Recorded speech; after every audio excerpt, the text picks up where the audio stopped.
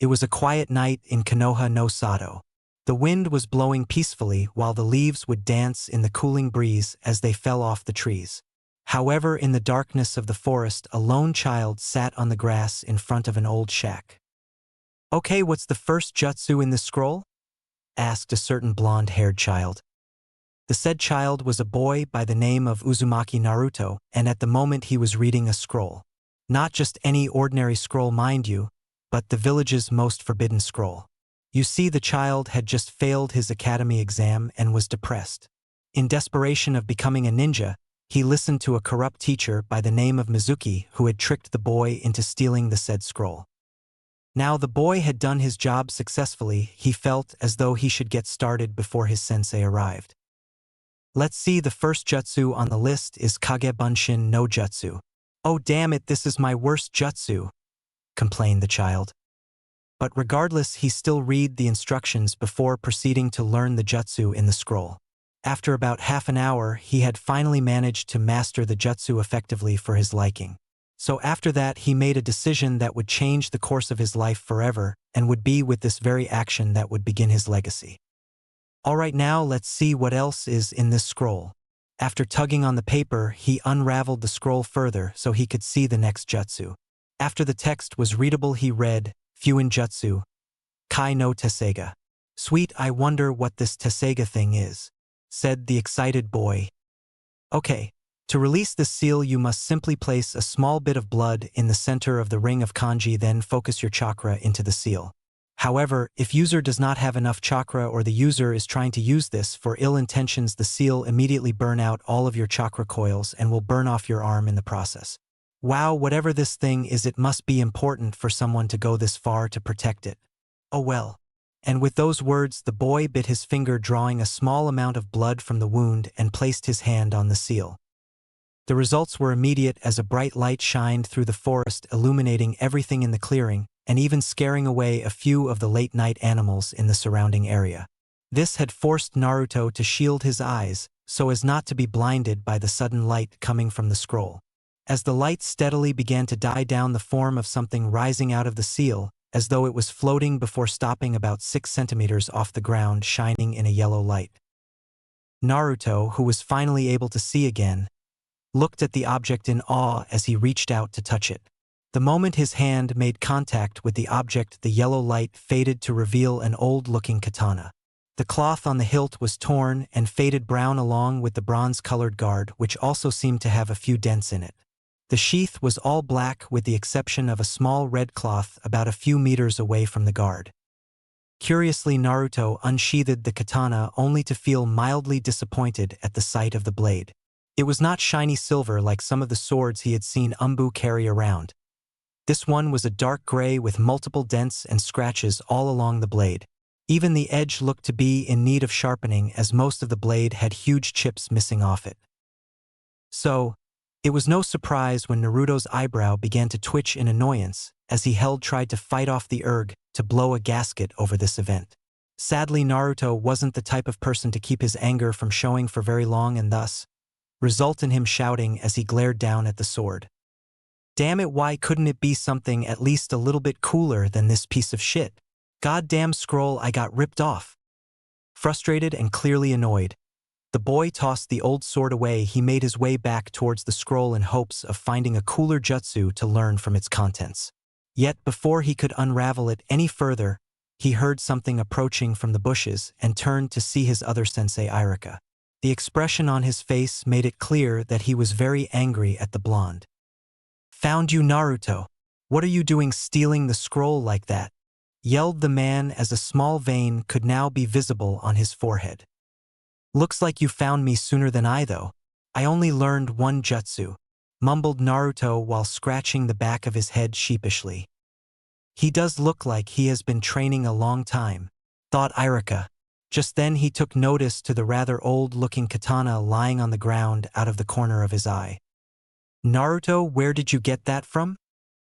Naruto looked back at the sword before scuffing and crossing his arms. "Stupid thing ripped me off. I unsealed it from the scroll hoping it was some jutsu or something cooler than that piece of shit." "About that, why did you steal it in the first place?" "Oh yeah. shouted Naruto before grinning. "Irika, if I show you the jutsu I learned then you will let me pass, right? Where did you come up with that idea?" "Mizuki-sensei told me. He said that if I got the scroll and learned one jutsu then I could pass." "Why would Mizuki say dash?" Just then Irika heard the sound of kunai whizzing through the air and heading in their direction. Thinking quickly, Irika pushed Naruto to the side as a multiple of kunai embedded themselves into his flesh. He looked up in the tree to see Mizuki crouched down on the branch carrying 2 Fuma shrunkens on his back. "Naruto, give me the scroll!" shouted Mizuki to the confused blonde. "No, don't give it to him, Naruto. He's just using you to get the scroll for himself and to betray the village," shouted Irika as he pulled out the kunai in his shoulder. "Don't even bother, Irika. After all, why would he even trust you since this village has been keeping secrets from him all his life?" "What secrets?" asked a still confused Naruto. "No, Mizuki.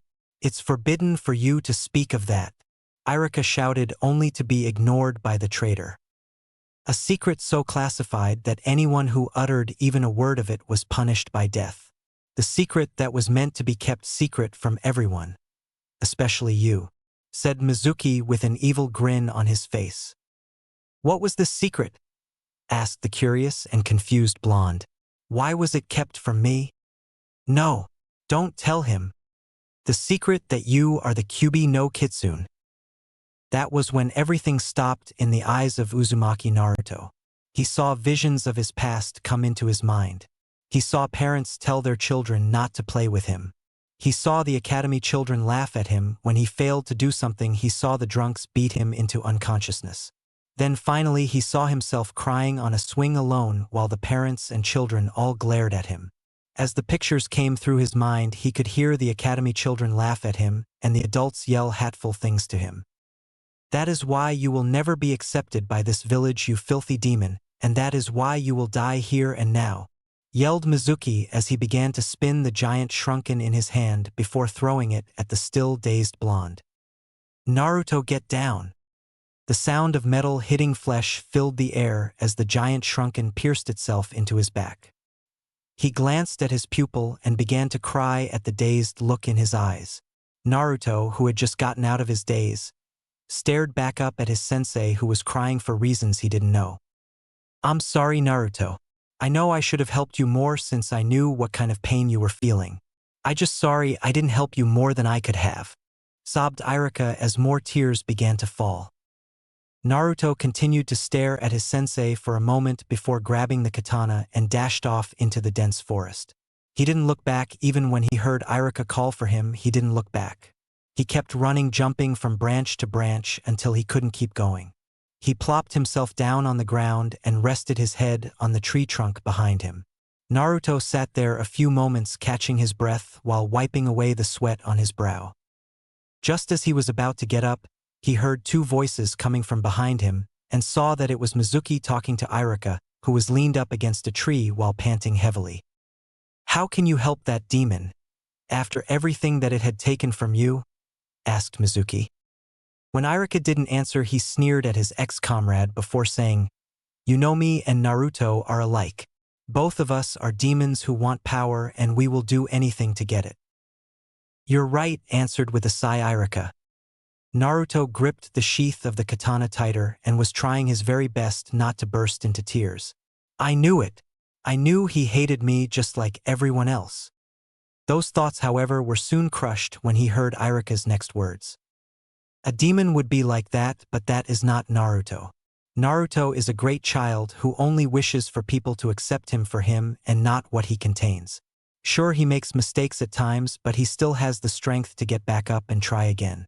That is the Naruto I know, and I acknowledge him and his dream." Mizuki's faces showed viable anger at the man in front of him before sighing and unbuckling the last shuriken off his back. "I was planning to kill you last, but now you leave me no choice." That being said, he twirled the shuriken in his hand before rushing towards the now defenseless form of Irika. Yet the man held no fear in his eyes as the traitor advanced upon him. The only thing that showed any signs of life still remaining on the young man's face was the small smile on his lips, and along with one simple thought. I guess this is it then. Just as Mizuki was about to strike, an orange blur shot out from the tree line and landed a knee to the traitor's chin, causing the Chunin to go flying backwards and skidding across the clearing. His shrunken, due to the sudden impact, went flying out of the man's hand and into the trees, cutting a few branches off in the process as it flew off into the air. Naruto!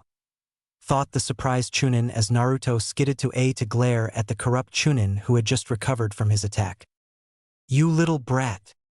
Lay one finger on my sensei again and I'll kill you, growled out Naruto while gripping onto the sword in his hands tightly. Yeah right, I can take you down in a single move.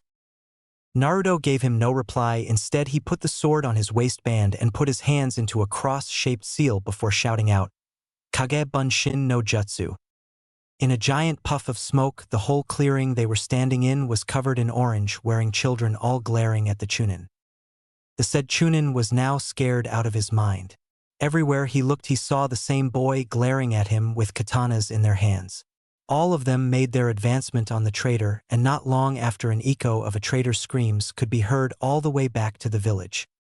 When the clones dispersed, the sight of a bloody and bruised Mizuki was lying unconscious on the ground. Satisfied with his actions, the blonde boy turned his attention back towards his sensei and grinned at him. Do I think I overdid it?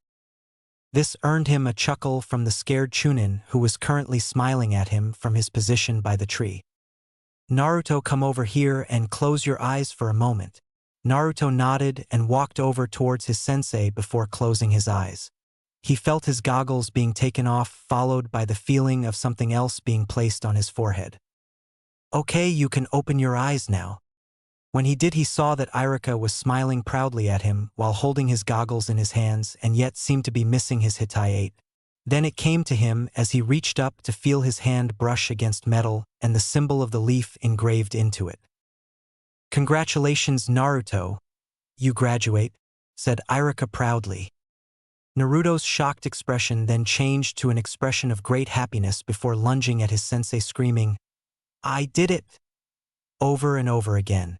Had Naruto been paying attention, he would have felt the sword pulse and glow greenish-yellow for a moment before fading back to normal. It had been a few days since the scroll incident, and he had taken his picture yesterday. That day went from a simple picture to teaching a little punk by the name of Konohamaru how to use Oiroke no Jutsu on his sensei. In the end, he had a very boring day, and he had the orientation in 3 days. Naruto stared at the sword that lay in his lap. He had been trying to find something that made the sword so special and had yet to come up with anything. He even asked the Hokage about the sword, and even he didn't know. The old man did say, however, that he could keep it so long as he didn't hurt himself or anyone from the village with it. Damn it! What is it with this thing? What makes you so freaking special? Yelled the frustrated blonde. Blah, I got better things to do than to stare at an old-ass sword, said Naruto before heading out to train. Right as he was about to exit his home, he stopped and looked at the sword again. He grinned before running back to it and racing out the door and out to the closest training field. The moment he arrived, he placed the sword on the side of a nearby tree before pulling a small scroll out of his pocket. After getting permission for keeping the sword, he had been given a small scroll by the old man. He had said that if he was going to keep something so dangerous, he might as well learn how to use it. So now was the perfect time to begin since he had nothing better to do. He undid the scroll before reading and memorizing the kata for basic swordsmanship. Naruto then created 8 clones before grabbing his sword. He slid into the basic stance and waited as the clones rushed forward towards him. He ducked under one of the clones who tried to do an aerial strike with a kunai and parried around another who was trying to stab him. Turning quickly, he managed to catch the clone off guard and was ready to strike when he was suddenly punched in the stomach by a clone who had burrowed underground. Before he could regain his footing, he was kicked in the face by another clone, which sent him tumbling back. Cursing lightly, Naruto climbed back to his feet before getting back into his stance. He waited for them to attack again before retaliating. This time, however, he didn't keep his concentration on only one target but was mindful of all of them. He parried a clone that was aiming for his face again and swung the blade, cutting the clone in half before it puffed out of existence. He turned his attention on an incoming clone before glancing around to make sure none of his other clones were trying to sneak attack him. When it appeared that none were, he was about to attack when he heard something coming up from behind him. Looking behind him, he saw two clones that were about 7 feet behind him. As a last-minute decision, he jumped into the air only to mentally slap himself as the two clones threw kunai at him. He waited for the sharp metal to pierce his skin only to be surprised when he heard metal clash against metal.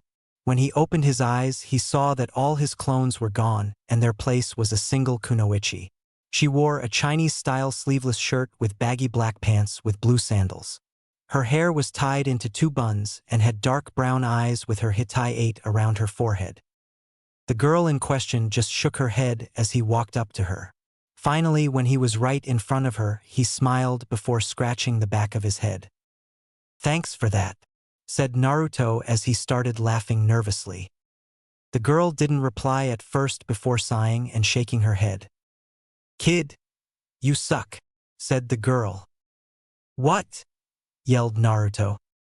"Kid, you don't jump when you are outnumbered and surrounded. In fact, that is the last thing you want to do. It makes you completely open and it just makes it easier for you enemies to hit you with jutsu or weapons," lectured the girl. The blonde just stood there blinking a few times before narrowing his eyes at her. The said girl only raised an eyebrow at this action before asking, "What?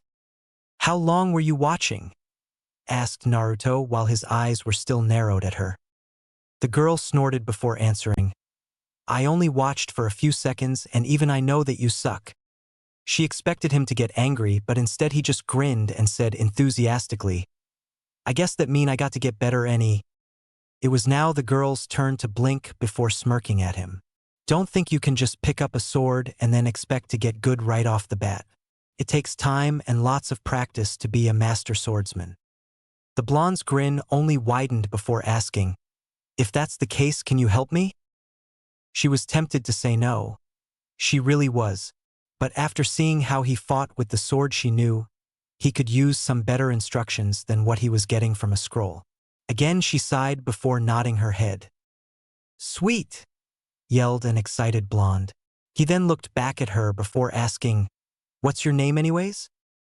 "Ten," she answered. "You?" "Uzumaki Naruto, the next Hokage," shouted Naruto. "Well then, let's get started," said Tenten as she unrolled a scroll before releasing a katana from one of the kanji written on the scroll. "Let the torture begin," thought Tenten as she rushed forward, katana ready in hand. 2 days later. The academy was as crowded as it always was.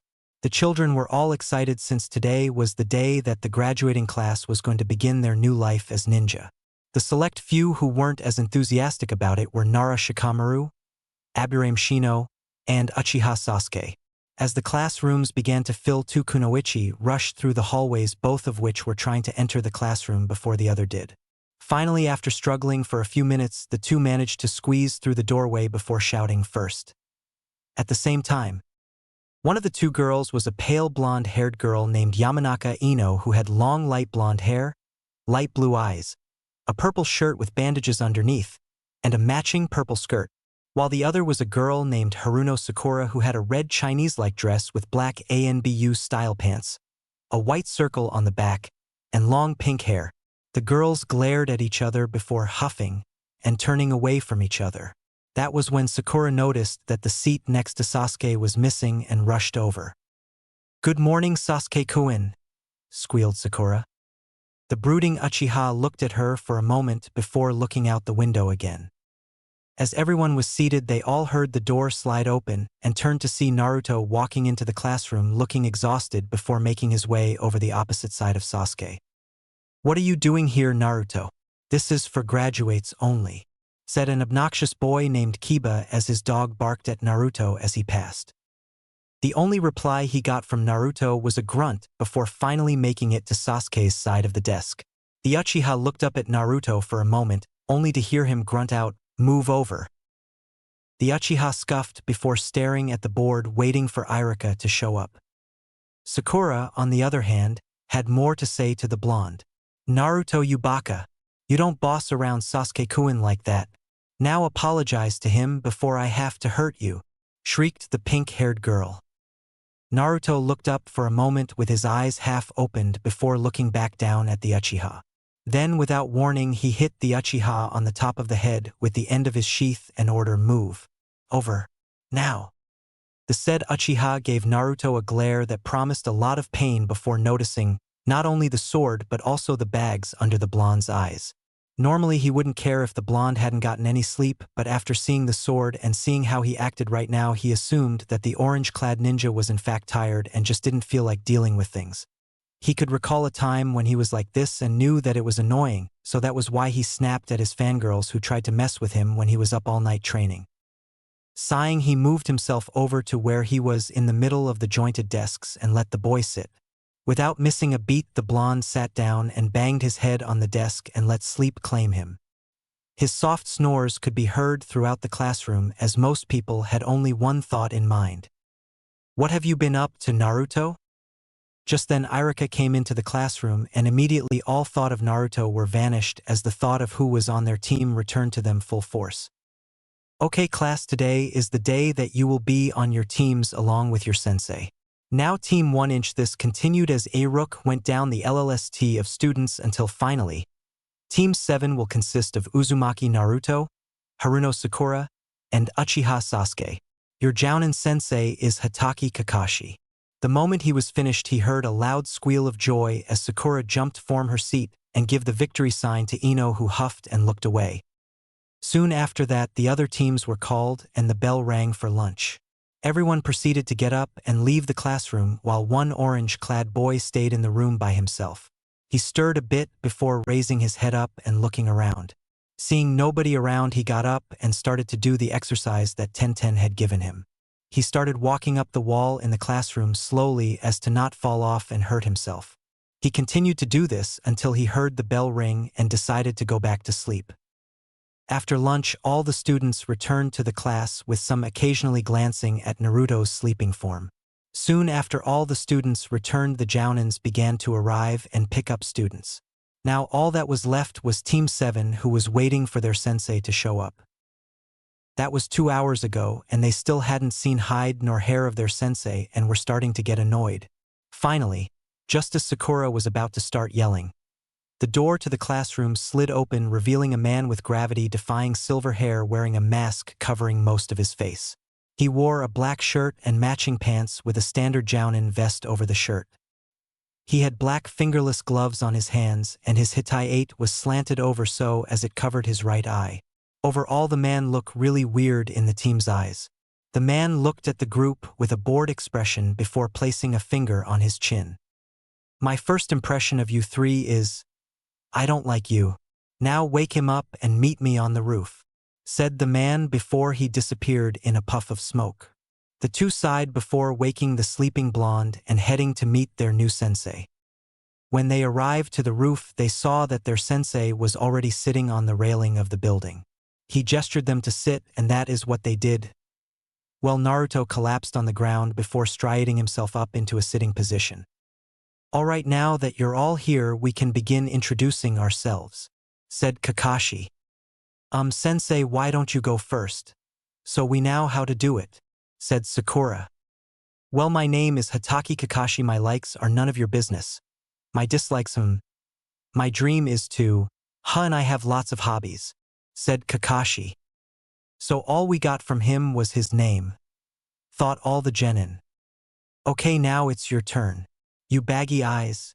You're first," said Kakashi. The boy groaned before looking at his sensei and replying, "My name is Uzumaki Naruto. My likes are ramen and Sakura-chan. My dislikes are how long it takes for ramen to cook and the color green. My hobbies are training with my new friend Tenten and trying out new ramen flavors, and my dream is to become Hokage and to become a master swordsman." Well, this is something new.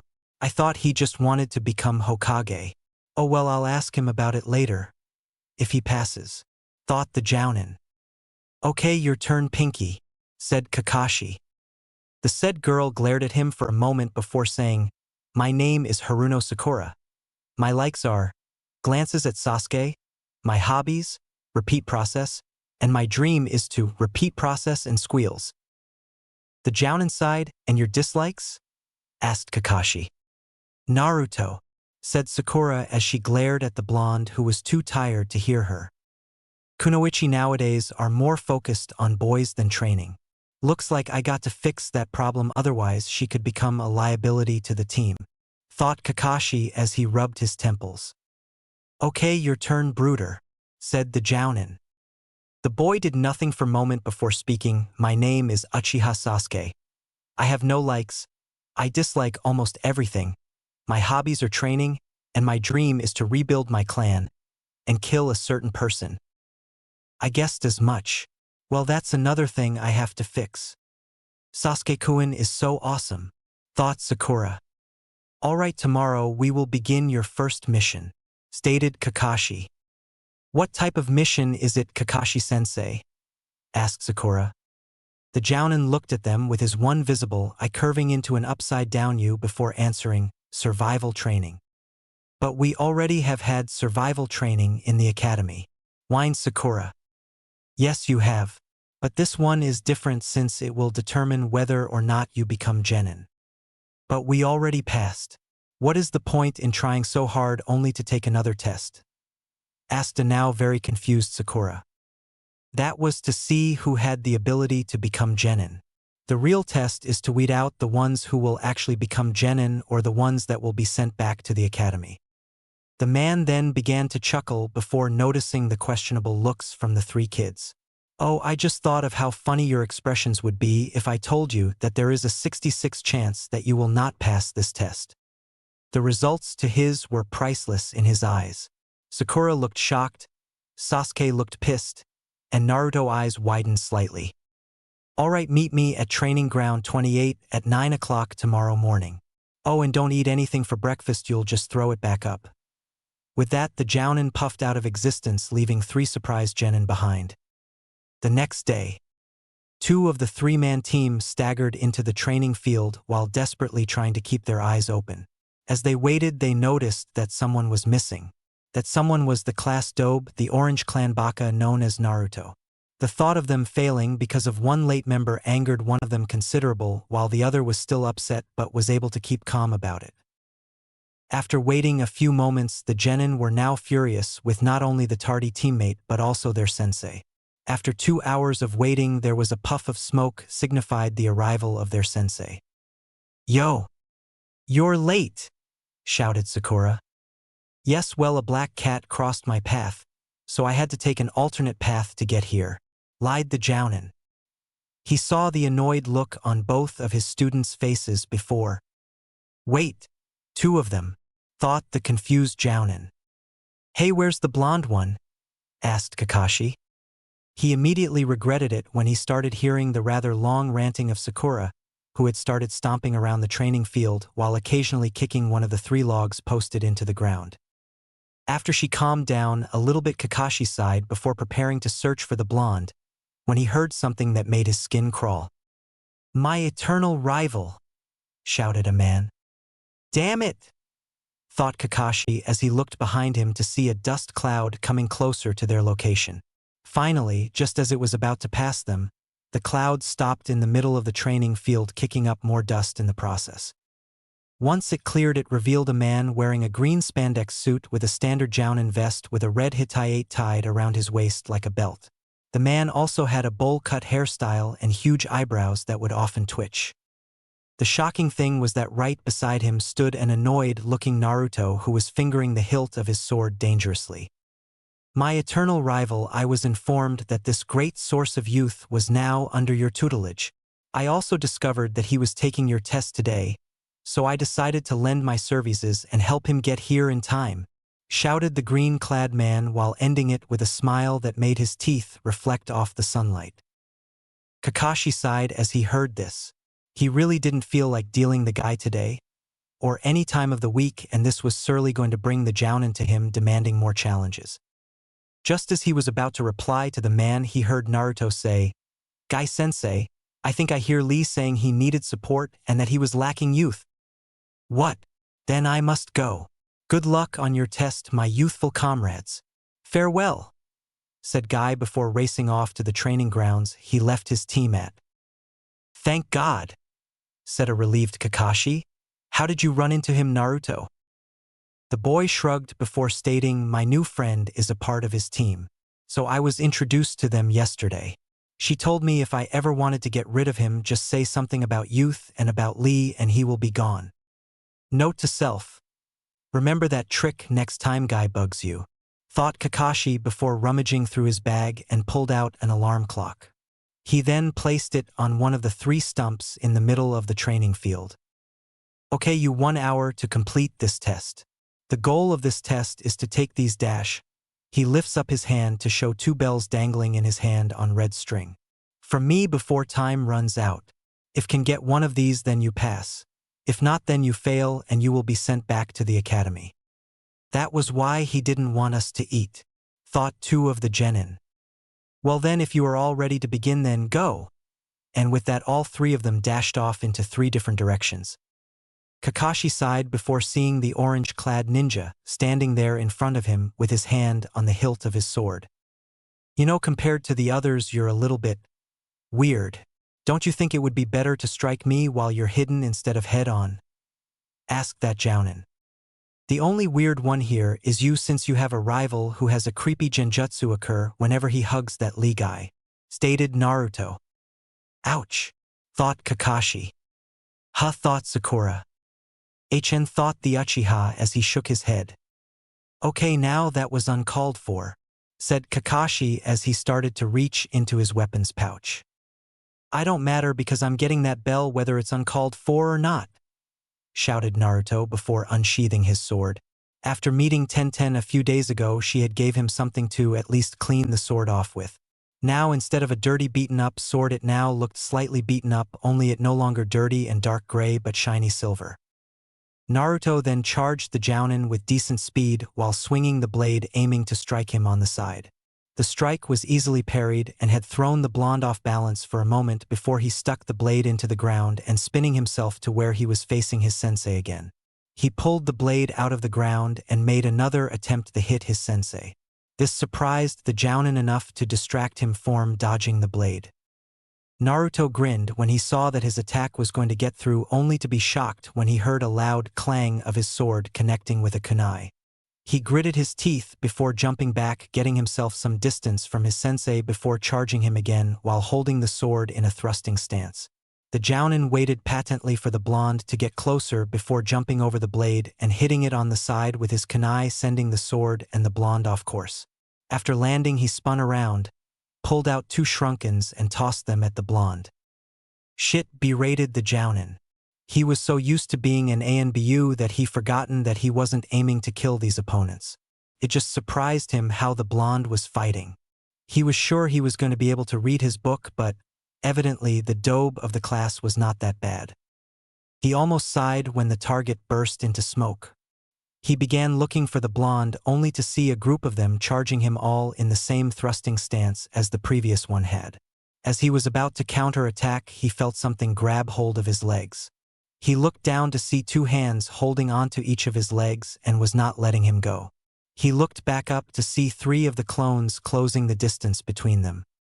Okay, I admit I underestimated you a little bit, Naruto, thought Kakashi before pulling his legs out of the clone's grip. The force behind that made the 2 clones uproot themselves from the ground and go flying towards the incoming 3. But now that I know what you're capable of, I can't do that anymore, continued Kakashi before watching the 2 clones collide with 2 others, making them puff out of existence, leaving one left charging. Before the clone even knew what happened, he felt a fist hit him in the face before puffing away. The man turned his attention to the 4 remaining clones. He watched as they prepared to charge when they all suddenly felt a sharp object strike them in the leg. All of them disappeared in a plume of smoke before leaving a confused and shocked Naruto standing in the middle of the clearing. Nice try, Naruto, but you're going to have to try harder than that to get one of these bells, said Kakashi while pointing at the bells on his waistband. This guy is fast, thought a now sweating Naruto. I didn't even see him throw anything, and yet all my clones were dispersed before they even realized they were hit. Is this how strong a jounin really is? Just as his thoughts began to wander, he saw something come flying out of one of the trees. He then realized what they were when they hit their target right in the back, making their sensei fall forward before puffing into smoke, revealing a log covered in kunai and shrunken.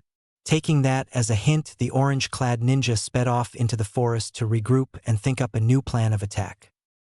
Off in the distance, Sasuke was seething for his predicament. The fact that he had given away his position was mostly revolved around his anger. Though he at least discovered that the blonde wasn't as weak as he had originally thought was somewhat reassuring. Truth be told, he figured that if he could watch the boy fight, he could evaluate how useful the blonde could be. Now the problem was trying to find his sensei. He needed to test his own strength against the jounin. If the dobe could last as long as he did, then I should at least be on a higher level than that, thought Sasuke as he stopped at a nearby clearing. Just then he heard a horrified scream coming not far from his location. It wasn't hard to identify scream was Sakura, so that meant that the jounin was nearby. "Well, I'll give you credit, you're not like your teammates," said a voice behind him. "I different from those two fools, I will get one of those bells," said Sasuke, not turning around to face his sensei. "Well, if you think you can, then by all means try," said Kakashi calmly. "As you wish," said the Uchiha before turning around quickly before throwing kunai at him. The jounin jumped to the side just as Sasuke had planned before tossing another kunai at a rope hidden in the bushes. The jounin slid to a stop before avoiding the projectiles as they stuck into the tree where he was once kneeling in front of. Just as the jounin had slid to a stop, the young Uchiha appeared behind him and attempted to punch the jounin, which he had blocked. The Uchiha then attempted to punch him again, only for his punch to be caught by the jounin's palm. Sasuke then shifted his body, allowing him to aim a kick at the man's face, which was again blocked by the jounin. Sasuke smirked before reaching out for one of the bells, which made the jounin let go of the genin and jumped back, giving them a little distance away from each other. "Well, then is interesting. I knew Sasuke was good, but I didn't think he would come so close to getting one of the bells," thought Kakashi. The genin glared at the jounin before doing a few seals after landing on the tiger seal. The genin took in a deep breath before placing his hand over his mouth and exhaling, "Ka." Gokakyu no Jutsu. After calling out his jutsu, a giant flame erupted from his mouth, aiming straight for the surprised jounin. Soon the area that the jounin was at was covered in bright red flames. As the flames died down, Sasuke began looking for signs of his sensei. When he found the remains of a scorched log, he began searching frantically around the clearing. Just then he felt something grab his ankle and saw a gloved hand coming from underground. Then, with a fierce tug, the Uchiha was pulled underground, leaving only his head above surface. "Just because you're different doesn't make you better," said the jounin before pulling out a small orange book and disappearing into the trees. "Damn it," cursed Sasuke. The boy struggled for a moment trying to get out of the hole. Just then he heard a noise coming from a nearby bush before seeing a blur of orange pop out of the forest. Naruto looked at Sasuke for a moment before cursing. "Damn it, I just missed him." He looked back at his teammate before growling. He then walked over to the Uchiha before he started digging. "What are you doing, Dobe?"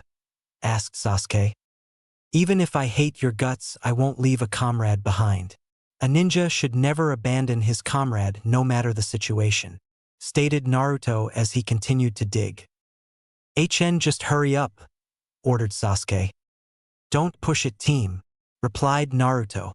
After a minute or two, he finally made the hole wide enough to pull the Uchiha out. After getting him out, he stood and was about to go looking for his sensei when Sakura burst from the bushes. "Sasuke-kun!" squealed Sakura before embracing Sasuke's arm, while having stars in her eyes. "Get off!" ordered Sasuke as he shoved her off his arm. "Hey team, don't push Sakura like that, she was only worried, that's all," yelled Naruto. "Don't talk to Sasuke-kun like that, you baka," yelled Sakura before bopping Naruto on the head. "I got to find Kakashi. I almost got a bell, and next time I will have one in my hand," said Sasuke as he got some of the dirt off his shirt. "Yeah, you go, Sasuke. Show that scarecrow who's boss," cheered Sakura, not knowing how foolish her statement sounded. Just as Sasuke was about to go searching, the timer on the alarm went off. "Damn, I was wasting all this time," said a now scowling Sasuke. Good job, Naruto. If you didn't show up, we could have been getting a bell instead of wasting time, yelled Sakura. But I let him out of that hole and dash, replied Naruto before he was interrupted by Sakura. You're so useless, Naruto. Now we're going to have to go back to the academy because of you, shouted Sakura before bopping Naruto on the head again. With that, she stormed off while following Sasuke to the clearing where the alarm clock was and, most likely, where their sensei was waiting.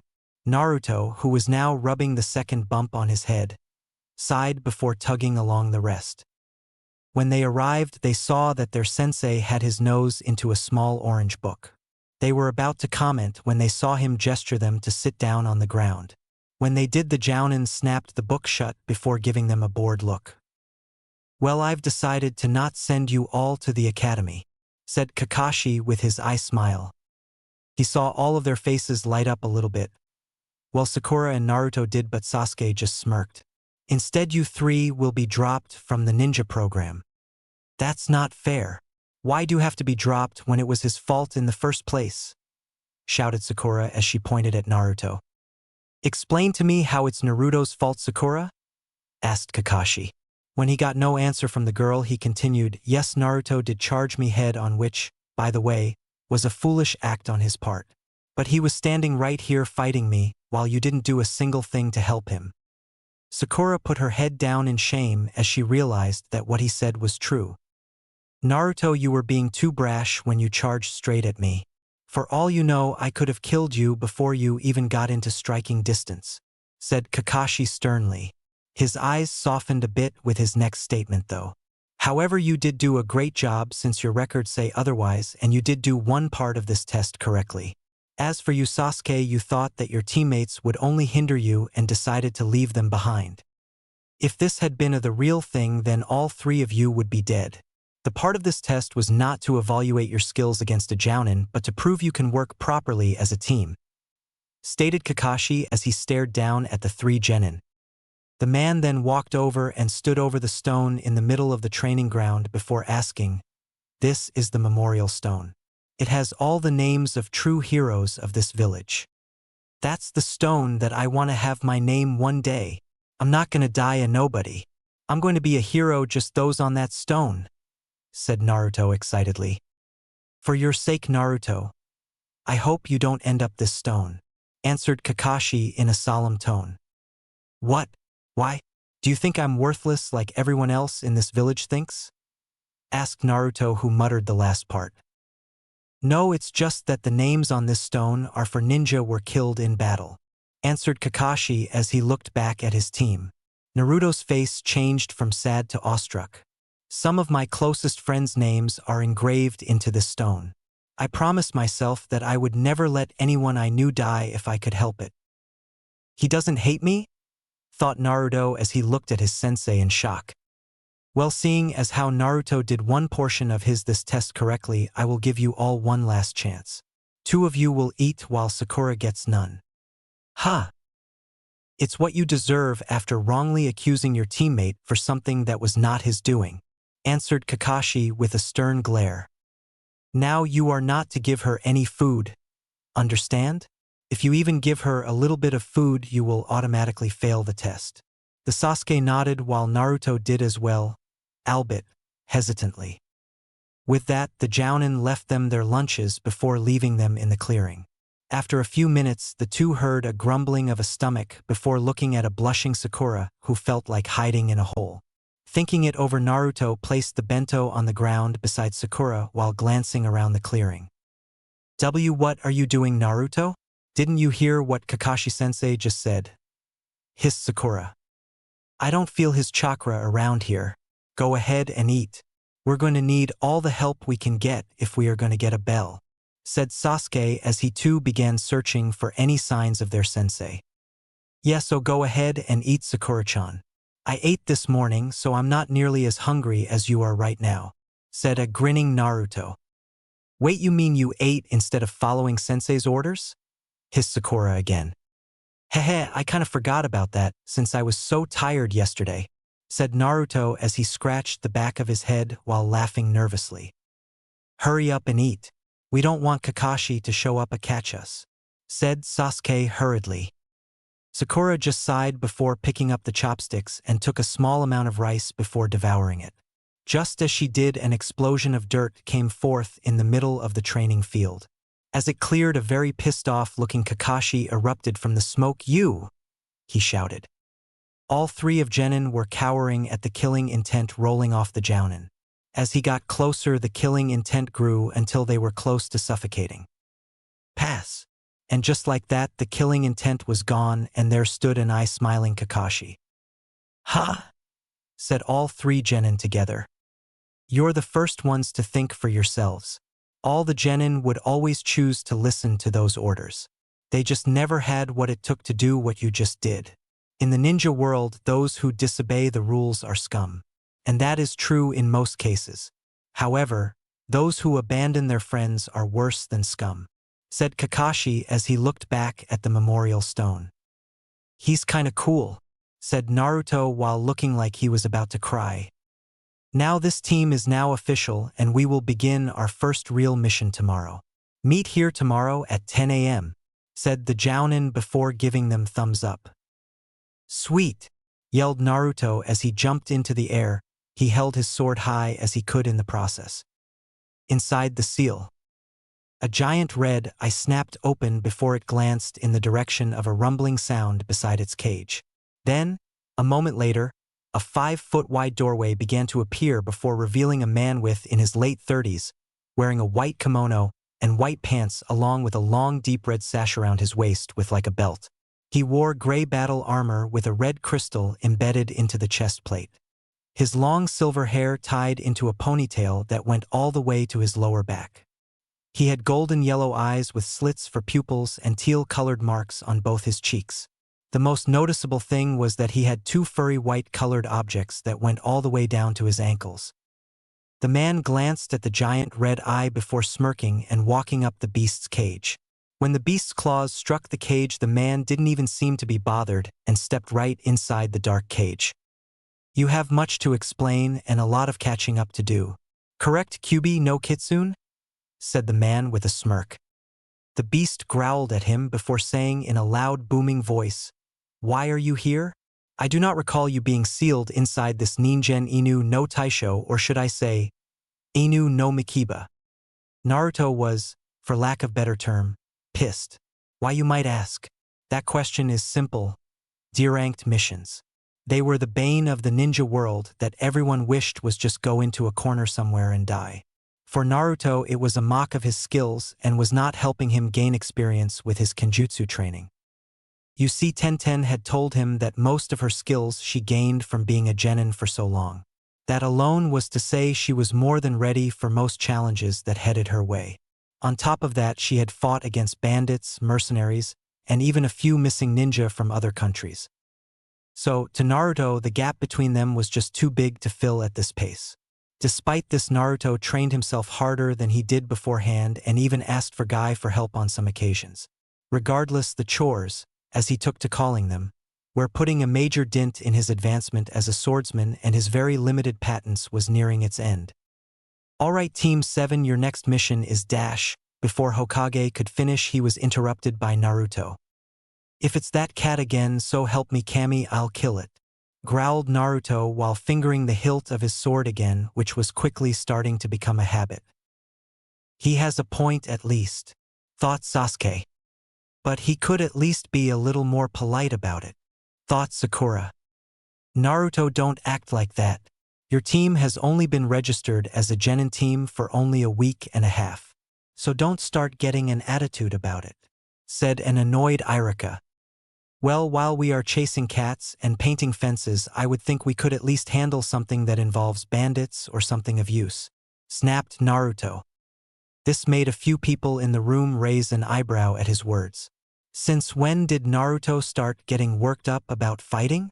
Thought most of the adults in the room. "Well, I do have something you can do.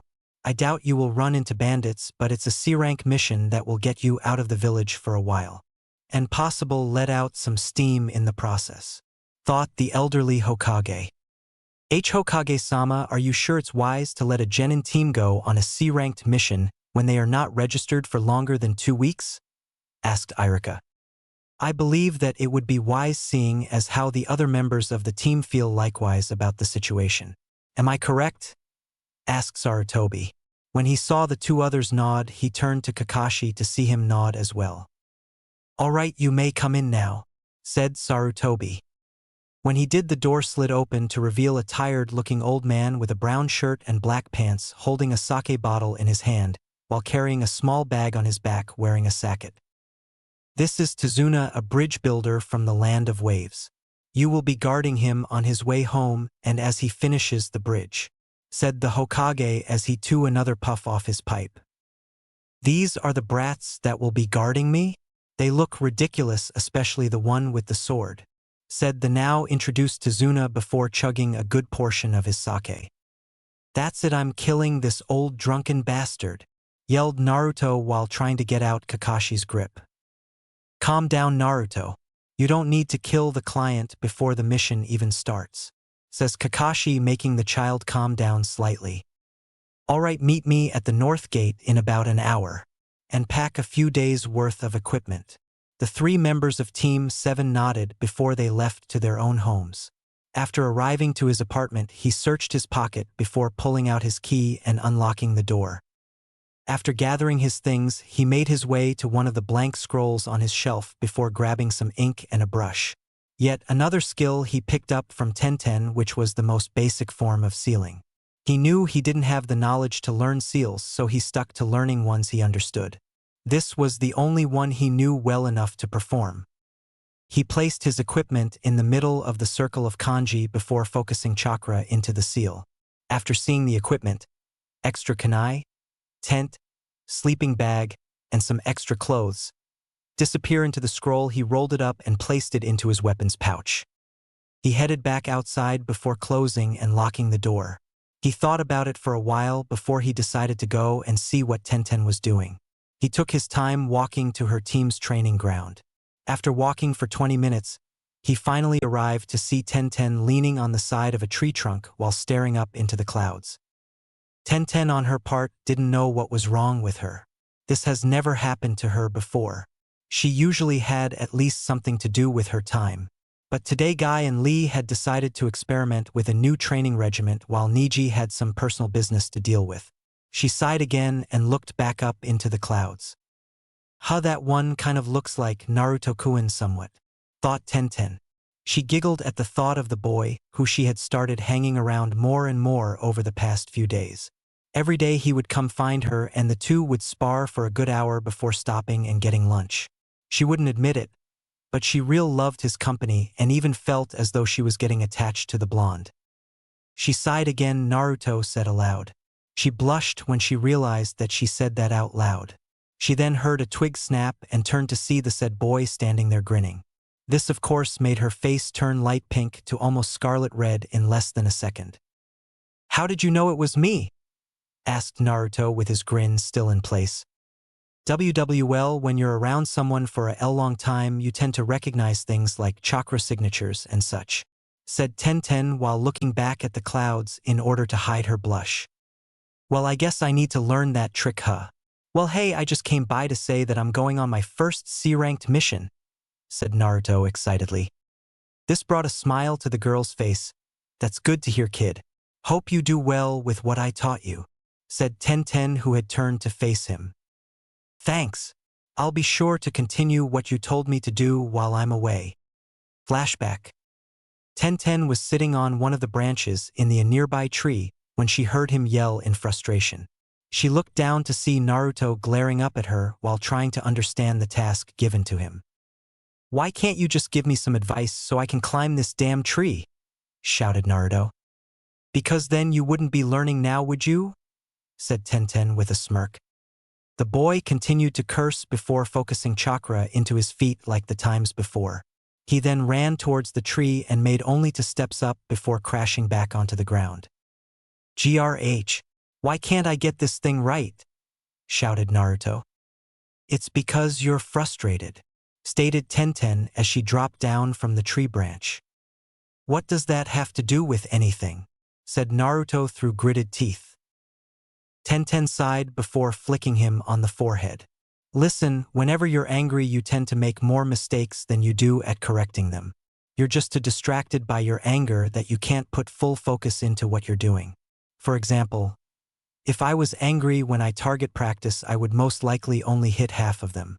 So what I do is stop, take a few deep breaths, and then try to relax myself so that I'm not as angry or just not angry anymore. Then when I go back and do my target practicing again, my aim is perfect. You understand now? Asked Tenten. He nodded. So all I have to do is try and calm down and I can do better? Asked the blonde. I guess you could say so. If it helps, just chant these 3 words. Calm, collect, and precise over and over until you feel as though you are calm. The boy said nothing. He just closed his eyes before taking in deep breaths and fingered the hilt of his sword. After a few minutes, he finally opened his eyes again before putting his hands into the ram seal. He focused chakra into the soles of his feet before placing his foot onto the surface of the tree trunk. The moment he felt his foot stick to the surface, he lifted his other foot and, shakily, walked up the tree. Saying Tenten was surprised would be like saying Guy hated the color green. It just wasn't possible. After only a simple calming exercise, he was steadily able to climb a tree using chakra. She was so shocked that she didn't notice that the boy was on the same branch calling out to her.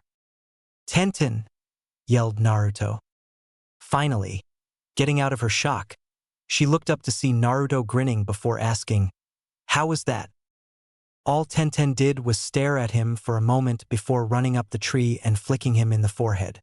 This caused the boy to lose his balance on the branch, causing him to fall off and land face first into the dirt. "When you can do that, then I will be impressed," said Tenten while trying her hardest not to laugh at the unfortunate blonde. "Damn you!" could be heard throughout the entire village, which made a few people glacé around to see where the voice had come from. End flashback. "By the way," said a grinning Naruto, "I've got something for you." Now Tenten learned quite a few things when hanging around Naruto. One was that if you ever got on his bad side, he would either hurt you or he would prank you. The fact that he had once TP'd and stink-bombed the whole Inuzuka clan house because 3 of their dogs attacked him while the owners did nothing but watch was truth of that. The other was whenever he had that grin on his face, it meant either he's up to something or he is about to do something. It's never clear which would occur. All it meant was it would end badly in that person's case. By now Tenten realized that Naruto was targeting her and was now sweating bullets. What is it, Enen Naruto?" asked the fearful Kunoichi. "This." With that as the only warning, he dove and tackled her to the ground before he began to tickle her. Ha ha ha ha ha. Stop. Ha ha and knock it off. Ah ha ha ha ha. Laughed Tenten as Naruto tickled her sides. "Payback sucks, don't it?" asked Naruto while laughing hysterically. This lasted a few more moments before Naruto finally got off the poor girl and sat up waiting for the girl to catch her breath. When she did, she glared at for a moment before breaking into a cute pout. "That was cruel," stated Tenten as she kept the pout. All this made Naruto's grin widen before standing up and dusting himself off. He lowered his hand down to help Tenten up. She gratefully took it and was heaved back to her feet. After she dusted herself off, she saw he was looking at the sky. "It's almost time for me to go. Otherwise, I would be late," said Naruto in a solemn tone. Tenten's face went downcast at that before she perked up at an idea. "Hey Naruto, when you get back, do you want to get something to eat or something?" asked Tenten, blushing slightly. Naruto blushed at the question. In all honesty, he didn't know what to do.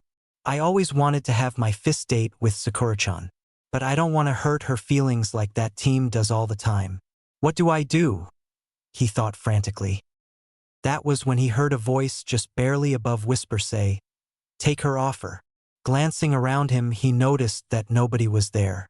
He decided to listen to the voice and answered, "Sure, I'll meet you here when I get back. You can pick the place." The girl's eyes lit up with happiness before smiling warmly at him and nodding her head. He was about to go when he felt 2 slender arms embrace him. His face now resembled that of a tomato because even he knew what those soft things touching his back were. Thanks, Naruto-kun, I'll see you when you get back. With that, she let go and walked off into the forest with a big smile on her face. Okay. Girls are weird, said the blonde boy as he rushed out of the training ground and also trying to get rid of his blush. When the north gate finally came into view, he relaxed before slowing to a stop. He saw that two of his teammates were already waiting. He sighed before placing his hand in his pocket and feeling a piece of paper. Pulling out the paper, he found that it had a number, an address, and on the very bottom was a small chibi form of 1010 smiling at him. Naruto chucked at the note before putting it back into his pocket for safekeeping. Sasuke noticed this but decided not to comment since the last thing he needed was the dobe to be more of a pain than usual. So the three waited until not 5 minutes after Naruto arrived. Kakashi showed up in a puff of smoke along with Tazuna on tow. The man grunted as the two huge doors opened. When they were finally opened completely, Team 7 stepped out of the village for first time in their lives and began their journey to Wave. Time skipped 30 minutes. They had now been walking for a while and they were all bored. The only thing that passed the time was a bit of chit-chat and a few questions regarding Wave. As they continued walking, they came across a particularly odd sight. A puddle in the middle of the path when it hadn't rained in days. As they passed by the puddle, Kakashi started tagging behind the group. Just after they passed, two men emerged from the puddle, both wearing deadly-looking gauntlets on one arm. The one with a black cloak threw his partner, who was dressed in black and gray camouflage, at his target. When the man landed, he entangled Kakashi in a spike chain that now covered the upper part of his body. With a fierce tug, both of the dark assailants cut the jounin into nothing but little chunks of flesh. One down, said the two assailants together before speeding towards Naruto. Two down, said the two together again.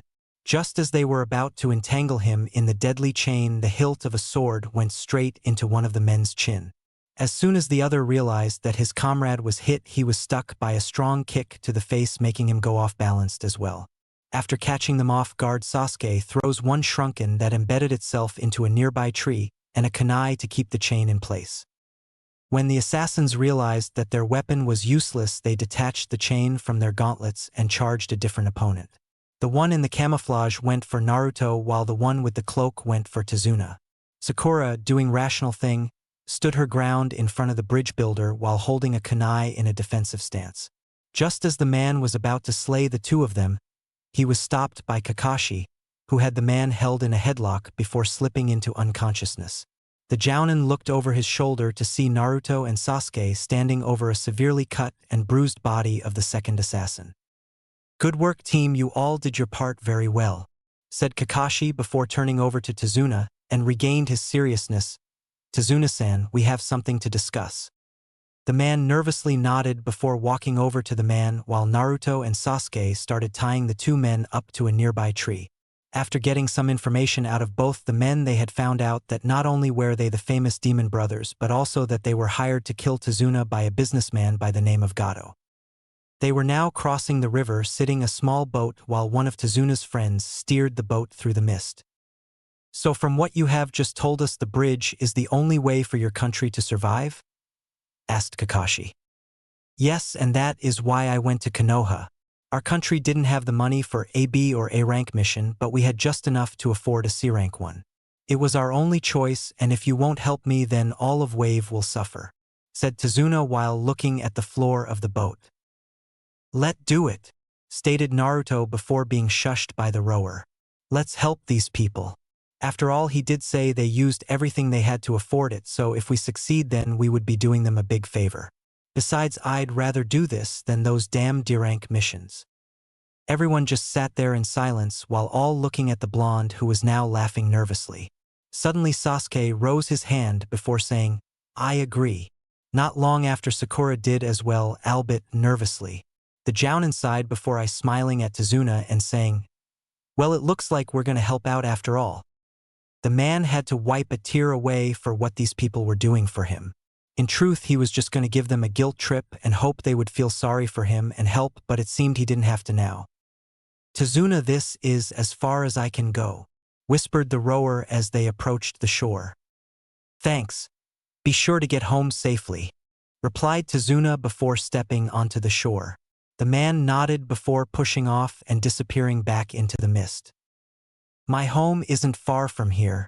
We should be there in about 30 minutes, said Tazuna. All right, everyone, keep your eyes open for anything suspicious, ordered Kakashi. The group nodded before setting off. As they walked, Naruto noticed that something didn't feel right. He felt as though something watching them. Just then he heard something in a nearby bush. Out of reflex, Naruto pulled out a kunai and tossed it into the bush. After a few seconds of silence, he cautiously walked over to the bush. He sighed when he saw that it was only a rabbit that he had almost hit. It's just a rabbit, said Naruto before getting bonked on the head courtesy of Sakura. You idiot! Stop putting us all on edge, shouted Sakura. Heh, sorry, it was just out of reflex, said Naruto while rubbing the back of his neck. That rabbit's coat is too white for this season. That would mean that it hasn't been outside for some time. So that means that the rabbit was used for Kawarimi no Jutsu, thought Kakashi. Just then he heard the sound of something whizzing through the air.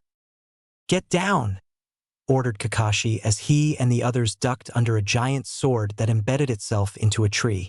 Before they could even blink, a man appeared on the hilt of the blade with his back facing them. He currently shirtless while he wore cow skin bracers on his arms and legs while wearing baggy striped blue pants. Again, not good at descriptions of some outfits. Well, look what we have here. Momochi Zabuza of Kirigakure no Sato, also known as the Demon of the Mist, said Kakashi. He didn't think I would have the honor to meet the famous Hatake Kakashi in person. Or should I say copy ninja Kakashi, master of over 1,000 jutsu, stated Zabuza. I take it you're here to kill Tazuna, are you not?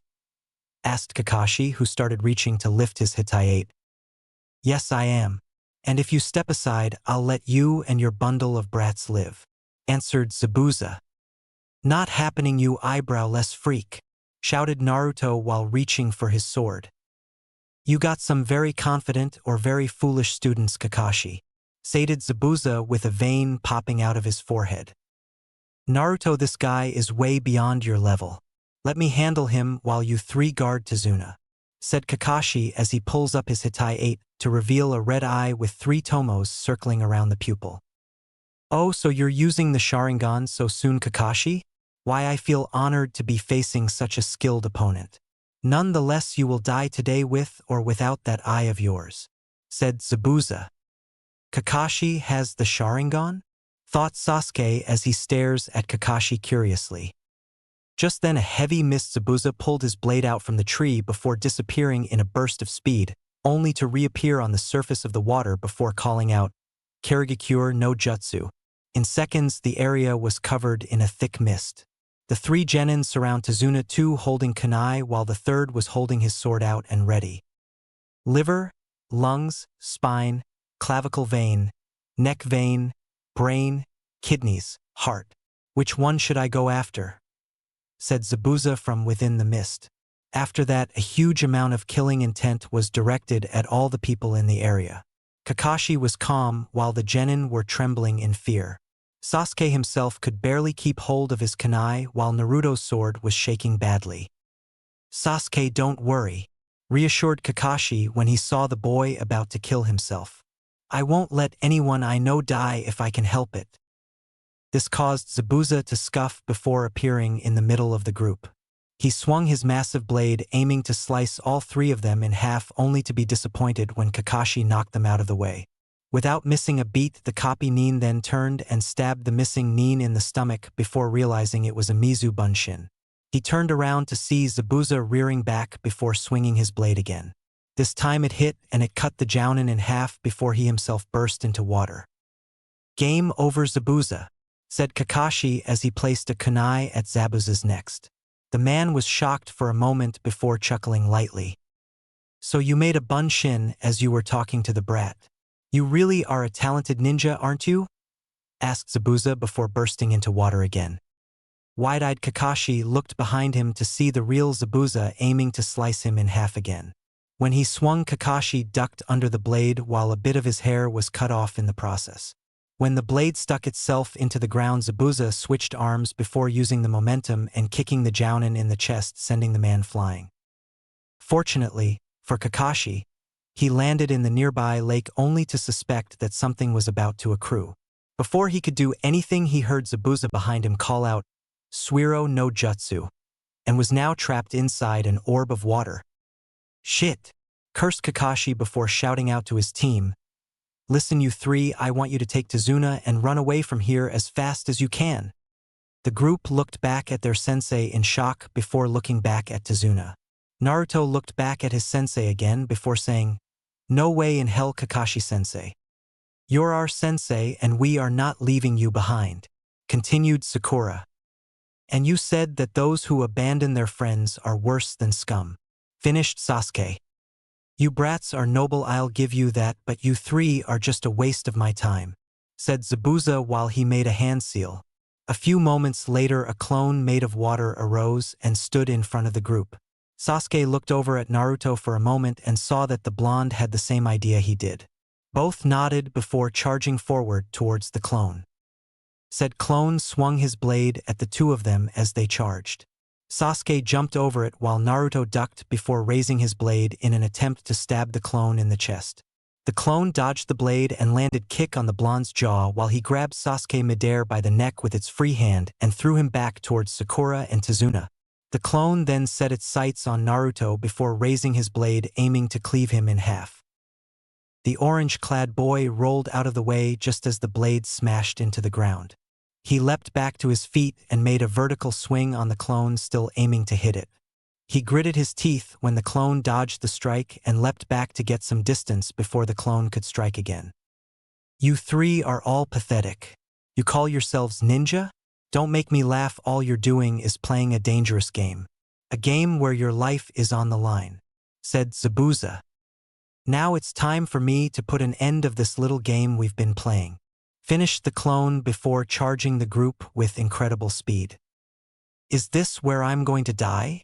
thought Naruto while holding the Tasuga in front of him.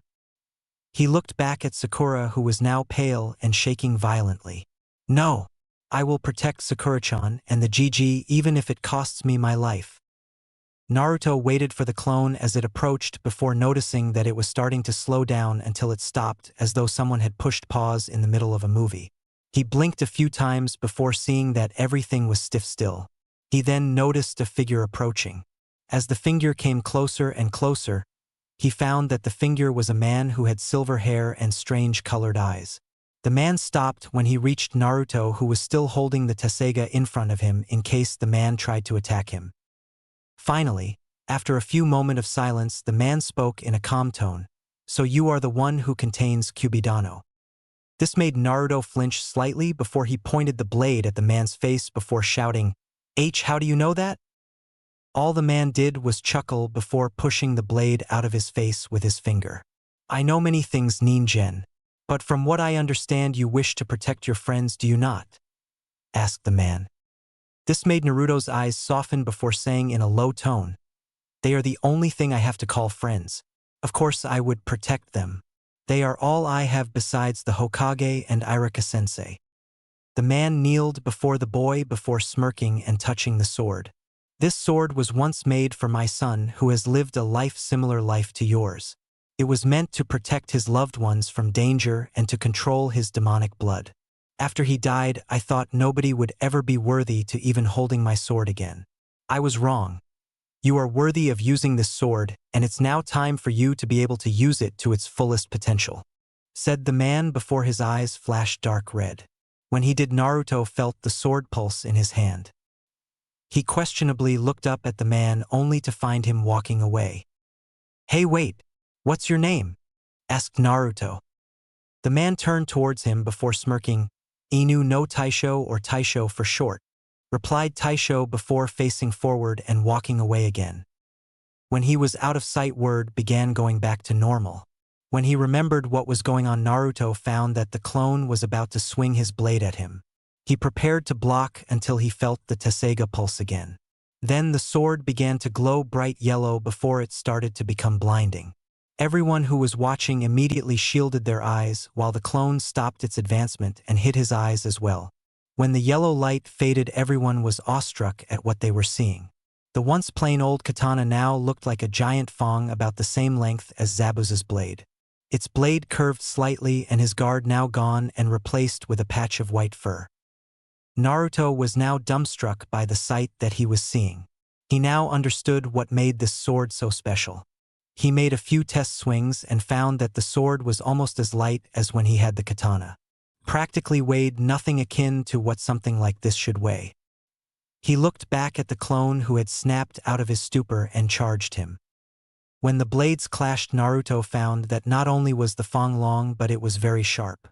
He knew this because when the missing nin's sword clashed with his, the blade part of the sword had a huge chunk missing from where it had hit. This made the clone's eyes widen along with original's eyes widen to the point where they were in danger of popping out. Taking advantage of the clone's shock, Naruto quickly pushed back the clone's sword before swinging his fang at it. Naruto smirked when he saw the clone burst into water and fall to the ground. He then turned his sights on the original. He gripped the hilt tightly before dashing towards his opponent. The said man did nothing while he waited for the orange-wearing boy to approach him, knowing that the little brat most likely didn't know how to do water walking yet. His eyes threatened to pop out his sockets for the second time that day when Naruto started running on the water and towards him. The man had little choice now than to release Kakashi before parrying from a downward strike from the massive sword. Naruto, who was now going on instinct, heaved his blade through the water before bringing it up to try and cut the man in half. Zabuza managed to block the attack only to go skidding across the water in the process.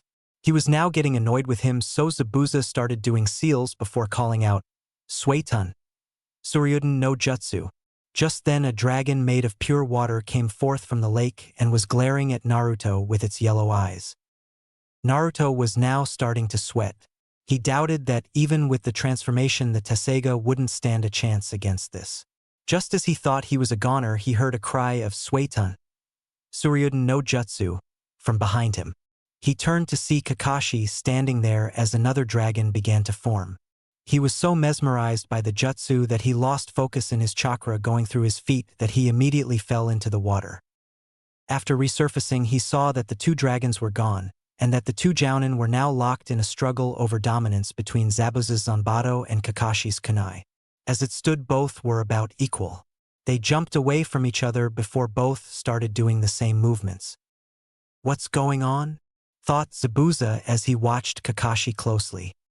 "This eye of mine is bugging you, right?" asked Kakashi as he mimicked Zabuza, who started to form seals. This caused the missing nin to scowl. He was about to reply when he saw his own reflection beside Kakashi. "What is going on?" thought Zabuza. The man was so confused at this point that he didn't even requester the fact that Kakashi had finished his seals and had called out, "Suetun! Daibakufu no Jutsu."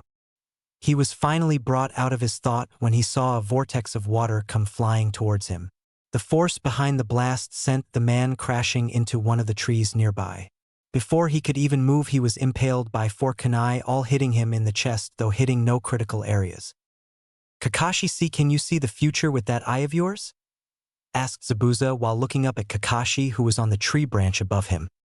"Yes, and this is going to be your last battle," answered Kakashi as he prepared to finish off Zabuza. Just then 3 senbon needles struck the missing nin in his neck. Everyone turned to see a masked figure standing in a tree branch nearby. "Thank you for the help. I've been tracking him for some time now, and I am most grateful for your assistance," thanked the masked ninja. "Hey, who are you?" asked Naruto, who had just climbed out of the lake. "It's okay, Naruto, he's just a hunter ninja from Kiri," said Kakashi as he jumped down and checked Zabuza's pulse. When he found none, he sighed before looking over at the hunter nin. "He's all yours."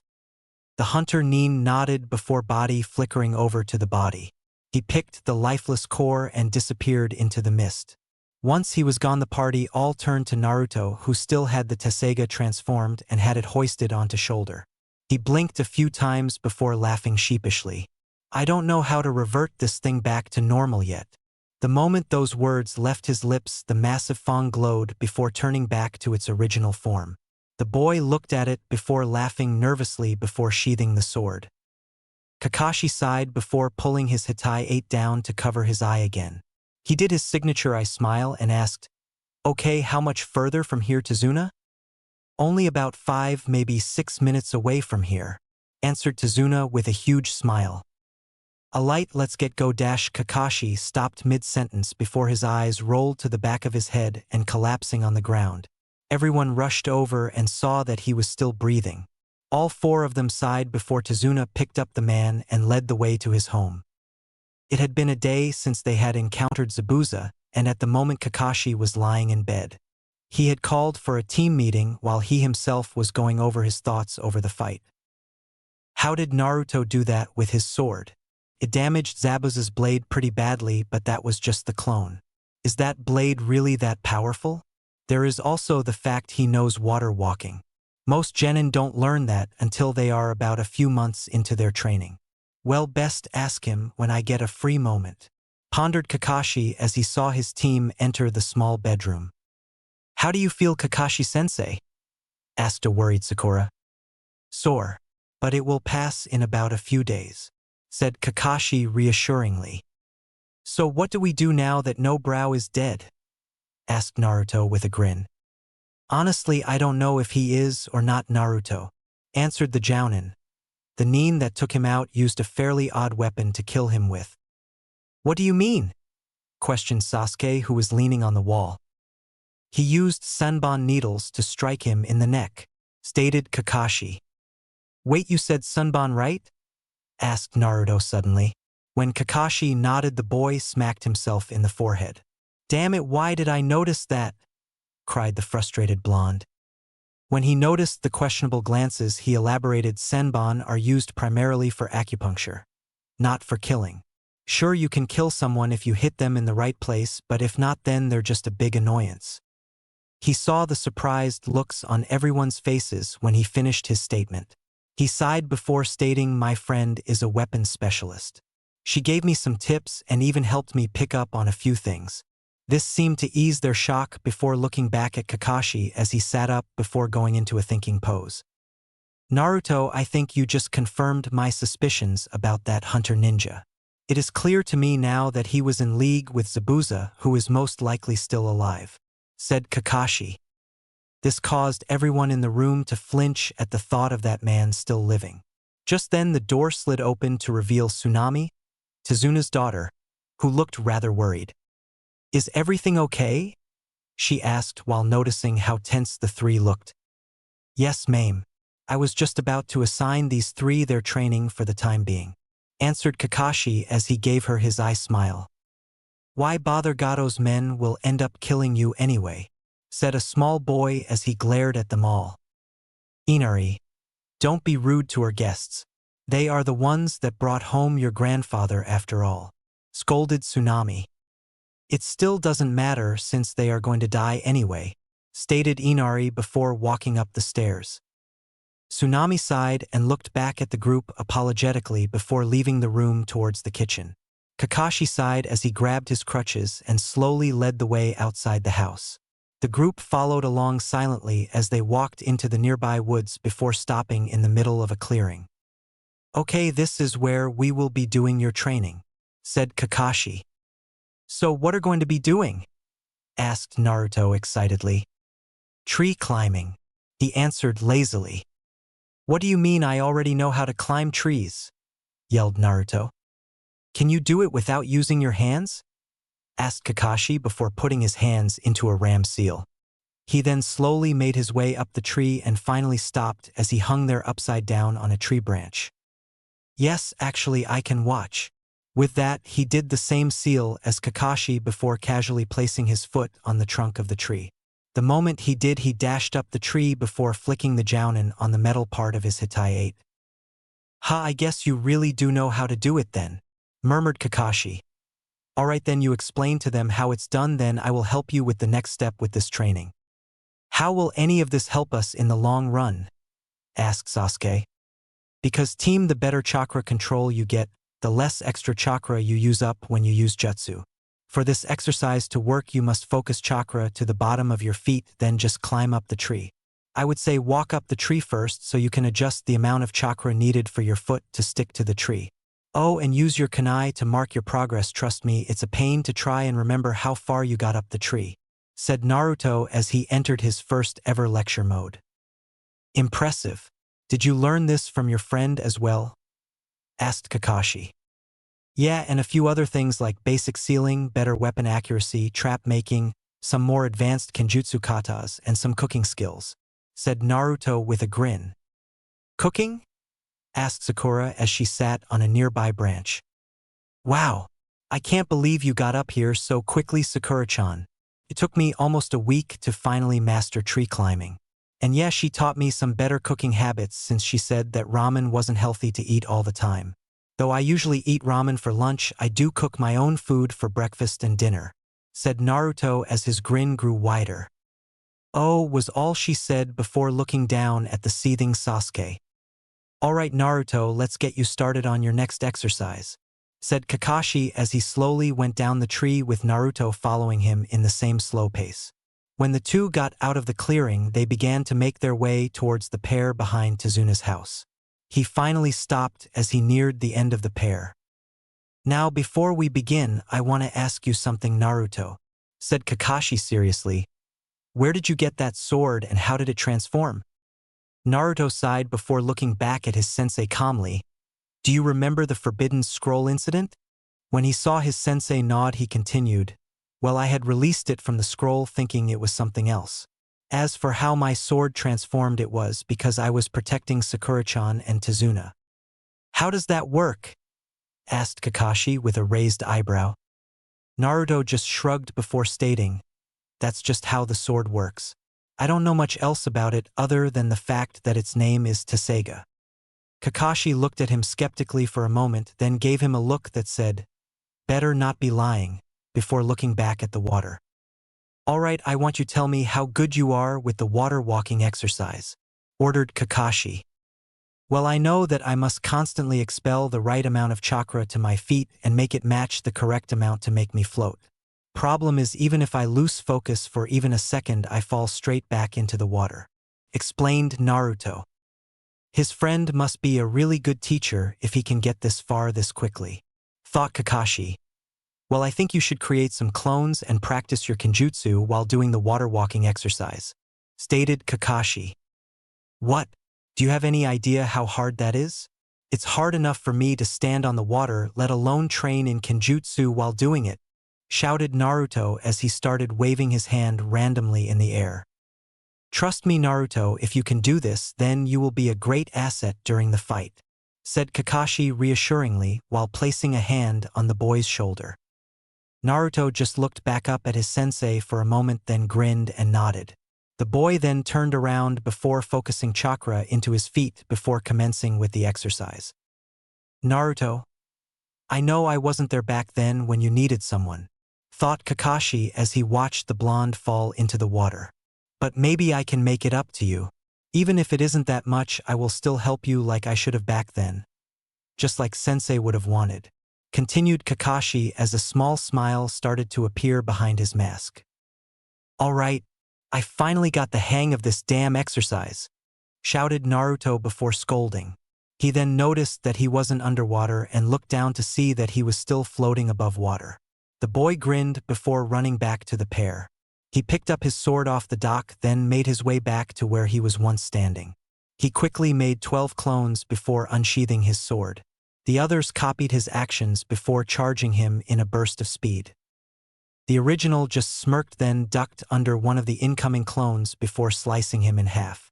As the clone puffed away, Naruto turned around and stabbed another that was attempting to sneak up on him. The moment the clone disappeared, another one popped out from the smoke that came from the previous clone's death.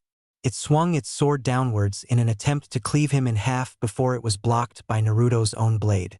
He then pushed upward so as to knock the attacking clone away before turning to his left to deflect an incoming kunai. He then charged the clone while dragging his sword through the water in the process. Right as he was reaching striking distance, he saw from the corner of his eye another clone making a horizontal strike aiming to cut Naruto in half. Once he saw this, he quickly stopped the flow of chakra in his feet, making him fall into the water. He looked up to see that the clone that intended to hit him had hit the clone he was aiming to kill.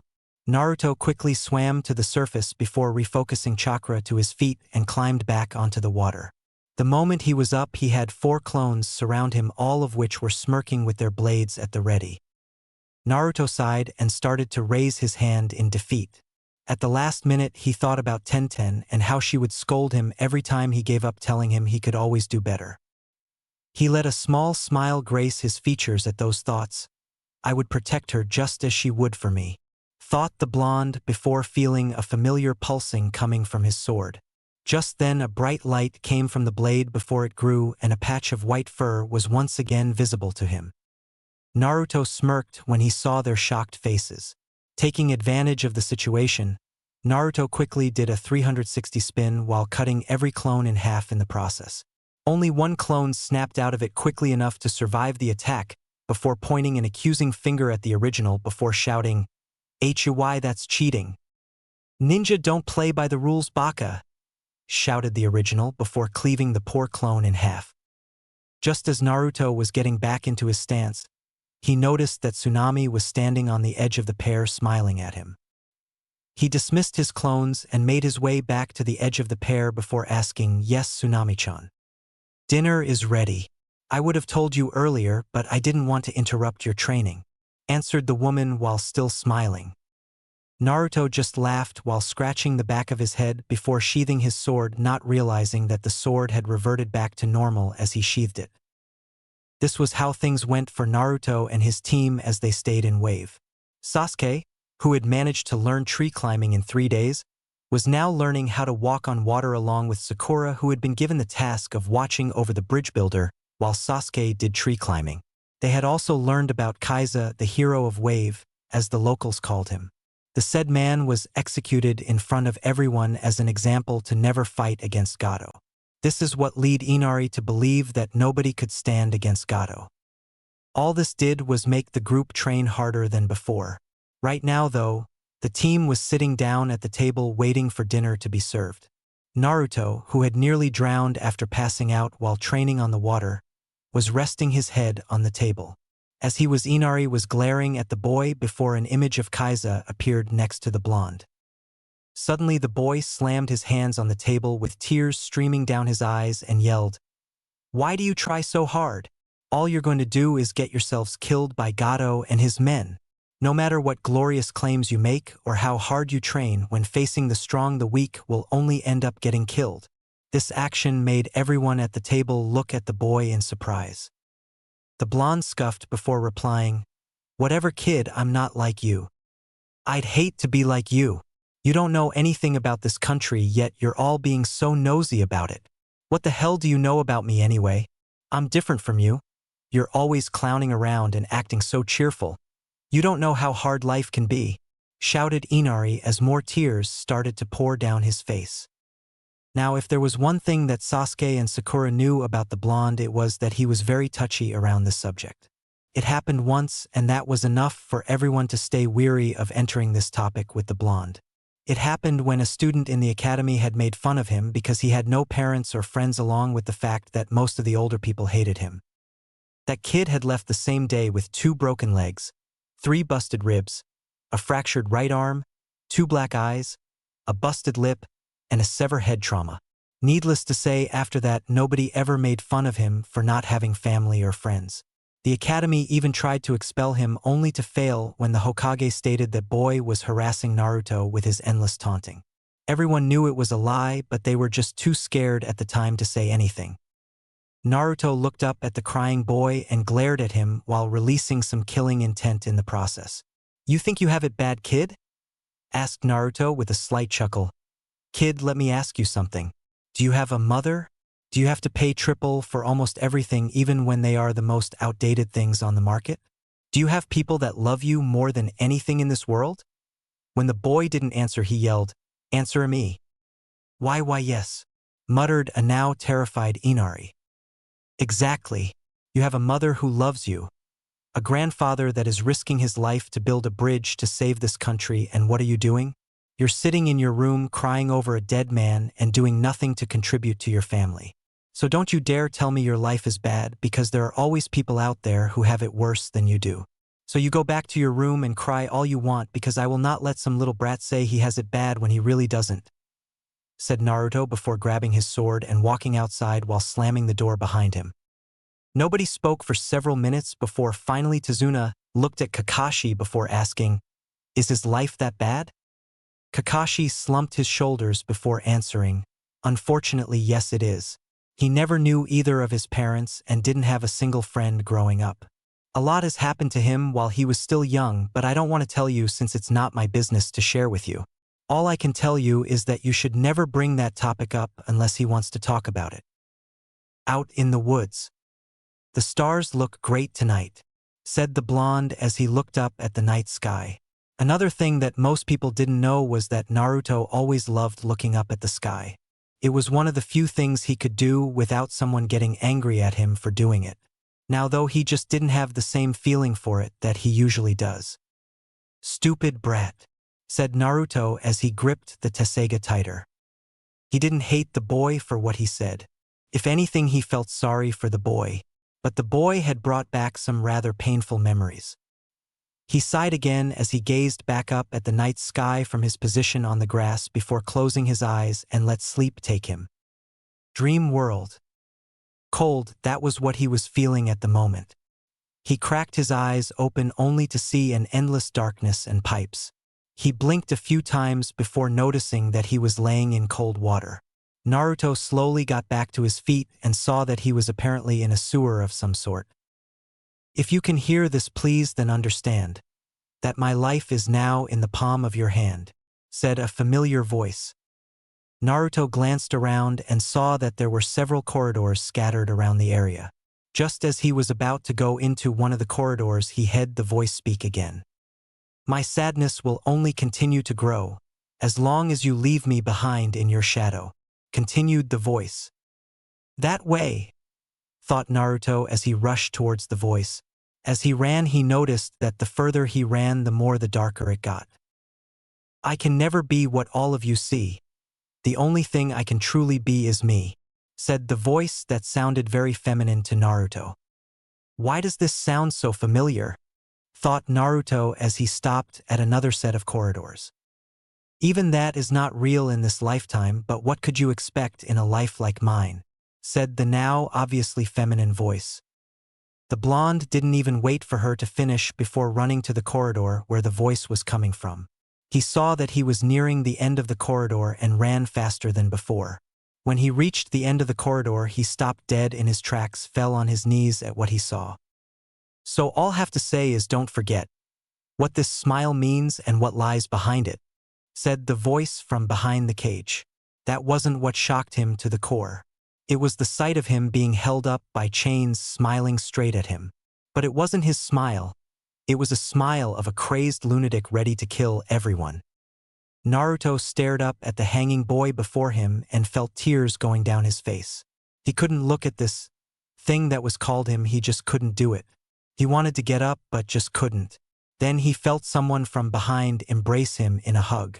This little action snapped him out of his stupor long enough to make him face the figure behind him. When he turned, he saw a beautiful woman with a decently sized bust kneeled down to his level. She had dark red hair that went down to her lower back and had eyes that were a dark pink color with slitted pupils. She had on a pink kimono with light purple flower pebbles decorated all around the front of the outfit with a dark purple sash wrapped around her waist. The woman got to her feet and not only revealed her hourglass figure, but also her 9 orange-colored tails swaying behind her. The woman moved her hand to cup his cheek before smiling sadly at him. She gently wiped away the tears from his eyes with her claws before embracing him into another hug. "This is your path now," said the woman. "What you saw before you is what you will become if you succumb to your dark desires." The poor boy was so upset at the sight he saw that he couldn't even say a word. All he did was continue to cry on the woman's should as she rubbed his back in an attempt to soothe him. Finally, after crying for a few moments, he managed to ask, "Why did this have to me?" It was a censor question. Why did he have to deal with more burdens than anyone else? Did Cammy hate him? Was it his destiny to have these burdens placed upon him? After all, he had suffered for something he had no control over for 12 years and only recently found out why they hated him. Was it fair to something like this to someone who never even knew his own family to have to live this way? Because that is what makes you stronger than anyone else, even me, said Kyubi as she muttered the last part. After hearing that, Naruto got out of her embrace and looked the fox mistress straight in the eye. She saw distrust, sadness, hate, and longing. At first she believed that the boy was useless and was not worth any of her time. But as she watched his life go on, she realized that she had started feeling something she hadn't felt in centuries. Guilt. It was such a foreign emotion that she ended up crying at some nights when Naruto was beaten or was alone. It just hurt her too much to watch a child struggle and do little to nothing to help him. She was surprised to see him move his finger over to her face before wiping away a lone tear falling down her face. He smiled sadly at her before saying in a reassuring tone, "Don't cry. I don't deserve it." As he said that, his form began to fade away into the air and making him look as though he was never there, like a mirage. Before he left, however, she did something he would never forget. She kissed him on the lips before he disappeared into nothingness. "Do you think it was wise to bring him here so soon?" asked Taisho as he came out of the shadows. Kyubi smiled sadly before looking back up at the mad-looking Naruto, who was still smiling at them. "It was the only way he would understand. If I had not brought him here and shown him this, he would accidentally cause harm on that village," she answered solemnly. Taisho nodded before walking over to the fox mistress and gently grasped her shoulder. "I trust your judgment, Kyubidano. Just don't let your feelings towards him blind you in the future. Whatever he decides to do is his choice now and no one else's." Kyubi nodded before wiping away a few more stray tears and made her way to her cage, where there lay only 3 things. A decently sized bed, barely enough room for 2, a small dresser, and a picture. She grabbed the picture before hugging it close to her body as she could before getting into bed. Just as she was about to fall asleep, a small tear went down her face as she mumbled one word, "Naruto-kun," and the tear fell on the picture of Naruto, smiling his true smile while sitting at Ichiraku for the first time. Real world. Naruto snapped his eyes open and shot himself up. He looked around frantically before sighing. After shaking his head, he took the moment to take a better glance at his surroundings. It didn't take long for him to realize that he was still in the clearing he fell asleep at. He climbed back to his feet and was about to walk back to the house until he heard the sound of a woman screaming. "Shit!" thought the blonde before speeding off towards the house. When he arrived, he saw the sight of Inari charging the 2 samurai that had Tsunami tied up behind them. Thinking, quickly rushed over and Kawarimi Inari with a log as he went and got Tsunami out of harm's way. The 2 samurai smirked as they killed what they thought was Inari. When they realized that they didn't hit their target, they turned to see Naruto untying Tsunami calmly, while Inari looked shocked to still be alive. This made both men furious and without thinking charged the blonde. As they got closer to their target, they found that the blonde was now smirking. Before they could even question this, they were hit in the back of the necks with a very blunt object which caused them to pass out.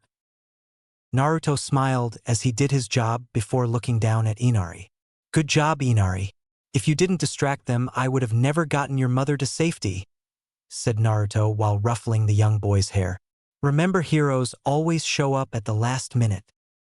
The boy didn't say anything for a moment, then he began to grin at the orange-clad ninja. Naruto grinned back before looking in the direction of the bridge. If these goons are attacking this place, then that means that Zabuza decided to attack today. "Damn it, I got to get going," thought Naruto. He turned back to Inari before saying, "Tie these 2 up and stay here, okay?" When he saw the boy nod, he raced off again while praying that his team was all right. At the bridge. When Kakashi and the rest arrived at the bridge, they found most of the workers injured. Just then, a thick mist began to cover the bridge until almost nothing was visible. That was when they heard someone laughing in the mist. "Zabuza," said Kakashi as he prepared to lift his Hittai-8. "Hello there, Kakashi. I see you're missing a brat. It doesn't matter since I'll kill him after I finish you 3 off," stated Zabuza from the mist. That's coming from someone hiding in a mist, muttered Sasuke.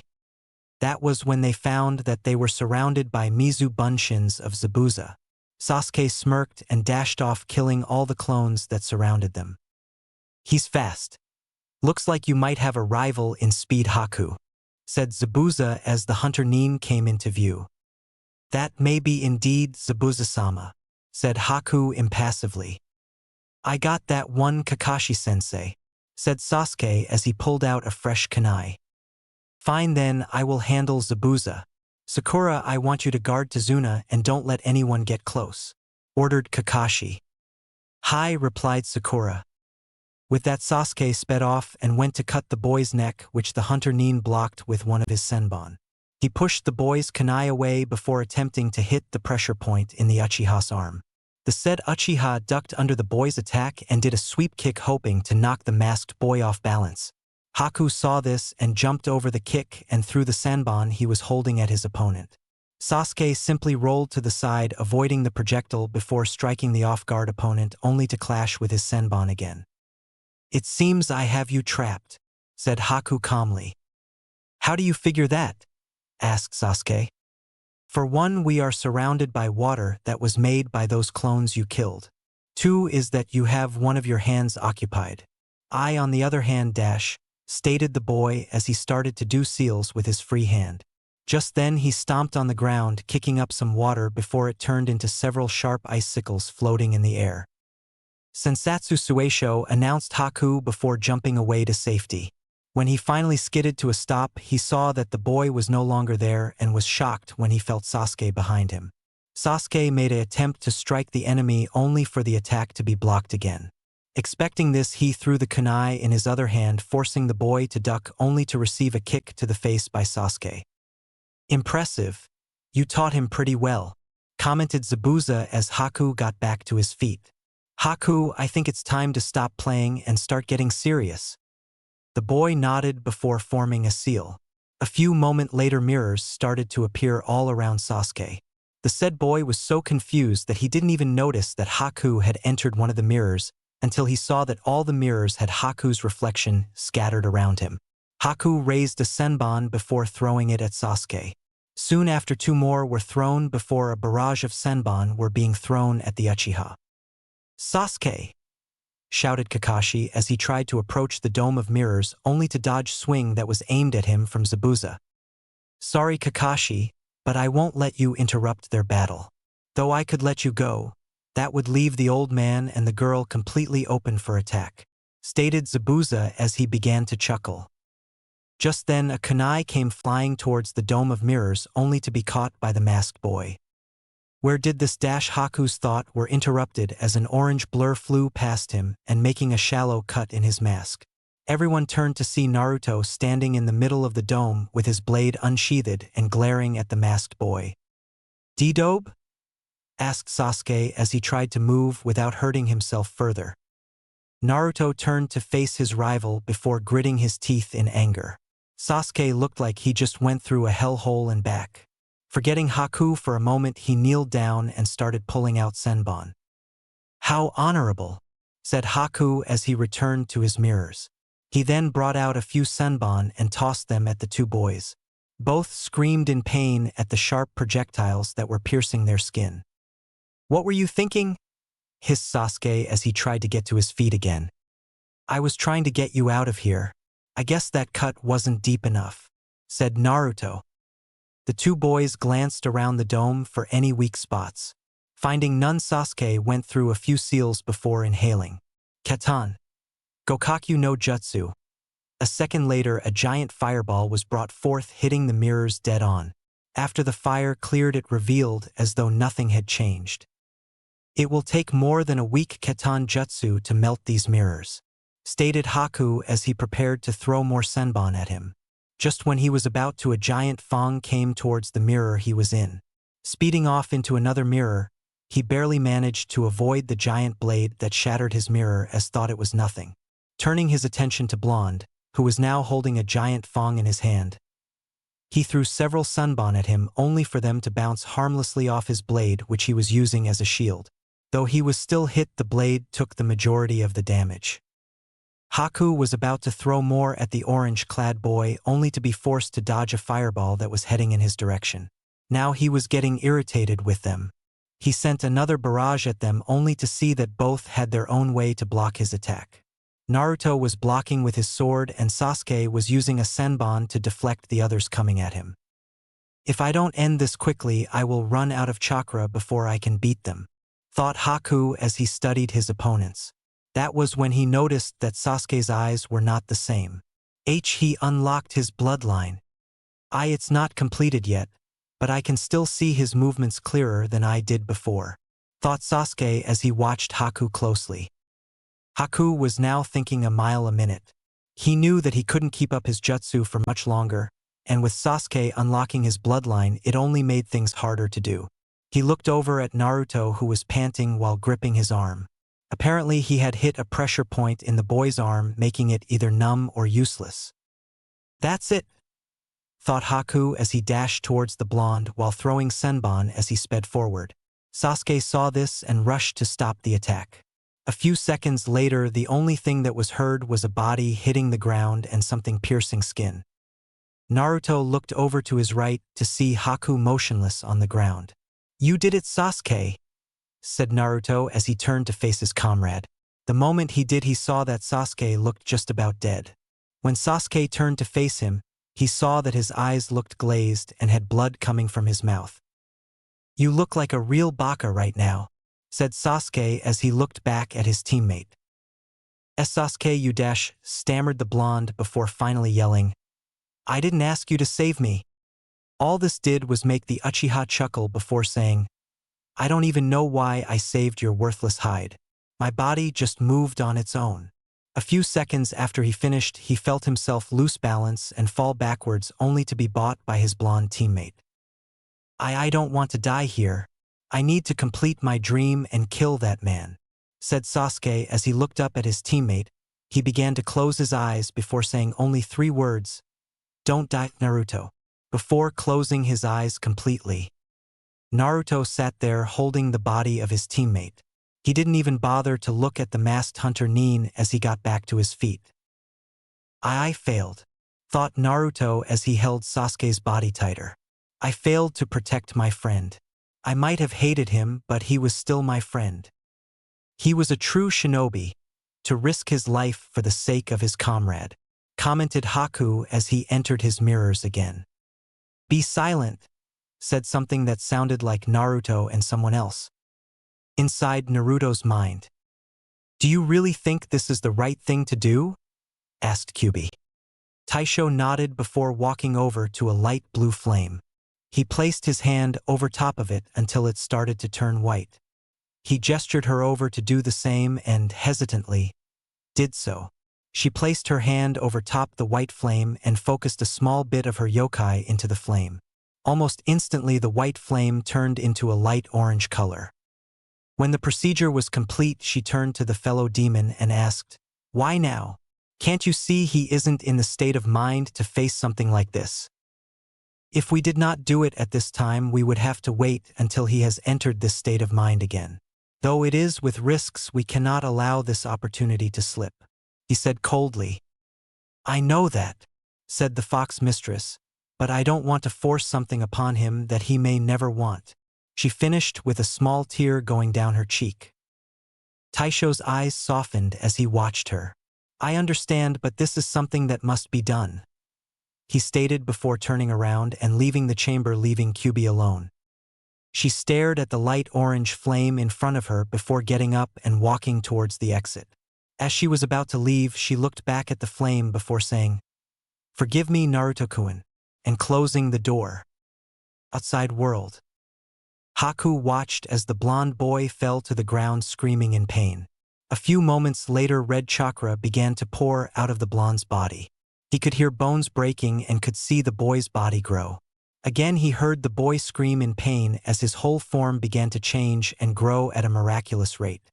That was when he saw the boy's hair grow longer, his canes grow into fangs, and his fingernails turn into claws. When the blonde stopped screaming, the red chakra began to recede back into the seal. When it did, Haku found that the area around Naruto was burned and had scorch marks. That wasn't what shocked him, though.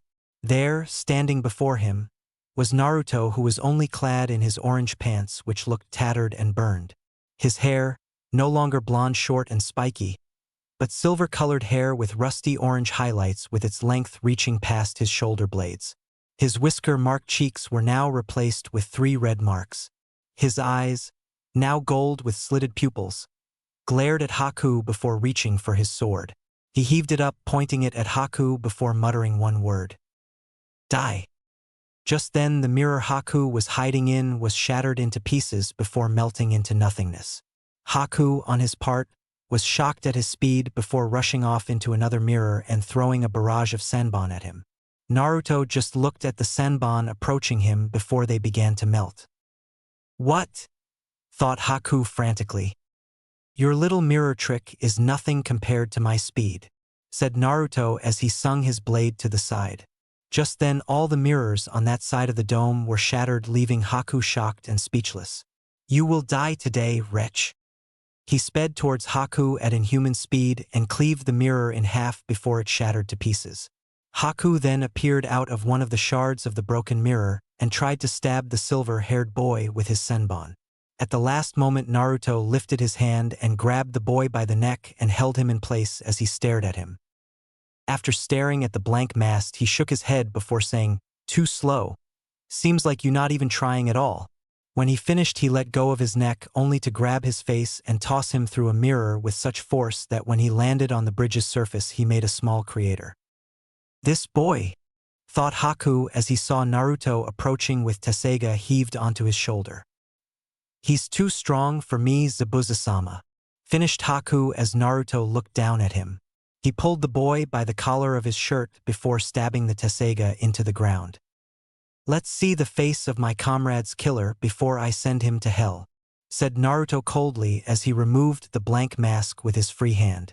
The moment the mask was removed, he dropped Haku back on the ground before stuttering. Why you? Flashback. Naruto was sitting down on the ground in the middle of the woods panting. Next to him, a still transformed Tesseiga lay on the grass. He had decided he was going to start practicing with his sword's new transformation state and see how good it was. So far he found that it was sharp enough to cut a tree in half, it weighed little to nothing to him, and that it was impossible to break. He had just finished his 7th hour of practicing with the blade and was feeling like having his 4th break from training. He grabbed the blade and sheathed it back into its sheath before falling on his back and staring up at the clouds. Just as he started to relax, he heard the sound of footsteps approaching him from behind. Naruto turned around to see a beautiful black-haired woman who looked around his age. She was wearing a pink dress with a red choker around her neck. She looked at him with her dark brown eyes before smiling sweetly at him. Naruto blushed slightly as she smiled at him. Trying to hide it, he grinned slightly before waving at her. "Hello." "Hello," replied the woman before walking towards him. When she reached him, she kneeled down and asked, "What are you doing out here?" Naruto grinned again before holding up the sheathed sword. "Training. I'm trying to get better at my kenjutsu at the moment." The woman raised an eyebrow before asking, "Are you trying to become a samurai?" "No, well, kinda. I'm already a ninja. I just want to be a master at kenjutsu since I don't have much else other than this sword," answered Naruto while scratching the back of his head nervously. The woman nodded her head in understanding before saying, "My name is Haku, by the way. Uzumaki Naruto, and it's great to meet you, Haku-chan," replied Naruto. The woman, now known as Haku, smiled slightly before asking, "Why do you want to become a kenjutsu master, Naruto-kun?" The blonde thought about it for a moment. Why did he want to become a kenjutsu master anyway? That was when flashes of him laughing with Tenten and a smiling Sakura came into his mind. He looked back at Haku before answering, "I want to become a master so that I can protect those who are precious to me." Haku was surprised slightly at his seriousness before smiling sadly at him. She climbed back to her feet and began to walk off. Naruto was now confused at her actions. "Was it something I said?" thought the blonde. Just when the woman was about to leave the clearing, she turned to face him and said, You will be truly strong someday. Before turning back and leaving the clearing. End flashback. Naruto stood there in silence as he looked at the raven-haired woman in front of him.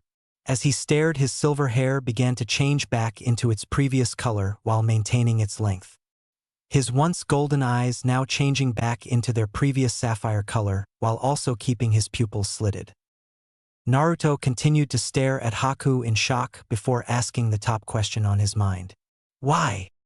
Haku only stared at the ground as she didn't want to answer him. Truthfully, she was not trying to kill him.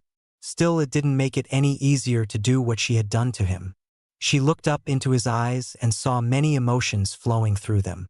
She saw pain, guilt, anger, and sorry all flash through those beautiful blue eyes and just couldn't help but look back at the bridge floor. I did it for Zabuza-sama, answered Haku while still looking at the ground. The blonde gritted his teeth before picking her up and slapping her across the face. Why would you do something like this for someone who only uses you as a tool? Asked the blonde as he watched her struggle to get back to her feet. Because he was the only person who gave me a purpose to live, said Haku sadly. The blonde was silent after he heard that comment. He lowered his as his longer bangs hid his face from her view. Finally, after what seemed like forever, he spoke. It seems you have had a horrible life as well. You think that if nobody accepts you, then there is no point to living, and that is why you follow Zabuza. Because he gave you that acceptance you longed for, even if you were to be used as a tool, you still followed him, said Naruto as tears fell down his face. Naruto knew he hit the mark when he saw her eyes flash with sadness. That was when he remembered that poem he heard in his dream. For those who hear this, please understand that my life is now in the palm of your hand. My sadness will only continue to grow, so long as you leave me behind in your shadow. I can never be what all of you see. The only thing I can truly be is me. Even that is not real in this lifetime, but what could you expect with a life like mine?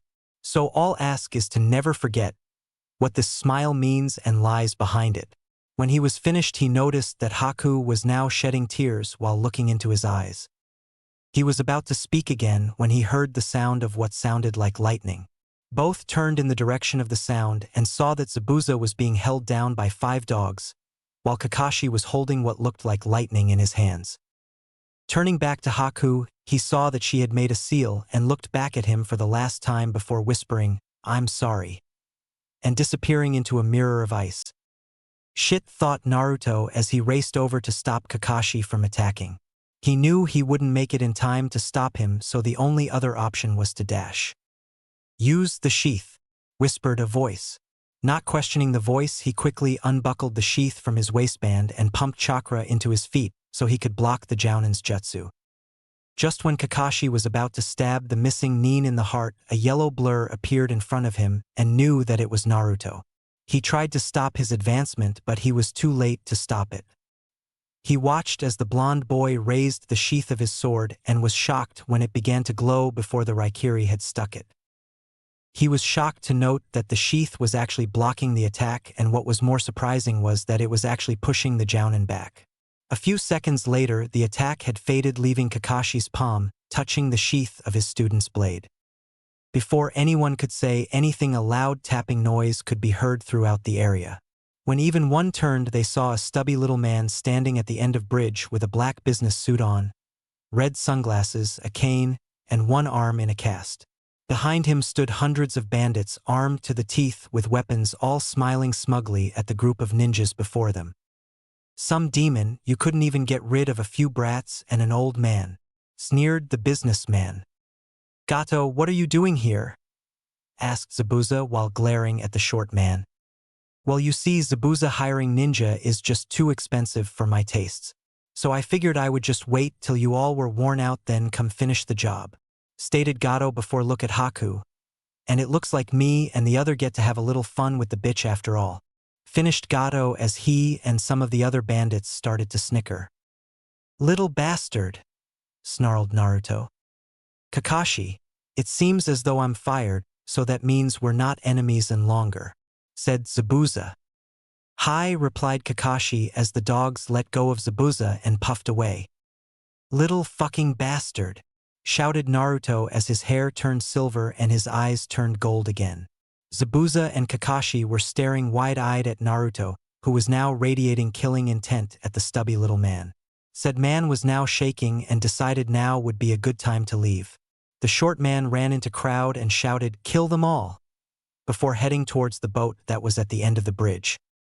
In a flash, Naruto was back to where his sword was posted and heaved it out of the ground. He walked back to where his sensei was standing and stopped when he was beside the man. "Don't interfere with this, sensei. I want to kill that man myself," said Naruto as he stared at the crowd of bandits. Is that really Kakashi was cut off by Naruto, who had held out his finger. He then started tapping on his hitai-8 with the same finger before grinning at him the way only Naruto would grin. "I'm all here, Kakashi-sensei," said Naruto before dropping his grin and took a few steps forward. Before anyone knew what was going to happen, Naruto was in front of the crowd and had his sword held at an arch. He swung the blade, cutting 4 of his victims in half. When the others saw this, they were shocked that the silver-haired kid was already in front of them. Not missing a beat, Naruto took another swing with his blade and cleaved 3 others in half before they started to retaliate. One bandit swung his sword at him, aiming to cut off the boy's arm. He was shocked when his sword collided with his opponent's, and the result was his blade being cut in half. Another one decided to stab Naruto in the back, hoping to catch the silver-haired child off guard. Naruto ducked under the strike and spun around and cleaved both the man's legs off. Jumping up, Naruto did a small flip, avoiding most of the weapons being thrown at him before landing in the middle of 4 bandits. He quickly did a 360 spin and cut all the men in half before rushing forward. A few bandits tried to intercept him, only to fall to the ground as he passed them while missing arms, legs, or their heads. Finally, when he reached the end of the bridge, he found Gato standing there shivering like a coward. Naruto approached him slowly, like a fox does when it has cornered its prey. The man was now desperately trying to find a way out of the situation. "Wait, I can offer you money, women, anything you want. Just please spare me," pleaded the man while kneeling on the ground. Naruto looked down at the groveling man before stabbing his sword into the ground. He tried to face the bandits that were sneaking up on him and glared at them. "Move and I'll kill all of you," said Naruto coldly before turning to face Gato again. "You account number." Gato looked up at the boy standing before him in shock. He quickly began to plot a way to kill the brat until he heard him say, "I'll know if you're lying, so don't try and fool me." Shocked at this, the man quickly nodded, reached for his back pocket, and pulled out his wallet. He then pulled out the pen from his shirt pocket and scribbled down his account number on a random piece of paper in his wallet. "Here it is now, please let me go," pleaded Gato as he tossed his wallet to the silver-haired youth. The boy glanced at the number before smirking. Soon his smirk turned into a sinister smile, a smile that promised death. He looked back at Gato before quickly pulling Tessega out of the ground and stabbed him in the shoulder. The businessman could only gasp in horror as he was stuck by the giant blade. He looked back at the smiling Naruto before stuttering out, "BB, but why you said I could dash. When did I say I would let you live?" asked Naruto as he lifted his blade up while Gato slid down it painfully. "Now it's time to die, you little vermin," shouted Naruto before swinging his blade upwards, forcing Gato to fling off it and start falling towards water below. Just as his body was passing Naruto, he saw a blade come towards him before he was cleaved in half, spraying his blood all over Naruto's body. Naruto's smile never faded as he watched Gato's 2 halves fall towards the water before he turned to face the crowd of bandits all over the bridge. Giving them a glare, they made a small path for him to pass, and soon enough he was only 2 feet away from his team. Haku was staring at him wide, as well as Kakashi and Tazuna. Zabuza, on the other hand, was looking at Naruto with a look of amazement and pride. What he was proud of, Naruto didn't know, but it was the last 2 members of his team that reactions that got him. Sakura looked scared while Sasuke was actually alive and was giving him a strange look. "And Naruto?" asked Sakura as she held on to Sasuke tighter. After seeing this, Naruto's body began to recede back to its original form and was looking sad that his friend was afraid of him. He looked back at Sasuke and saw that he too was unnerved at the sight of Naruto with blood all over him. "You little brat. You killed our meal ticket. Now we're going to pillage this place for everything of worth," shouted one of the brave and stupid bandits. A few others cheered before beginning their advance on the ninja. Just as they were about to start their riot, a lone arrow was embedded into the ground right in front of them. Everyone turned to see Inari holding a crossbow with the whole village behind him armed with weapons of their own. "Come anywhere near our village and you will have all of Wave to deal with," shouted a random villager. "Inari!" shouted Naruto while waving at the boy. The said boy grinned before waving back. "Heroes always show up at the last minute," stated Inari. "Hey Zabuza-san." The said man looked over to Naruto. "Ready to show these bastards why you're called Demon of the Mist?" asked Naruto as he heaved Tesseiga onto his shoulder. The said man raised an eyebrow at this before chuckling slightly. "I'm beginning to like you, kid," stated Zabuza before heaving his own blade onto his shoulder. Kakashi sighed, saying, "Well, if that's the case, I might as well help out a little bit." He then formed a cross-shaped seal before shouting, "Tegabunshin no Jutsu." With a puff of smoke, the whole side of the bridge was filled with Kakashis, all of which were glaring at the bandits. "You all ready?" they all asked simultaneously. "No thanks," shouted the bandits as they raced back to the boat. When the boat was finally out of sight, everyone cheered, for they were now free again. Just when everyone was about to congratulate their heroes, Naruto kneeled down, as his Tesseiga transformed back to its katana state before passing out onto the ground. The last thing he heard was sound of his name being called before his whole world went black. Naruto moaned as he started waking up from his blackout.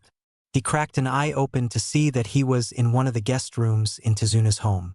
Naruto attempted to get out of bed only to hiss in pain as he realized that his leg was asleep. Cursing lightly, he grabbed his leg and was about to smash it into the floor when he noticed something. "Huh!"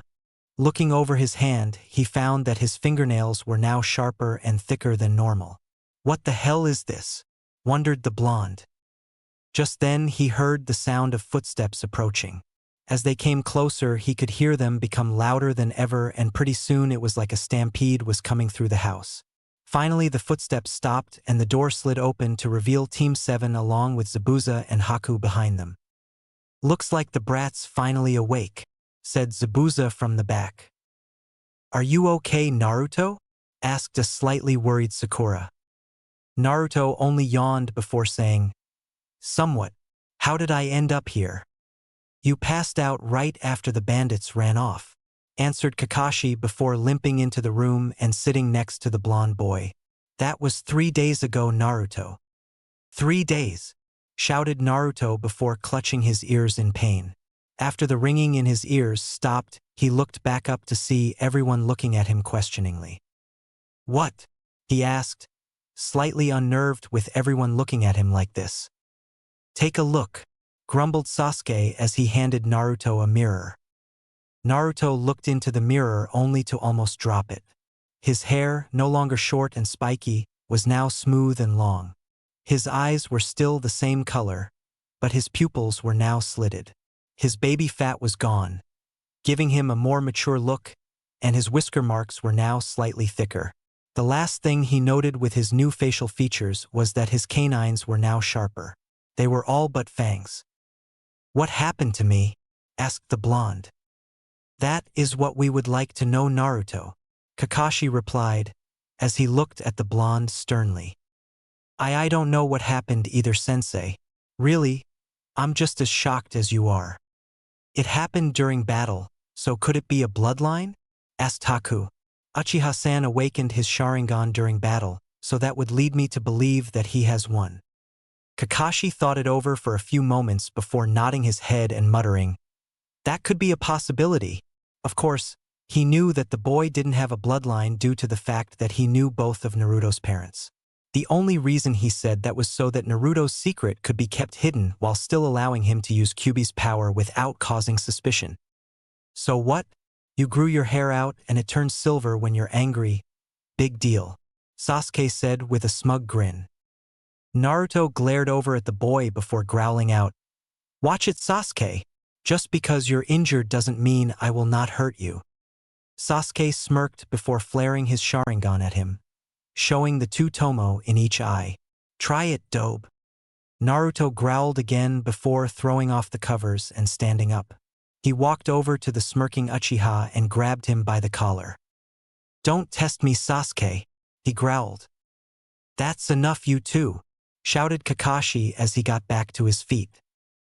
The two boys glared at each other for a moment until Naruto let go of Sasuke's collar before scoffing. Kakashi sighed before looking over at the blonde. He could tell that he was now taller than Sasuke by about 2 inches and that he had developed more muscle than before. "Oh yeah, I forgot," said Kakashi out of the blue. "Naruto, you might want to get some new clothes on. As it stands, all you have on are your pants, which look like they're almost useless." Naruto chucked nervously while Haku and Sakura blushed as they realized that Naruto was shirtless at the moment. He turned to Kakashi with his head down for a moment before mumbling something. "What was that?" asked Kakashi, who was surprised by how the blonde was acting. Usually the blonde was nonchalant and said anything that came to his mind. "I don't have any other clothes," restated the blonde while not looking up at the man. "You mean all you've been wearing is that thing?" asked Sakura while scrunching her nose in disgust. "My bills make it hard for me to afford any good clothing, so all I brought with me were a few white t-shirts, but all of them are a dead giveaway, so they were useless in the first place," he answered dryly. "And the bright orange jumpsuit wasn't?" asked Zabuza with a raised eyebrow. Naruto flinched at that before lowering his gaze to the floor. "The shop owners won't sell me anything else," he answered with a slight quiver in his voice. Kakashi gave Zabuza a small glare telling him to be quiet. He then looked over to Sakura, who had a puzzled look on her face before seeing her facial expression change to understanding and pity. Next he adjusted his gaze to Sasuke, who looked like he didn't care. The last person he glanced at was Haku, who looked worried for the downcast boy. "Don't worry about it, Naruto," said Kakashi as he placed his hand on the blonde's head. "I'll help you pick out some new clothes if you want," he finished while giving him his famous eye smile. The boy looked up at his sensei with a surprised look on his face. With the exception of a select few, no one had ever volunteered to aid him in anything. Yet his sensei had wanted to help him. As soon as he registered this, he nodded his head vigorously before gracing the room with his real smile. Sakura, who had been watching the event along with everyone else, couldn't help but stare at Naruto as he smiled. She had seen all his expressions and never once had she seen this one. It wasn't his cocky smile or his cheerful yet goofy grin. It was a real smile, a smile that was only for times when he was truly happy. She looked over at Sasuke, who had the same kind of surprised look on his face as she did. Sakura looked back at the blonde only to see that his smile was gone. "So when do we leave, sensei?" asked Naruto excitedly. Kakashi chucked slightly before ruffling the boy's hair. "We can leave after we eat," and then he pulled out his favorite little orange book. Zabuza's eyes widened before snatching the book from Kakashi's hands. "Do you have any more copies of this book?" asked the missing nin while waving it back and forth. Kakashi's fingers twitched as he looked at Zabuza, who was holding his book. Quicker than the naked eye could see Kakashi had his book back in his hands and was glaring at Zabuza before answering, "No," and walking off. Zabuza grunted before following him while he began plotting ways of stealing the book when the scarecrow wasn't looking. Haku and Sakura huffed as they muttered curses about perverts. Naruto, on the other hand, was laughing his ass off at the image of the feared demon of the mist reading pornography. Sasuke just scoffed before walking downstairs. Naruto grabbed a white t-shirt from his bag and followed suit while Haku and Sakura followed behind him. When he made it downstairs, he saw the sight of Tazuna sitting at the table drinking coffee while Tsunami was in the kitchen making breakfast. "Morning, Ji-san. Morning, Tsunami-san," shouted the blonde. Both looked over at him with surprised looks before they changed to relief and happiness. "Brat, you're awake," said Tazuna as he smiled at the boy. "We were worried you wouldn't wake up. It's a blessing that you're okay, said Tsunami with a smile. I'll have breakfast ready in a few minutes.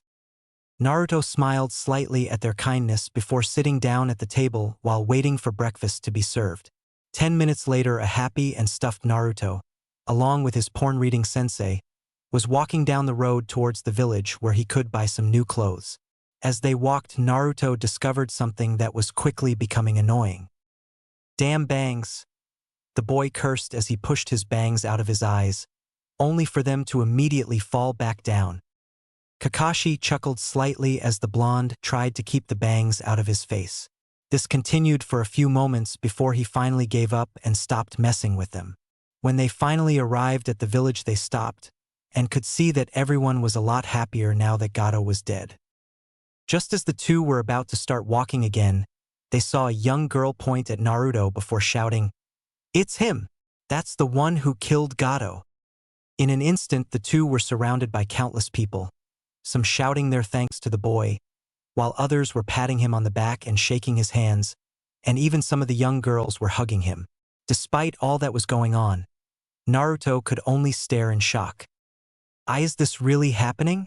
Is this what it's like to be appreciated? Kakashi, on the other hand, was looking a little sad at the way Naruto was taking this. Yet he knew it wasn't his fault. Most people would be boasting about it while Naruto was just standing there confused and shocked. This is the way Naruto should be treated in Konoha as well, thought Kakashi with a scowl, which was thankfully hidden behind his mask. Sorry, but we must be on our way. We have some errands that need to be taken care of, said Kakashi finally. The people looked at the man for a moment before nodding and saying their goodbyes to the young blonde. The said boy didn't move as the small crowd dispersed until they were the only ones in the middle of the street. After several minutes of silence, the blonde looked back up at his sensei before asking, "Why did they do that?" Kakashi sighed as he looked at the boy sadly. It was depressing seeing a child that never once experienced what it was like to be thanked for something. They are grateful for you killing Gato. It's something that comes natural when someone does something for you and wish to express it in some way or another. Though not everyone will thank you the way these people just have, but depending on what you've done, they will be grateful enough to do what they just did. Naruto didn't say a word and, quite frankly, Kakashi didn't mind at all. They just continued to walk in silence until they arrived at the clothing shop where Naruto perked up slightly. When they walked, they were greeted by the shopkeeper who smiled brightly at the blonde. Naruto gave a small smile back before following Kakashi through the racks of clothes. Not enough shinobi gear in this store, mumbled Kakashi. He took a glance at Naruto, who was looking for something that suited his tastes.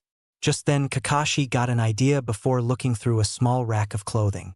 After searching through a few more racks, he found what he was looking for and called Naruto over before taking the clothes and guiding him to the changing rooms. "Here, change into these," said the lazy jounin before handing the clothes to the blonde.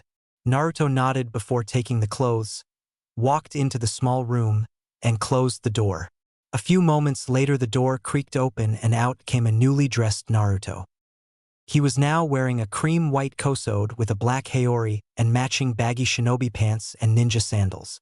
On his waist, he had a navy blue obi that now held his sword on his left side of his hip. On his arms, he wore a pair of ash-gray arm bracers that went from his wrist almost all the way to his elbow.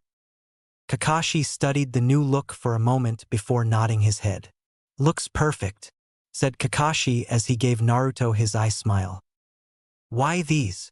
asked the blonde as he stared at his sensei curiously. "Shouldn't I be wearing something more ninja-ish?" Kakashi nodded before stating, "Technically, yes, you should. However, samurai wear either armor or loose clothing.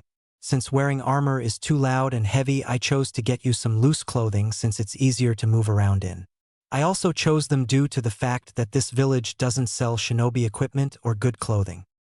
Naruto stood there silent for a moment before looking back at his new outfit. "It's missing something," stated Naruto out of the blue. This made Kakashi raise an eyebrow at the blonde before shaking his head and saying, "Well, we will work on that later." With Naruto nodded before following Kakashi to the register. When they went to pay, the old man running the store told them it was free of charge. After the two left the store, they decided to return to Tezuna's home. As they walked, Naruto was staring at the ground in thought while Kakashi read his book. The only noise that was made was their footsteps and Kakashi giggling from time to time. Just as the two were about to reach the home, Naruto stopped and continued to look at the ground while his bangs hid his face. Kakashi stopped walking and looked back at his student with a raised eyebrow. After staying silent for a while, Naruto finally raised his head, looked straight into Kakashi's eye before asking, "Sensei, do you know who my parents were?" Kakashi's eye widened slightly. He never thought that Naruto would ask him about a question like that, but after all the recent events, he couldn't blame the boy. Kakashi sighed before nodding his head in confirmation at the blonde's question. "Who were they? What were their names?" demanded Naruto as he glared at his sensei. "Why the sudden interest?" asked Kakashi, not liking how the blonde was acting. Naruto intensified his glare on the man while clenching his fist before answering. "Because I've been lied to all my life. I'm inclined to some answers that were kept secret from me. Don't you think?" Kakashi furrowed his brow at this.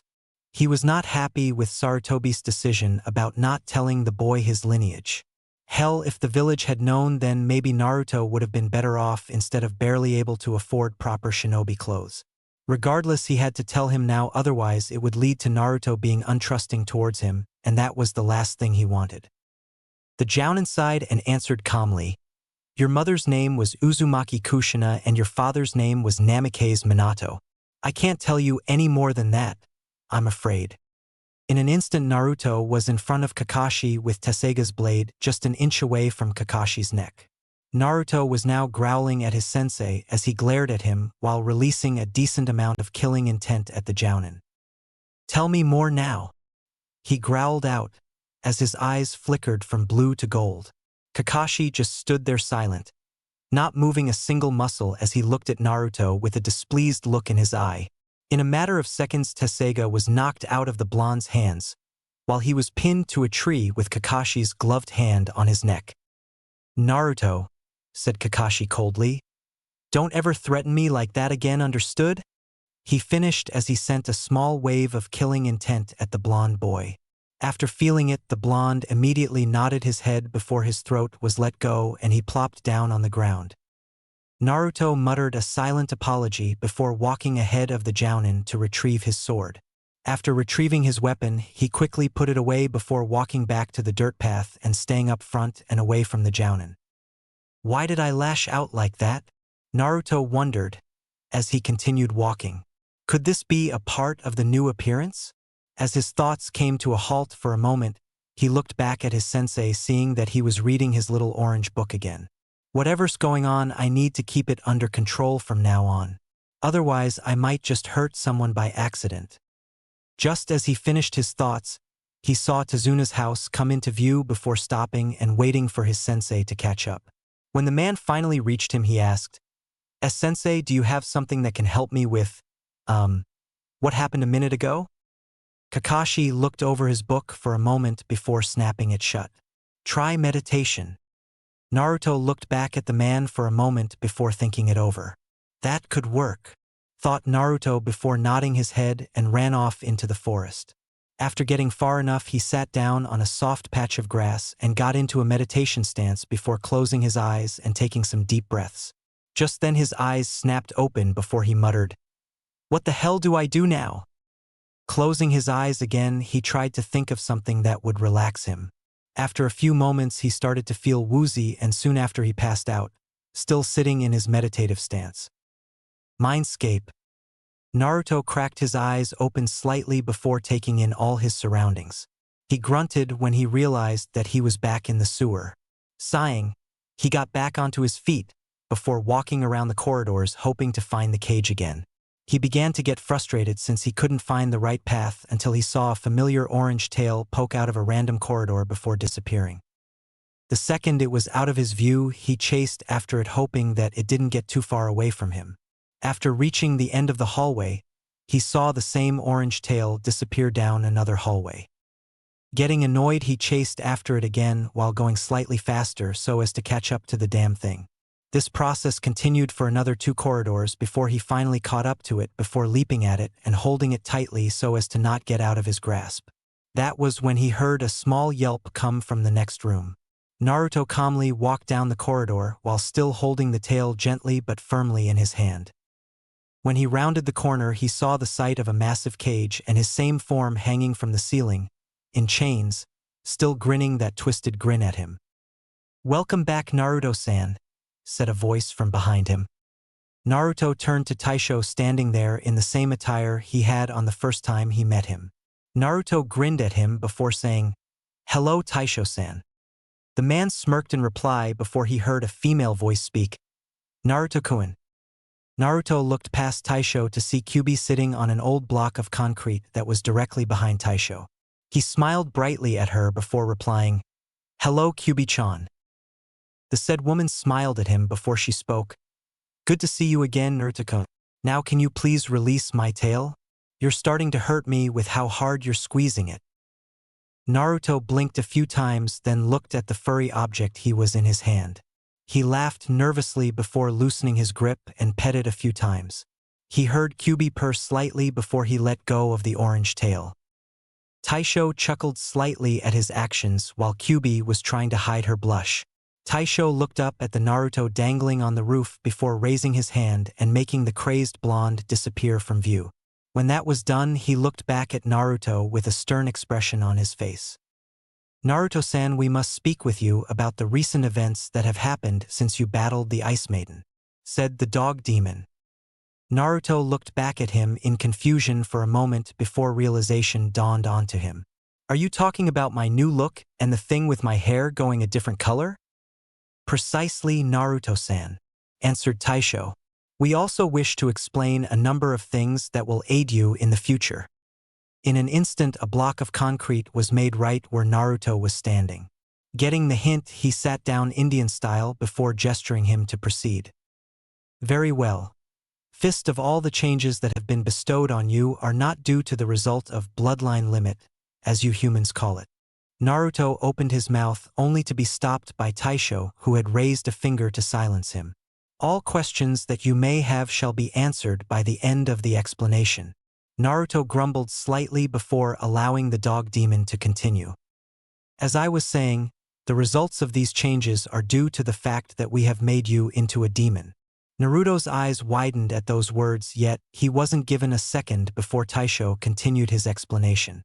"At your current state, in which your hair remains the same as it has always been, you are a Hanyu. When you transform, you are a Yukai. However, this is not using Kubidano's chakra but my Yuki. The difference between the two is that Yuki is more potent than chakra, thereby making it stronger. However, due to Kubidano having such a staggering amount of chakra, that makes it an equal amount compared to my own Yuki. So because she has 9 tails worth of chakra, she has the same amount as you?" "Correct. Now, when you are in this form, your physical abilities increase dramatically, but only for a limited amount of time. In other words, do not be too reliant on this form until you reach a certain age," stated Taisho. Naruto sat in silence for a few moments before he looked at his reflection in the water. "So I guess now the villagers will be right when they say I'm a demon," stated Naruto solemnly. "Sadly, it is true. You are now a demon," replied Taisho. "Don't hate yourself for what you now are. Humanity fears what it does not understand, and that fear turns to loathing. Naruto-san, so long as you maintain your emotions, you will never be considered a demon in the eyes of those precious to you." Naruto looked back at the man for a moment before smiling at him. "Thank you, Taisho-san." The man nodded before glancing over at Kyubi. The woman nodded before clearing her throat. "Naruto-kun, I will now explain what exactly your abilities will be while in your Hanyu and Yukai forms. While in Hanyu form, your physical abilities are enhanced but not as dramatic as when you transform into your other form. Your strength, speed, endurance, senses, and regeneration will be greater than what they were previously. When you transform, your abilities will further increase." "So what am I, a superhuman or something?" asked Naruto while chuckling at his own joke. Actually, you're right, you would be once you train a bit more. Once you train with this body, then it might be as strong as your Yukai form while that grows stronger as well," replied Kyubi. She giggled slightly as Naruto went slack-jawed for a moment. "So what else can I do in this form?" asked Naruto as he rehinged his jaw. "Well, you have long-lasting youth, and your mind will be able to process information better. Other than that, nothing else really changes," said Kyubi as she placed her finger on her chin in thought. Naruto sat there stiff as a board as he heard the last two abilities. Actually, he was more focused on the long-lasting youth. When you said long-lasting youth, what exactly is it that you meant?" asked Naruto nervously. Kyubi looked back at for a moment before replying. "Meaning that you could live for 100 years and look like you're still in your late 20s or early 30s. When she saw his downcast look, she added, "However, since me and Mikiba-chan are in here with you, we can find a way to give the same thing to your mates as well without turning them into Hanyu." When he heard this, Naruto sighed in relief before stopping and looking at Taisho questionably. "Mikiba-chan?" he asked with a hint of amusement. Taisho smacked his forehead before sighing as he listened to Naruto burst into laughter. "She refuses to call me anything other than for what I'm known for. I don't know why, but that's just what she does," answered Taisho as he glared at the snickering Kyubi. The said woman just looked at him innocently before giving him a small pout while placing her finger under her lip. "What?" she asked cutely. Taisho sweat dropped at this before turning away from the great Kyubi no Kitsune, who was currently giving Naruto the victory sign. After everyone calmed down, Naruto asked the question that had been bugging him the entire time he has been here. "Why does this place look like a sewer?" "It looks like this because you never had much to be happy about. Your mind is reflected on what your emotions are most of the time. In your case, you were always depressed or sad, so your mind was shaped into what you see before you," answered Kyubi as she looked at him sadly. "Oh," was all he said before going silent. After a moment, an idea came to him. "Hey, can I change it now that I'm here?" asked Naruto hopefully.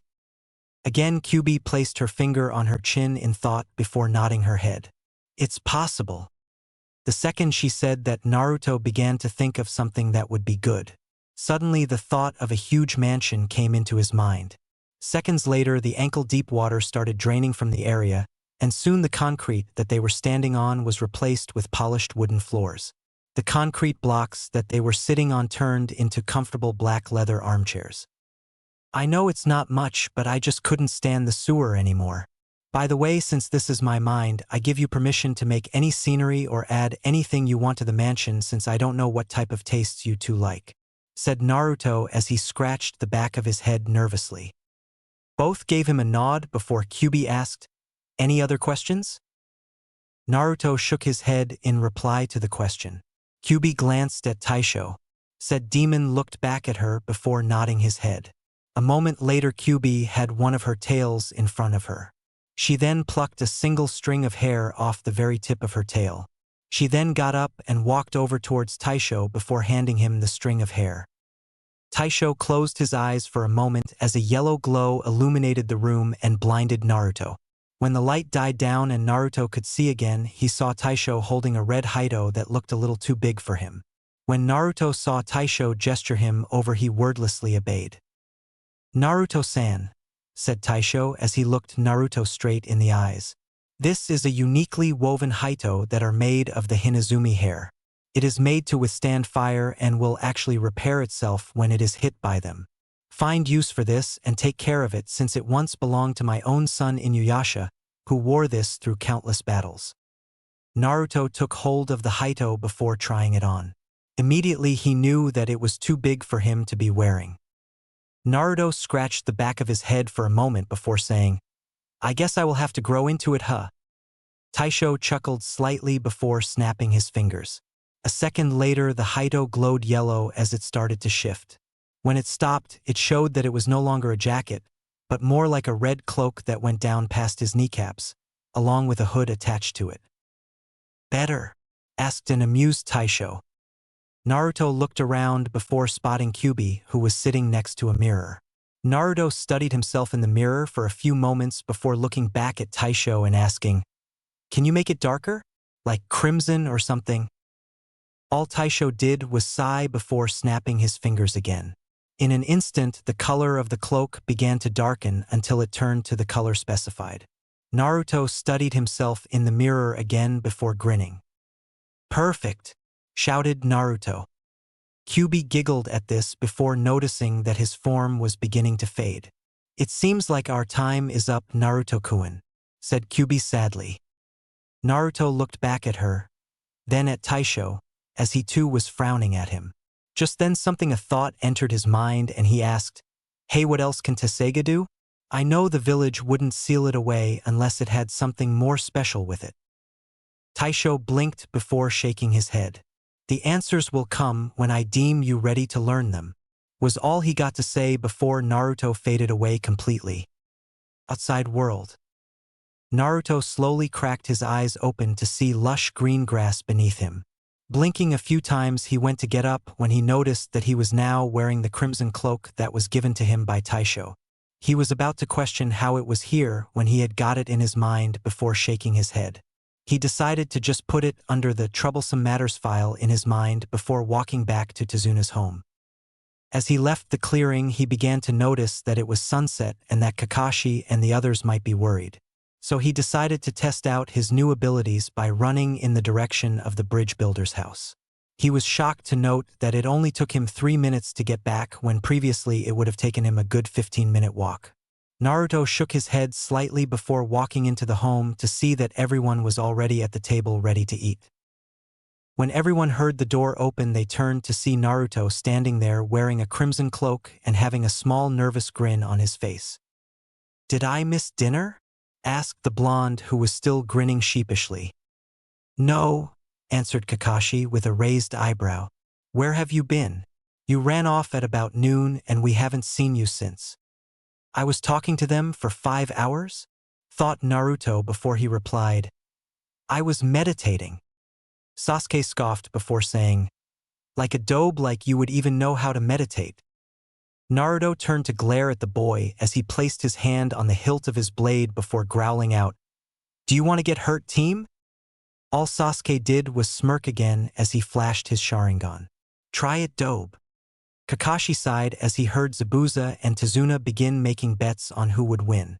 Haku just shook her head while Sakura had a worried look on her face.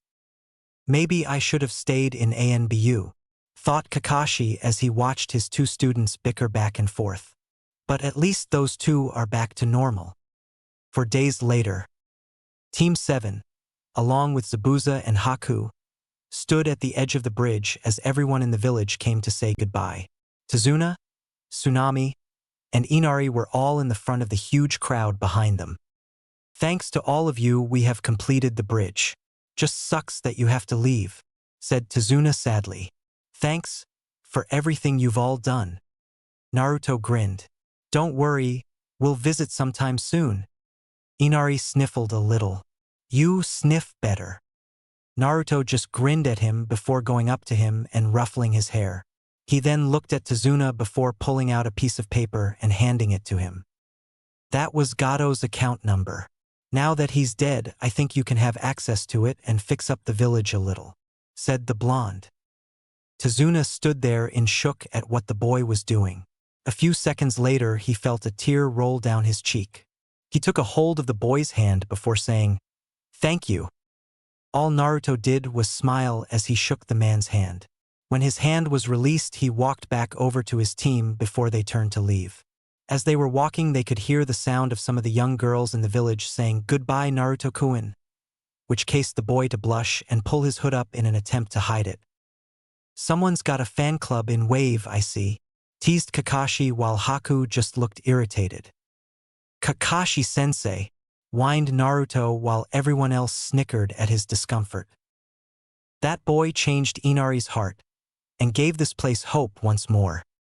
"He gave up the chance at living a wealthy life for the sake of our village and killed the man who had cursed us for so long," said Tezuna as he watched them all leave. "Hey Tezuna, what are we going to name the bridge?" asked a random villager. Before he could even think, a random girl from the crowd shouted out, "Naruto!" Tazuna stopped to think for a moment before he began to laugh. "The Great Naruto Bridge. It has a nice ring to it, don't it?" asked Tazuna. The journey back to Konoha was, for lack of better term, boring. The only thing they did was walk, rest, and eat. They did find out that Zabuza and Haku were attempting to join Konoha. When asked why, Zabuza would only reply with a very short statement. "It's for Haku's sake." This had brought a strange thought into the minds of Team 7. They had always labeled Zabuza as a cold bastard that didn't care about anyone other than himself. Yet in spite of all that he has done, he was willing to risk an execution from the Hokage just so that he could give Haku a better life. Even Sasuke, the cold-hearted emo kid, had to admit that it was pretty noble of him to do such a thing.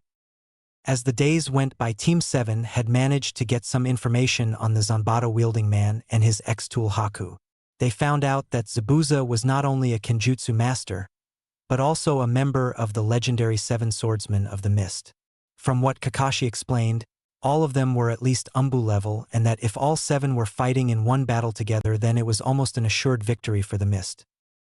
For Haku, most had learned, with the exception of Sasuke, who was far too upset about being beaten by a girl to pay any attention, that the only reason she dressed up like a boy was to keep pedophiles away from her. She had explained to them about her childhood and, after telling them about how cruel the Mizukage was, they couldn't blame her. In the end, the team had found that, regardless of them being missing Nin, both were relatively good people. Well, Haku was good, but Zabuza was still a tad freaky from time to time. As the group continued to walk, Naruto was grinning as though he had won the lottery. The reason why is because he was finally going home. After almost spending a month in Wave, he started feeling homesick, and rather missed seeing Tenten. "Speaking of which," thought the blonde, "I wonder what we're going to do once we get back. Are we going to that dango store we always go to, or are we going to some restaurant?" As these thoughts started to fill the blonde's mind, Sakura's voice rung through his ears. "We're finally home." Looking up, he saw that indeed they were, since he could clearly see the gates.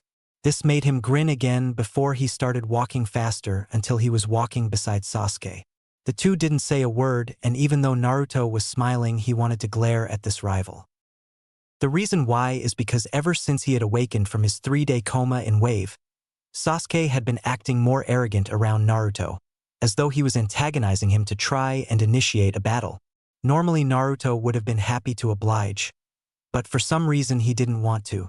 Maybe it was because he didn't want to hurt him, or maybe he didn't want to hear Sakura yell at him for doing it. Even if he liked her, she would still pick Sasuke over him regardless of who really started it. It was just the sad truth about things. As the group neared the gates, everyone could feel the looks that the hidden Umbu were giving them. While most were slightly worried, Kakashi had known that this would happen, and he once again thanked Kami above that he had prepared for this. Just when they were about to pass through the gates, a woman in a standard Chunin outfit with 3 dogs growling beside her had landed in front of them. "What's your business here?" asked the woman while her dogs continued to growl at them.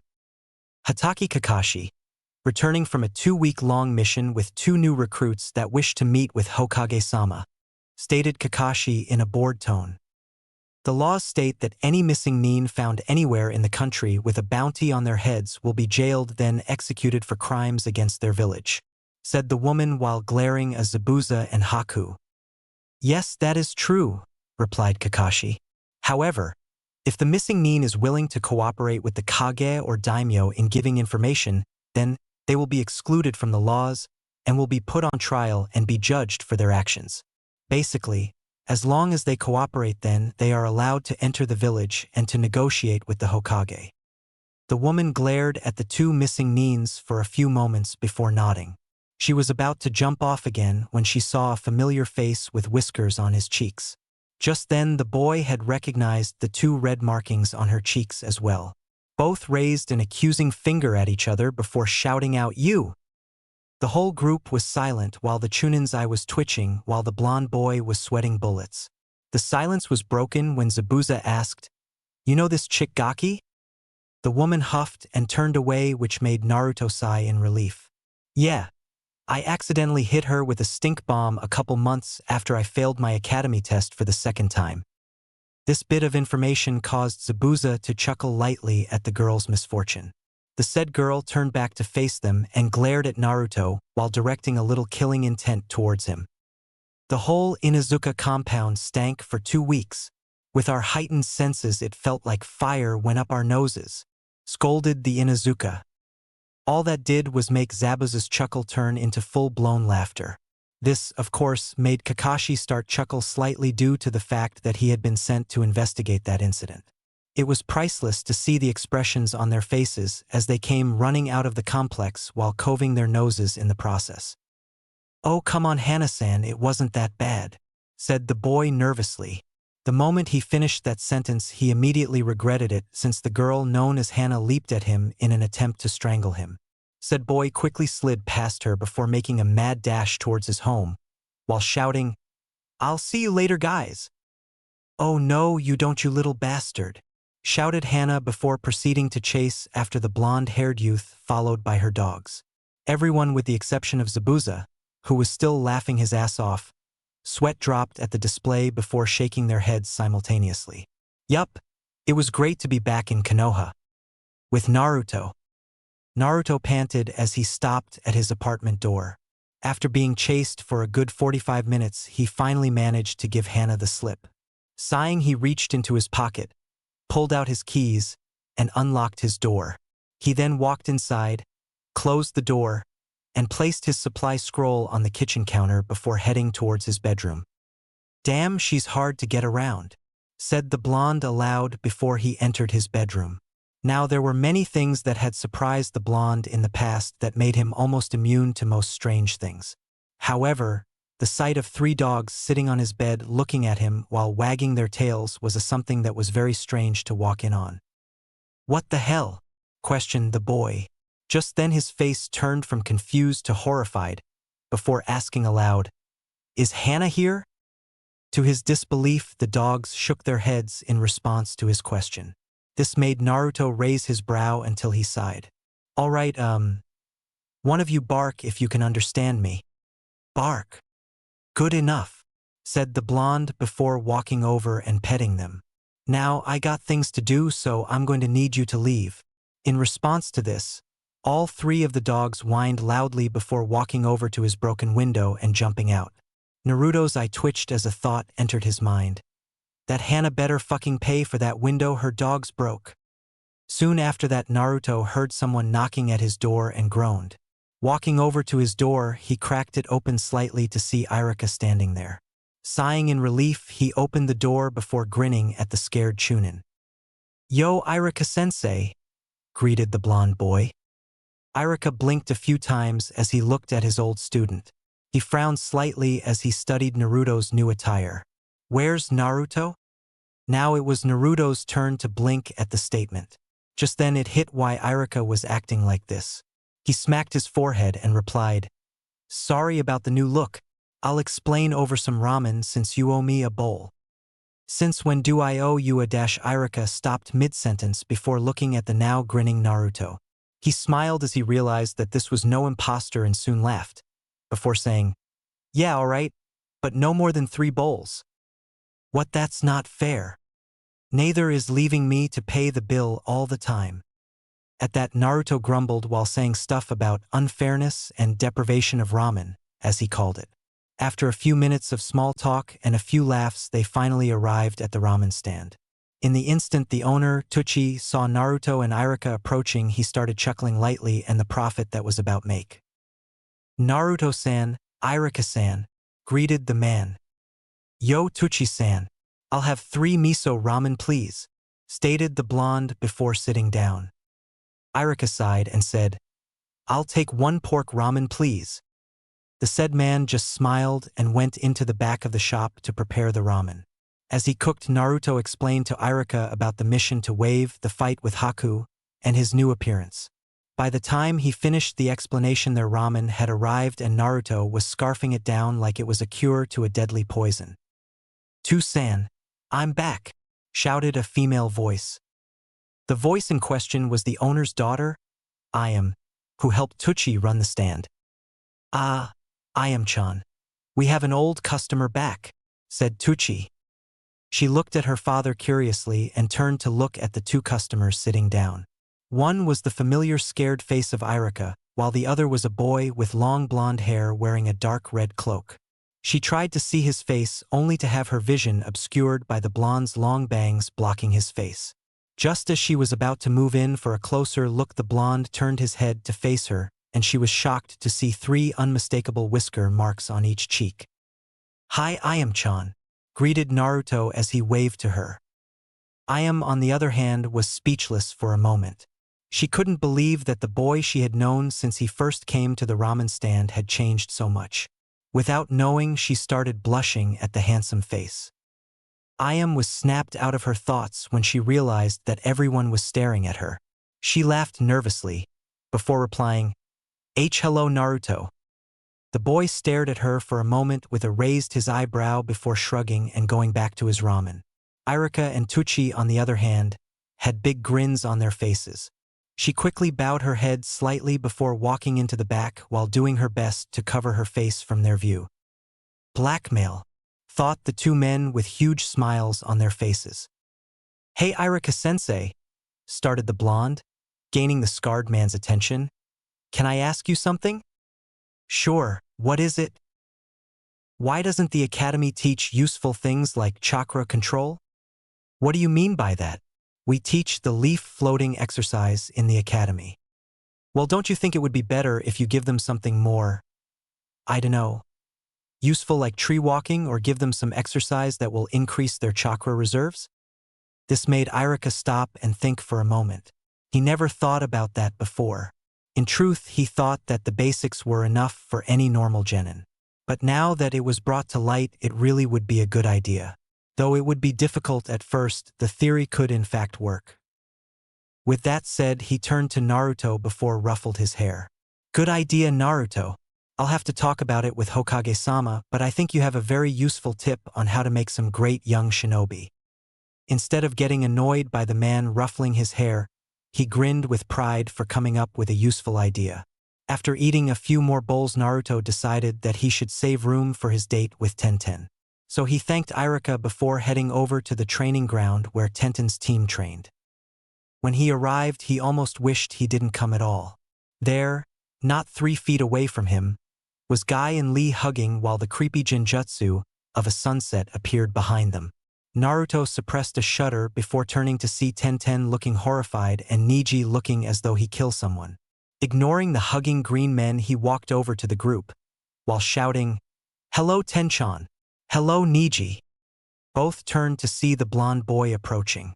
While Niji raised an eyebrow in confusion, Tenten waved back to him and replied, "Hi, Naruto." The Hyuga, on the other hand, just have him a short nod before closing his eyes in an attempt to concentrate on something other than the 2 green-wearing men in front of him. The said 2 men stopped their hugging session and looked at Naruto in confusion. That was when they recognized him and rushed over to greet him. "Naruto-kun, it's wonderful to see you again, my hip rival. How was your C-rank mission that Tenten mentioned not long after you left?" Naruto chucked nervously as he tried to avoid a challenge today. He knew that if he didn't say the right things, it would lead to Lee either challenging him or doing insane things to prove that he was better. No matter how flattered he was about being considered someone else's rival, he preferred not have Lee do something that would hurt him. "It was okay. We didn't encounter much, just a few bandits and such." "Well, don't be discouraged, my rival. I'm sure you will have a mission that will be great for your skills. Isn't that right, Guy-sensei?" The said man gave Naruto a smile which made the man's teeth sparkle in the sunlight, before saying, "Wosh, Naruto-kun will soon be able to test his skills. In the meantime, why don't you train with my youthful student Lee, Naruto?" "Sorry, I can't today," answered the blonde. "I promised Tenten that I would go with her to get some lunch when I returned. Besides, I think I hear someone saying they need help with something." "What?" "Lee, let's go help our fellow youth in the village. If we cannot help, then we will run 40 laps around Konoha. And if we can't do that, then we will do 300 push-ups." "Well, you better hurry. I think she is about to get hurt doing it by herself." Then we're off, they shouted simultaneously before running off in a random direction. Good save, Naruto, said Tenten while trying to suppress her laughter. I wasn't lying, answered Naruto with a grin on his face. And they're heading in the wrong direction. Tenten immediately stopped snickering and gaped at Naruto. Niji had also snapped his eyes open to gape at the blonde. Quickly he activated his Byakugan and searched round the area to find that indeed there was an elderly lady who was trying to push a heavy-looking cart down the road. It's true, confirmed Niji as he deactivated his bloodline and looked at the blonde. How did you hear that? That was a mile away from this location. Naruto didn't respond immediately. Instead he tapped his ear and answered, enhanced hearing. It's a bitch at first to get used to, but after a while it's second nature to control the hearing distance. All Niji could do was nod before going back into his meditation state while thinking about the blonde's new talent. Tenten, however, was still gaping at him with an amazed look on her face. Just then she realized that he was looking at her and shook off her shock and smiled sheepishly. All right, so where did you want to go? Asked the blonde. Tenten thought about it for a moment before walking over to him, grabbing his hand, and dragged him out of the clearing. It's a new place that opened up about 2 days ago. It's not far from here, so I figured we should try it out. After walking for about 5 minutes, they finally arrived to a medium-sized store. It was a plain white building with red letters that read Hibachi Ichiban. The two walked into the building to see that not too many people were there. The restaurant had small black tables with matching black chairs with red cushions. The floor was made of white tile while the walls were a white cream color. The two walked over to the counter and saw that a woman wearing a white apron with a red t-shirt standing there waiting for them. Welcome to Hibachi Ichiban. How may I help you? Naruto looked around the counter for a moment before he was handed a light blue menu. He looked up to see the woman smiling at him politely. He smiled back before taking the menu and searched for what he wanted. He felt Tenten looking over his shoulder and decided to place it on the counter so both could see. I'll have the chicken with extra noodles and no vegetables, please. The woman nodded while writing it on a notepad before looking at Tenten. I'll take the jumbo shrimp with extra rice, please. Again the girl nodded and scribbled down the order, before asking, what kind of drinks would you two like? Water. Sweet tea. All right then. The orders will be out in a few minutes. The two nodded and walked over to a nearby table, then sat down. As they waited for their meals, Naruto told Tenten the story about Wave and about his sword. He had noted that she was miffed that he wouldn't show her yet, but had promised to show her later. Though he did tell her about the change, he didn't tell her it was due to Taisho or Kyubi, but a bloodline that had awakened. He was about midway through his story when their food arrived. As the two ate, they heard the sound of the door chiming and both turned to see something neither had expected. Guys, what are you doing here? Asked Naruto as he looked at his team along with Zabuza and Haku in tow. Kakashi looked back at the boy in surprise before he noticed that he was with someone. Instantly I smiled at his student, before saying, Ah, Naruto, I didn't know you had a girlfriend. When were you going to tell us? Sakura looked back at Naruto in surprise. Since when did this happen? Thought Sakura as she stared at the now blushing girl sitting across a flushed Naruto. She's not my girlfriend, Kakashi-sensei. What are you doing here anyway? Asked the still blushing blonde. Kakashi just shrugged before pulling out his orange book. We came here to get something to eat. Who are you anyway? Asked Sakura as she looked at Tenten. The said girl looked back at her with a raised eyebrow, before answering, Tenten. And you are? Haruno Sakura, answered the pink-haired girl as she gave her a fake smile inside, though inner Sakura was blowing a gasket. That little hussy. How dare she take away my source of encouragement from me? I'll rip her pretty little face off for that. In any case, Naruto, we will be meeting tomorrow at noon for our daily mission. He then turned to Zabuza and Haku. As for you two, I would suggest you find a hotel to stay at until you can afford your own place. Hang on a minute, pepeed in Naruto as he looked over at the former missing Nines. My apartment complex has plenty of rooms in it. and since nobody else lives there, you can move in without much hassle or pay for a little while." "You sure the landlord doesn't mind?" asked Zabuza with a raised eyebrow. "Of course not. After all, you're looking at him," said Naruto with big grin. It was true, since the landlord hated him, he deliberately gave Naruto poor living conditions and also made Naruto pay twice as much on bills along with other things than normal. After having his home ransacked for the 4th time in 1 week, Naruto finally had enough and told the Hokage about what was happening. To make a long story short, Naruto had gained the land after the Hokage had stripped it away from the previous owner and was now entitled to the whole building. Zabuza only nodded his head and muttered a small thanks in return for the offer. Haku, on the other hand, had ran up and hugged the blonde for what he was doing, which made 2 of the females in the group glare at her while Naruto blushed. After getting everything sorted out, Naruto and Tenten finished their meal and Tenten had to leave. Naruto offered to walk her home, only for Tenten to politely decline on his offer, while telling him he needed to show his new guests to his apartment. After waiting for the group to finish eating, Naruto said his goodbyes to his team before guiding Zabuza and Haku towards his home. As they were walking, both noticed that the villagers were glaring in their direction but were not being focused onto them and more onto the blonde in front of them. As they continued walking, Naruto turned through a dark alleyway.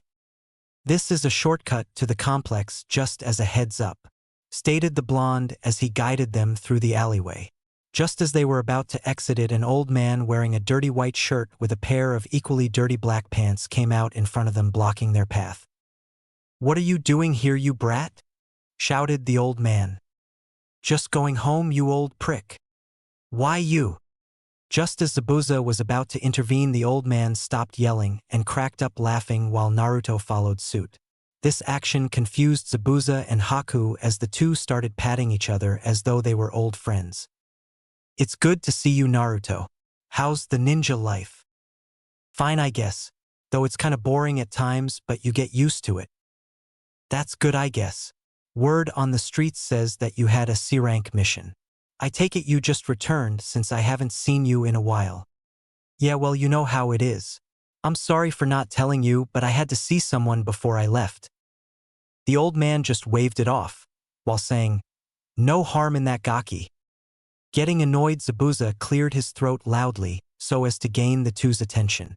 Both looked back at him before Naruto straightened himself. "Oh yeah, these two are my friends from a mission I just returned from. Zabuza, Haku, this is Yuma-san. Yuma-san, meet Momochi, Zabuza, and Haku." The man now known as Yuma grinned before pulling out his hand. "Nice to meet you both." Both shook the man's hand politely before he turned back towards Naruto. "Well, I got things to do, so I'll see you around, brat. By the way, everyone wanted me to tell you they miss you." Naruto smiled back before replying, "Tell them I'll visit when I get the time." The man nodded before walking through the alleyway. Soon after Yuma left, they began walking again towards Naruto's apartment complex. Curiously, Haku asked, "Who was that man?" "He and a few others were the ones who helped me get away from people who I pulled my pranks on," answered the blonde while not turning to face her. "Along with some of the villagers." After a few more moments of silent walking, they finally arrived at the building. It wasn't much, just a simple 4-story red building with a green rooftop and pipes all around it, much like some of the other houses. He gestured them to follow him, and after going up a few flights of stairs, he stopped at one of the doors on the 3rd floor. "This is your room, Zabuza. Haku's is across the hall from yours," said the blonde. "If you need me, I'm the first door you see coming up the stairs." With that, he quietly walked up the stairs and walked over to his door. After taking out his keys and unlocking the door, he kicked his sandals off and hung his cloak on his couch. He sighed as he looked around his apartment. In the past, he had nothing of any significant value in his home. But after his landlord had been stripped of his property, he had been able to have access to the man's own apartment. The said apartment had everything Naruto needed that he didn't have in his old one. The living room had polished oak floors along with a black leather sofa and a matching armchair for him to relax in. On the side were sliding glass doors that lead to a small balcony that overlooked the village and gave him a good view of everything below. His kitchen had a new counter, a pantry full of snacks and other things, both a freezer and a fridge which had plenty of healthy food to last him for a few more weeks. His bathroom was now big enough to fit a few people in it, with a jacuzzi tub and a separate shower stall, so he could either take a quick shower or relax in his tub. To finish it all off, his new bedroom was now just as big as his half of his old apartment put together. It had 2 beds, one for himself, the other for a guest, a window by his bed for the warm days, a walk-in closet that he really didn't use, and a small laundry chute that was stationed by the doorway. All in all, it was the perfect setup for the young boy. He walked over to his room and plopped down on his bed, not caring that it wasn't even dark. His primary thoughts were on the date he had with Tenten. Though he knew it could have been better, he enjoyed his time with her. He decided to get in a nap before he going out to train. His ideas of sleep were abruptly shattered when he heard the sound of someone knocking on his door. Again. For fuck's sake! Raged Naruto in his mind. Can a guy get any time of peace for himself? Knock, knock, knock. Yeah, I'm coming. Hold your damn horses, yelled Naruto as he walked over to the door. When he opened it, he saw that nobody was there. Stepping out, he looked around the corridor to see that nobody was there. Just when he was about to go back into his home, he noticed a small scroll on his doorstep. Carefully, he picked up the scroll before opening it to see that it was a letter from the Inuzuka head. Dear Uzumaki Naruto, it has come to my attention that you have developed something that I find interesting. When you receive this, please come visit us at the Hokage Tower. All will be explained once you arrive. Sincerely, Inuzuka Tsum. After reading the text, he grunted before walking back into his home to grab his shoes and cloak. He then closed the door, locked it, and took off to the Hokage Tower. Looking up, he saw that it was already reaching sundown. After running for a few moments, he finally skidded to a stop as he reached his destination. Walking calmly, he entered the building, walked up the flight of stairs receiving glares along the way, and finally made it to the top floor, where the Hokage's office was located. The moment he reached the floor, the door to the Hokage's office swung open to reveal a smiling Sarutobi in his usual white Hokage robes along with the white sacket. Naruto-kun, it's good to see you. Please, come in, we have much to discuss, said the elderly Hokage as he gestured the young man into the office. All Naruto did was grin before walking in. The moment he entered, he saw that a woman in a standard jounin outfit with untamed brown hair with red marks on her cheeks was looking at him in amusement. A moment later, the door to the office was closed and Sarutobi made his way to his desk while he pointed to an empty seat in front of the desk. Wordlessly, Naruto sat down and looked at the Hokage in confusion. Normally, he would have just asked what this was about, but since he was already tired and he was trying not to act childish at the moment, he decided to remain quiet until after the man finished speaking to him. After a few moments of tense silence, Sarutobi finally spoke.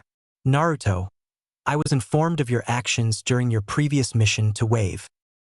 All this did was make Naruto's eyebrow rise slightly. I was told by Kakashi that you had unlocked a hidden ability in that sword you carry. Also, he said that you had changed during your battle on the bridge with the young one named Haku. It was clarified by the said young lady that she was winning until you changed into some different form. All I want to ask is if I may see this form, and for you to explain any changes that may have occurred to the seal on your abdomen. Naruto nodded as he listened to the old man. He didn't argue since it was bound to get out one way or another. He closed his eyes for a moment before relaxing his muscles. Taisho-san, please release my power for a moment, thought Naruto as he awaited the demon's response. He didn't receive a response. Instead, he felt a trickle of yuki flow through his body. To him, it felt like someone was pouring warm water down his body from the head down. As this was happening, Sarutobi and Tsum were slightly wide-eyed as they watched the blonde boy's appearance change. After a few seconds, Naruto's eyes opened to reveal not sapphire blue spheres but golden eyes with slitted pupils. Kuramaru, Tsum's canine companion, snapped up from his place in the corner of the room and looked straight at him. Immediately, he ran over before making an attempt to bow to Naruto. Inu no Taisho-sama, how may I be of service? This did 3 things to Naruto. First was that it made him jump since the last time he checked. Dogs couldn't talk. Second, it caused him to lose focus and made his appearance change back to his Hanyu form. Third was that it made him wonder why he was bowing and referring him to the demon in the seal. "Sorry, you must have the wrong leader or dog demon," said Naruto while still curious as to how the dog was talking. The said dog looked back up at him with its one good eye and replied, "Nonsense, every generation has been told of your existence, and there is no possible way for you to have exactly the same scent and chakra as him. Okay, first of all, it's Yuki, not chakra. Second, how could you possibly know of his existence from this point in time? I mean, it's got to have been centuries since his time in this world." This was when Tsum decided to enter the conversation. "Actually, I think it's something that all dogs have. They were told that whoever had possession of the Inu no Taisho's power is considered to be the leader of the dog clan. In this case, you are in control of our dogs to do with as you please." This bit of information came to quite a shock to the boy. Not only did he have the power of a demon, a sword of the said demon, but also the entire Inuzuka clan's dogs under his command if he wished. "Which brings me to the other reason that you're here today, Uzumaki-san," continued Tsum. "I would like to give you an invitation to becoming a member of the Inuzuka clan." What?" replied the blonde. The woman sighed before repeating it slowly. "I, Inuzuka Tsum, offer you, Uzumaki Naruto, an invitation to becoming a member of the Inuzuka clan." Naruto just sat there in silence for a few moments while looking down at the floor. After a pregnant pause, he finally asked, "Why are you doing this?" This had temporarily caught Tsum off guard, since she didn't think he would ask such a question. She quickly regained her composure before answering. "Because I thought it would do you some good to have some better training with your new abilities and how to control them better." Naruto raised his head to say something only to stop at her next words. "Also to have a chance at having a family that cares." As she said this, Naruto noticed a hint of sadness flash through her eyes. "Though we wouldn't be your real one, we can at least give you the family you never had before." He stayed silent as the information started sinking in.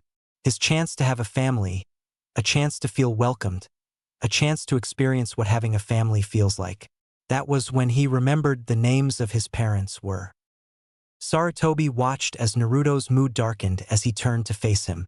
For a moment, he supposed the boy had disregarded the question and now had one of his own. And like most times, he was right about the boy, as he asked, "Who were my parents?" The elderly Hokage could only sigh before answering, "I'm sorry, Naruto, but I can't tell you this yet." "Why not?" yelled the blonde. "Because both of them made me promise that I wouldn't tell you anything until I thought you were ready. And I am. I can take anything that comes at me right now. Anything that comes at me, I will take care of it, you know that?" "Can you defeat a Jounin without trouble, Naruto?" asked the Hokage as he raised his voice slightly. The boy stopped for a moment in regards to the question. He was about to answer when the elderly Hokage continued. "Can you stop an Umbu squad on your own? Can you defeat something strong as or stronger than you yourself are?" "No, not yet, you can't, and that is why I won't tell you about them. I know that Kakashi told you their names, but that is all I will allow to slip from him. Until I know you can handle the enemies that your parents left behind, then I will tell you who they are. That, on the name of the Hokage, I promise." Naruto clenched his fist as Sarutobi finished speaking. Though he did understand the importance of it, he didn't agree to how it had to be. So with a resigned sigh, he sat down and nodded his head. "I'm sorry, Naruto," thought Sarutobi, "but it's for your own good that you don't know yet. You still have to answer to Tsum-san's offer." Naruto blinked a few times before looking back at Tsum. He had honestly forgotten about her in the heat of the discussion concerning his parents. Thinking it over for a moment, he absent-mindedly started scratching Kuramaru's ear, which made the dog wag its tail in enjoyment.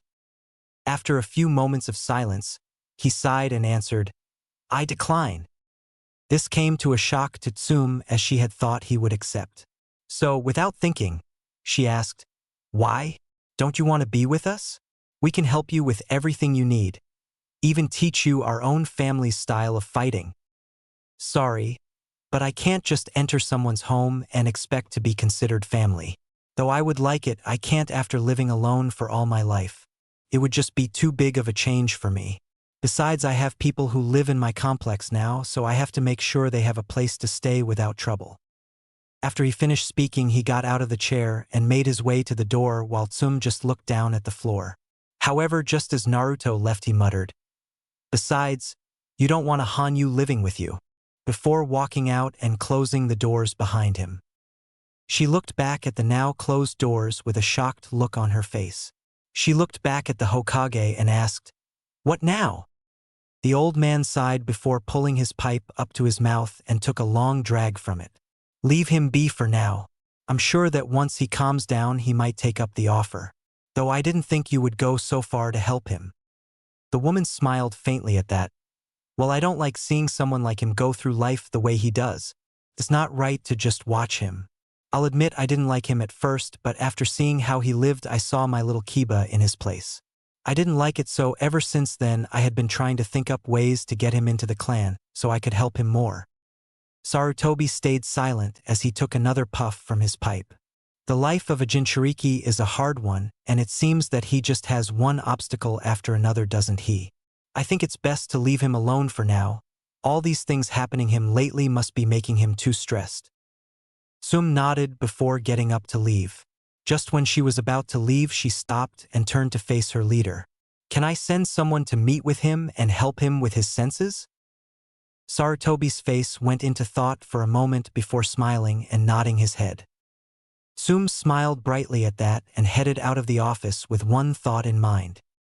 "I might not be there to help you, but the least I can do is help you as much as I can." With Naruto. Naruto was now sitting on his bed in thought. He had been thinking about what the Hokage had told him, and he was upset about it. He had lived through the bad times, pushed down his barriers, went past his limits, and it still wasn't enough to the old man. "Well, fine," yelled Naruto. "If Aji-san wants me to be ready, then I will be. I'll train until I can take down a Jounin, an Umbu squad, or anyone else who gets in my way. Just you watch." After he declared this, his stomach growled loudly, which made the blonde boy look sheepish. "Right after I get me something to eat." Naruto had woken up early the next day, and after grabbing a bit to eat, headed towards the nearest training ground.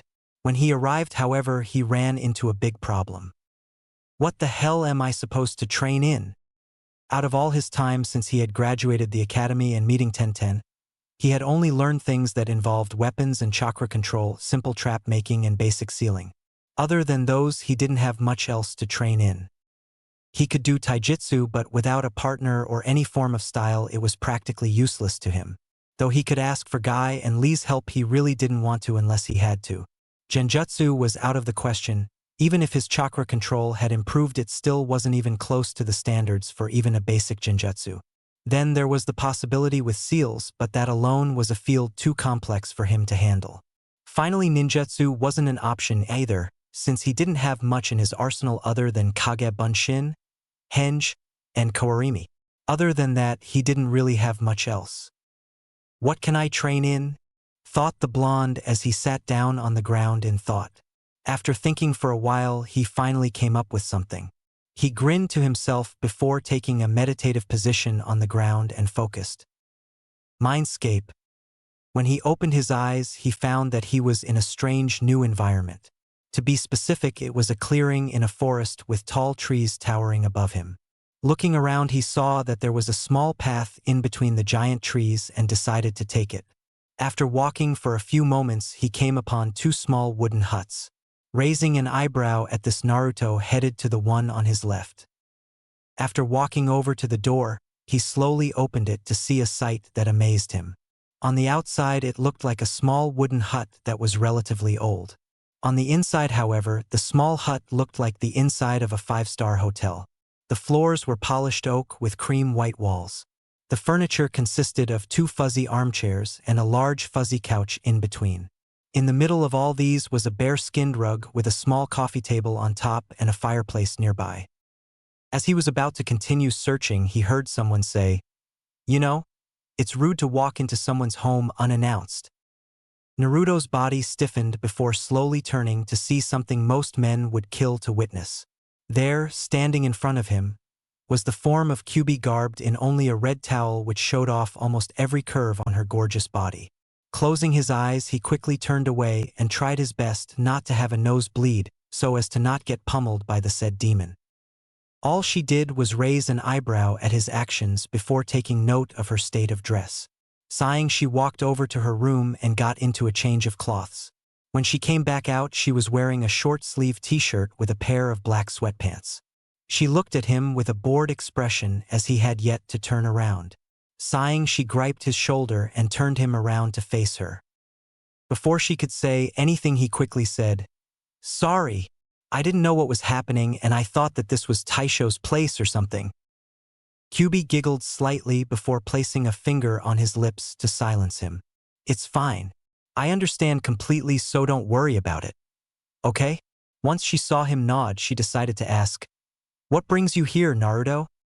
With that said, Naruto nervously grinned and said, "I need training, so I decided to ask and see if you two could teach me how to transform quicker without me having come here all the time." Kyubi just thought about it for a moment before nodding. "Sure. I'm sure Mikiba-chan wouldn't mind if I help you out. I can also give you something that could be of use to you in your training." With that said, she quickly grabbed his hand and guided him towards the door. "Let's hurry before someone finds you outside." Naruto could only nod as Kyubi led him towards the other hut. As they approached, Naruto noticed that this hut didn't look that much different from the other. The only difference was that this hut didn't have a door but a curtain that blocked the doorway. Kyubi either didn't care or did this often because she just walked through the curtain and yelled, "Mikiba-chan, we have a guest." Naruto looked around and noticed that the difference between the two huts was very noticeable. Taisho's was set in an old feudal Japan type of fashion more than normal times like Kyubi's was. His floors consisted of tatami mats while 3 separate pillows and trays were stationed in the middle. Not far away was a small kettle was positioned over a few bits of firewood. So far the place looked rather comfy, and it had a lingering aura of calmness. Just as he was finished observing the portion of the home, Taisho came out from another curtain while looking mildly annoyed. "I told you to refrain from referring to me in that way." Kyubi just grinned at him and said, "Since when did I listen to anybody? Anyway, Naruto here has something he wants to ask you." "Yup. Do you think you can help me get your Yuki out quicker, so that I don't have to focus so much to get it?" said Naruto while scratching the back of his head. Taisho only nodded before saying, "There's no harm in that, I suppose. It would be useful until you can perform it on your own without my assistance." "What do you mean?" "I am merely granting and guiding my Yuki to you. Once you grow accustomed to it, you will no longer have to rely on me to gain access to my power. So after I get used to it, I don't need to ask you for it?" "Correct. Is it the same case with you, Kyubi-chan?" The vixen blushed slightly before answering, "Unfortunately, no.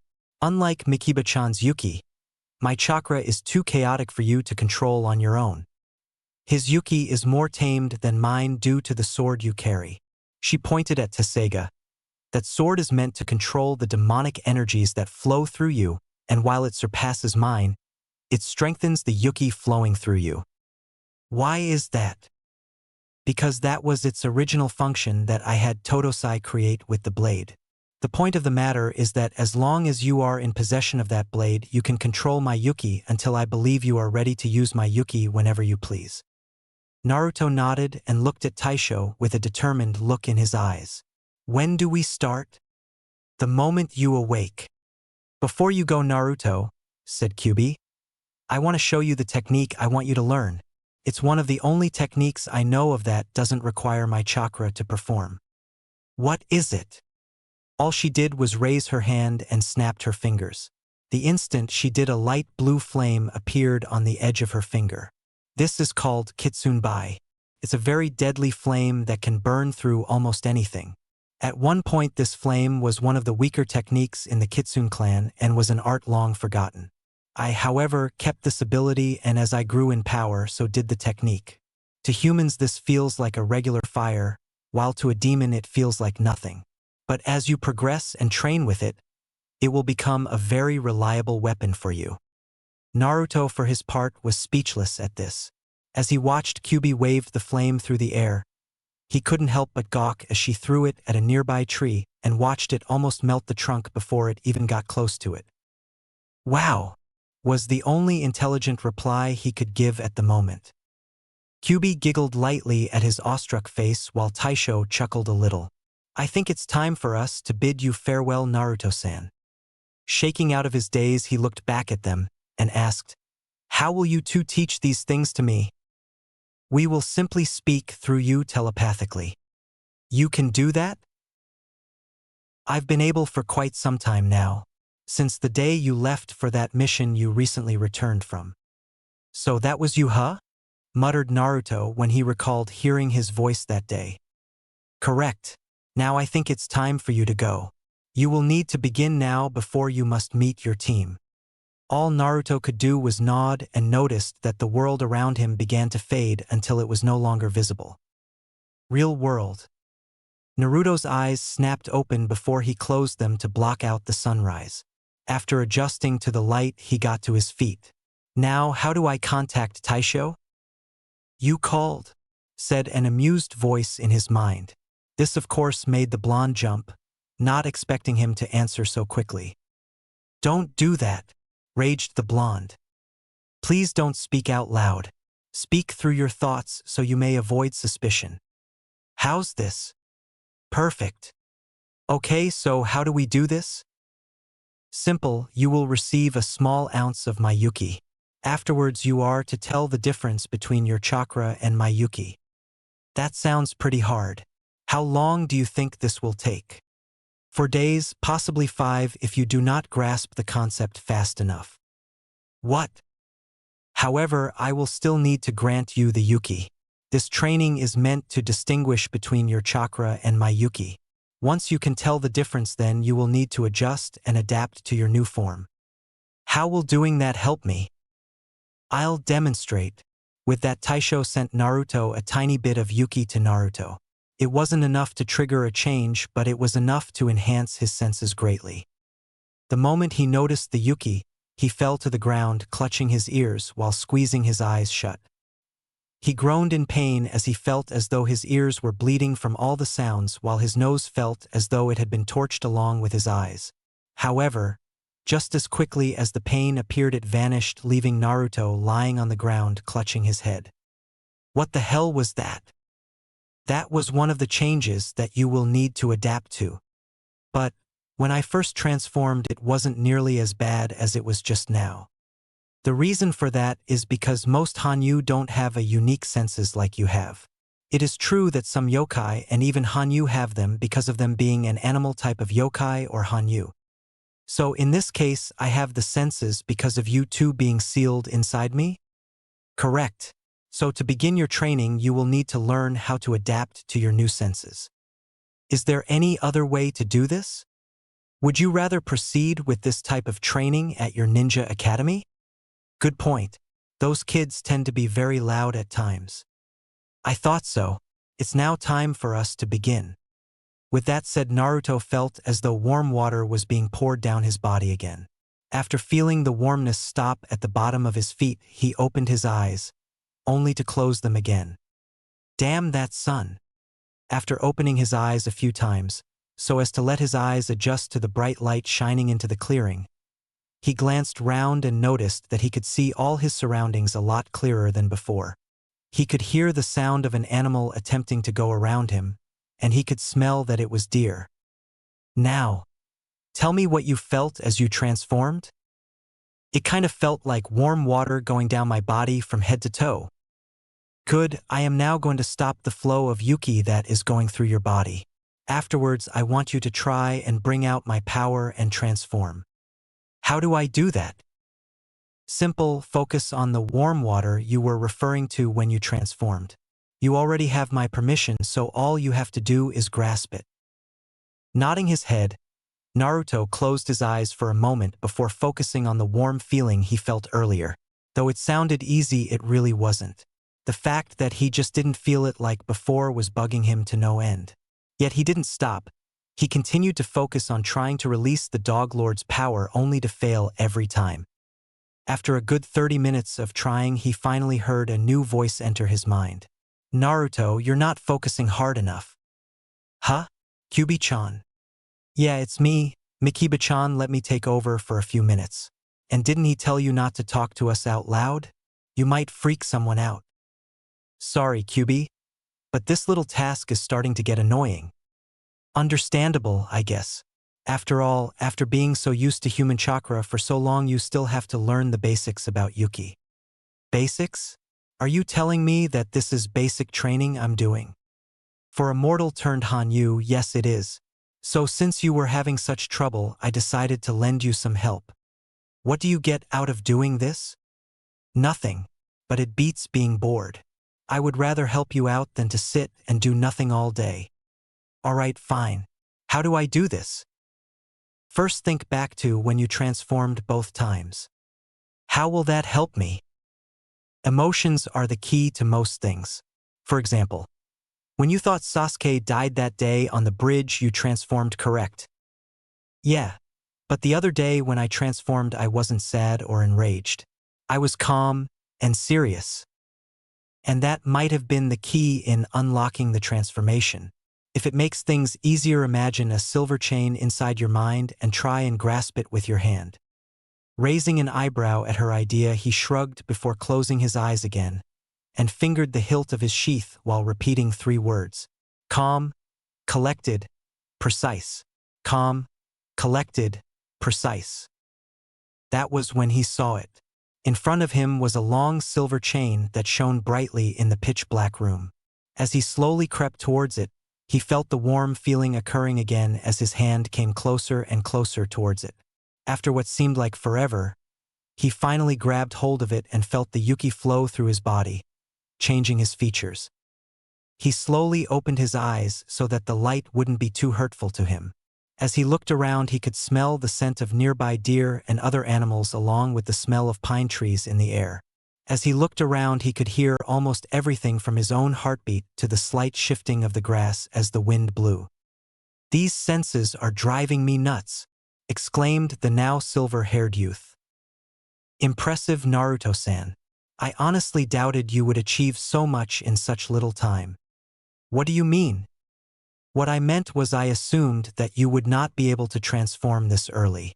I will now have to find another exercise for you to gain better control over my Yuki. Well, while you're doing that, can Kyubi give me the instructions for the Kitsunbai? I'm one step ahead of you, Naruto. So what do I have to do first, Kyubi-chan? Alright, the first thing I want you to do is to start a fire and revert back to your Hanyu form. Naruto only raised an eyebrow before wordlessly doing what he was told. After a few moments and a few failed attempts, he finally managed to create a small flame. What's with this? Why did you make me start a fire and turn back to normal? It is easier to simply manipulate a fire than it is to create it. By doing this, you can learn how to control and form it so that when you do have to create a flame, you already know how to make it. As for you going back to normal, it's to help you learn to do this without going into your demon form. But enough of that. The next step is to send chakra to your chest and then immediately inhale it. Naruto simply did what he was told and focused a decent amount of chakra into his mouth and chest before inhaling. And now it's time for the hard part. I want you to then send Yuki to your mouth as you exhale towards the fire. Wait a second, thought Naruto as he exhaled the air. I thought you said this wouldn't need your chakra. And how do I use Yuki if I'm not in my yokai form? Well, when I told you it didn't need my chakra, I was telling the truth. As a half-demon, you are able to use both your human chakra and your Yuki in your regular state. However, it's much more taxing in this form, but at the same time it's better. How is it better? I was getting to that. I figured if you could gain access to your own Yuki, then you would be able to transform a lot easier than you would if normally. Naruto nodded his head in understanding, before asking, but how can I use both Yuki and chakra while I'm mainly focused on my chakra? That's the hard part. You need to learn how to do this until it becomes almost second nature to you. like your water walking and tree walking exercises are. After hearing that, Naruto could only nod his head as he focused chakra into his chest, while attempting to focus Yuki into his mouth. After a few failed attempts, he finally managed to feel it work and exhaled the air towards the small fire. He watched in amazement as the fire grew slightly while changing from a red and orange to a ghostly blue and dark blue flame. He stood in silence for a few moments before jumping up and shouting, "I did it! I did it!" "Did what?" "I made the Kitsunbai, that's what." "No, you didn't." "Huh," said a now confused Naruto. "What do you mean I didn't? You watched me do it and showed me step by step." "Yes, I did see you do it step by step, but I'm not impressed with it." "What the hell? I'm surprised I even managed to do it at all, and now you're gonna tell me I didn't do it right." "I never said you did it wrong, Naruto. I'm just saying that in order for you to continue further, you're going to need to make that small flame stay like that permanently. Look for yourself." Curiously, he turned to see the once blue flame was now back into original color. "Oh. So once I get that flame to stay blue, then I can continue?" "Yes, but you must learn to also bring your Yuki out quicker than you did before. I won't let you continue until you can keep the fox fire alive in this world and get your Yuki out quicker. Understood?" "Hi, Kyubi-chan." "Good, now get going. You've got a team to meet in about 30 minutes. "What?" yelled the blonde before he ran from the training field, kicking up dust and dirt in the process. That was how things went for the next month and a half. He would wake up, eat, and then do a few morning exercises, such as sense adjustment and kata study, before spending 2 hours reverting from his Hanyu form to his yokai form in the middle of battle with his clones. Afterwards, he would spend an hour on Yuki control before working on the Kitsunbai, till he had to meet his team. Today, however, he was lying on the side of the bridge waiting for his tardy sensei to arrive. He looked to his left to see Sasuke brooding like he usually did, while Sakura was sitting next to him trying to start a conversation with him. The said Uchiha was ignoring the pink-haired fangirl while he focused more on the cloak-wearing boy in front of him. He had hardly seen him after they had returned from Wave, and he was still itching to test his Sharingan on him. Thought he would never admit it to the blonde, he was slowly starting to question his abilities compared to him. "It's that sword," thought Sasuke as he glared at Naruto. That dobe wasn't a threat until he found that sword of his. Without it, I doubt he could be a challenge to anyone at all. Though getting it away from him would be difficult, I could still get him so long as I don't get hit. With that in mind, the Uchiha smirked arrogantly before looking away from the blonde boy. Naruto saw this and raised an eyebrow at his actions before putting it under the troublesome file in his brain. At the moment, he was just too tired to care what the boy was smirking about. As half an hour went by, Naruto finally had enough and went to sleep on the floor of the bridge while placing his hood over his head to block out the cruel sun's rays. Sakura saw this and couldn't help but frown at his actions. As of late, he had grown more and more distant from her. One part of her was jumping with joy as she could now spend more time with her Sasuke-kun, while the other part was sad that the blonde boy was now turning his back to her. After all, he was the one who always stuck up for her when nobody else would. "I guess it's true," thought Sakura bitterly. "You don't know what you have till it's gone." After another hour and 30 minutes, a puff of smoke appeared in the middle of the bridge and revealed Kakashi reading a familiar orange book. "Yo!" greeted the man. "You're late," shouted the pink one. "Yes, well, you see, the new Ica Paradise book came out today and I couldn't resist." All Sakura did was glare at him, since she knew how much Kakashi liked the books and couldn't determine whether or not he was lying. Kakashi glanced up from his book to see Sakura glaring at him, Sasuke looking annoyed, and Naruto asleep on the ground. With a sigh, he snapped his book shut before saying, "Wake him up. We have a lot of missions today that need to be done." With a sigh, Sakura went over to the sleeping blonde before shaking him awake so they could begin their tasks for the day.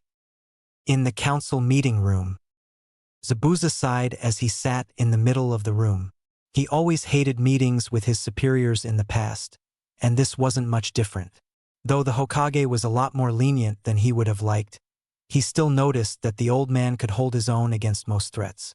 Behind the said old man were 8 people whom he assumed was the council. Most of them were clan heads of the village, while 2 of them were the Hokage's old teammates. He had just finished explaining how he had ended up in the village about a week ago, and was now waiting for their judgment on whether he lives or dies. It would have been sooner if not for the fact that he had asked if they could postpone it until at least Haku had adjusted to the village and until she could support herself without his help. While he didn't much care for his own life, he still didn't want to leave Haku in this world on her own just yet, and he stated that he would be damned before they killed him and left her alone and unable to help herself. "Momochi Zabuza," spoke Sarutobi finally. "We have reached a verdict. You will not be executed, due to the fact that you have given a significant amount of information to the village. However, due to your record, you cannot be trusted at the moment. As such, you will be on house arrest for the next month. Afterwards, you will be able to start your shinobi duties." Zabuza sighed in relief and nodded, before asking, "What about Haku?" "She will be free to do as she pleases. We have no record of her anywhere and she was not listed in the bingo book. However, I have no real idea to what her skill level is. I would set her as a high chunin or low jounin rank as you stated before. But in reality, I cannot give her that position right away. Normally, she would have had to work her way up the ladder along with everyone else." "You mean she will have to start as an academy student?" Sarutobi just chuckled lightly. "Heavens no. Remember, I had said normally she would have. But since she is a great asset in both combat and medical fields, it would be unwise to do such a thing. So we have decided that she will be a part of the medical field, while also receiving the rank chunin. Normally we wouldn't do this, but since medics are becoming harder and harder to obtain nowadays, it would be foolish to not let such a useful medic join our ranks. This also is the same with you, since you are too useful to be a mere chunin guard or anything below jounin. In short, you're both an asset to us and we could use all the help we can find." Zabuza sighed in relief, as he didn't want to have to tell Haku that she was starting from scratch in the village. He was also grateful that he could keep his position as jounin and not have to do those boring missions like guard duty and such. He looked back at the smiling old man and could help but thank Kakashi for offering them to Konoha. "Thank you, Hokage-sama," Zabuza said, as he placed his clenched fist on the floor and bowed to him. The old man just waved it off. "You are dismissed now, Zabuza-san. And also take these." Zabuza looked up to see an umbu holding 2 green flak jackets along with 2 Konoha Hitai 8. He grabbed both items from the umbu before nodding and walking out of the room with 3 umbu escorting him back to his apartment. Once the door closed, everyone turned back to the Hokage, who had just lit his pipe. "Now that that's finished, we have some important business to attend to." "Like what?" asked Nara Shikaku. Sarutobi took a long drag from his pipe before answering. "Kumo has sent a genin team this year for the chunin exams." "What?" yelled Hayashi. "Are you sure?" "Jiraiya is the one who sent me that bit of information. He also says that a Jinchuriki is among the 3. All of them shuddered at the thought of Kumo having a Jinchuriki on their side. They knew the results it could bring if the child happened to go on a killing spree around the village, and Kami knows that was the last thing they needed. And it also appears that the Kazekage is sending his children this year as well. After he said this, he could practically feel the tension in the air. The council had known for the longest time that the Kazekage had sealed a Biju into his unborn son, and were reluctant to trust their so-called allies. "We must keep a close eye on both of them at all costs then," said Aburame Shibi. "Agreed," replied Sarutobi, as he finished another drag. "That is why I have most of the nearby chunin keeping a close eye out for those teams. However, I want you all to keep an eye out as well, just in case." All council members nodded their heads simultaneously. With that, all of them took their leave as the meeting was adjourned. Looking over at his desk, he pressed the button on his intercom and said, "Naya-chan, could you please send out messenger hawks to gather all jounin?" "Hi, Hokage-sama," came the reply. The elderly Hokage sighed before opening a drawer on the side of his desk. He reached in and pulled out a very familiar orange book while giggling slightly. Now, where did I leave off? Back with Naruto. Naruto groaned as he and his team walked down a dirt path. I hate these missions, he grunted out. For once, I agree with you, Dobe, said an annoyed Sasuke. Oh come on, it wasn't that bad, replied Kakashi as he read his book. That's coming from someone who just read his book the whole time and didn't help at all, muttered a grumpy Sakura. Kakashi could only chuckle nervously at the statement before going back to his book. As they continued walking, Kakashi couldn't help but smirk slightly under his mask. After almost a month of being together, they could now stand each other better than when they first started out. It wasn't much improvement, but it had improved nonetheless. Beforehand, Sasuke wouldn't have said anything, and Naruto would have been acting a fool the whole time, and Sakura would pound his head into the ground. Now though Sasuke would say a tiny bit more than he used to, Naruto kinda mellowed out slightly and was not as loud anymore, and Sakura wasn't as violent towards her blonde-haired teammate as she used to be. Overall, the three were slowly getting better in terms of getting along. Just then, the sound of a hawk could be heard, and he knew what the meaning of that hawk was. Is it that time already? Thought Kakashi as he snapped his book shut. All right, you three, we're done for today. You can go on and do what you wish. The moment he finished that sentence, he puffed away in a plume of smoke. Hokage's office. Kakashi appeared in a puff of smoke to see almost all of the Jounin and Chunin already waiting in the room. Wow, seems like I was the last one to see the hawk. Now I have an actual excuse to be late, thought Kakashi as he waited for the Hokage to speak. Sarutobi glanced around the room to see if anyone was missing and found that only two were. Both were in the hospital, so it wasn't important enough for him to not begin his announcement. So, he quickly silenced the room before taking the still-lit pipe to his lips to take a small puff. After exhaling, he glanced back up at his shinobi before finally speaking. Everyone, I've called you all here to say that the Chunin exams will be held in 2 days' time. He stopped for a moment to let the information sink in before continuing. If any of the Jounin sensei wish to nominate their teams for the Chunin exams, please come forward now. Wordlessly, Kakashi and the Jounin of teams 8 and 10 stepped forward. Kurenai, a woman with long black hair and red eyes, and wearing an outfit that looked like it was made of bandages, stepped forward further before speaking. I, Yuhi Kurenai, nominate Team 8 to take the Chunin exam. Next to step forward was Asuma, a man who had a short beard with a lit cigarette and was wearing a standard Jounin outfit. I, Sarutobi Asuma, nominate Team 10 to take the Chunin exam. And finally Kakashi stepped forward and spoke. I, Hatake Kakashi, nominate Team 7 to take the Chunin exam. Now hold on, yelled a surprised Irika. What is it, Irika? Asked Sarutobi.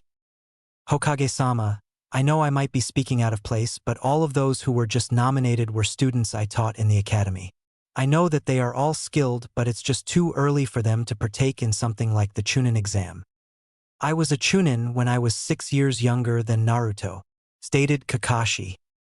You are completely different from Naruto, Kakashi-san. That seemed to make Kakashi glare at him at that comment. Had someone helped him, he could have been Chunin by now, if not Jounin. Huh? What are you talking about, Kakashi? Asked Kurenai. Simple. Had someone taught him correctly and privately, he would have been better off than doing things on his own. How do you figure that?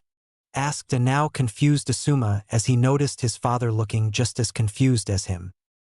Kakashi looked over towards Guy, who was standing in one of the far corners of the room. All his life, he had to do things on his own. Even the most basic things in the academy can be hard for someone who doesn't have anyone to show him how to do it correctly. So it's understandable for someone to do poorly in those things.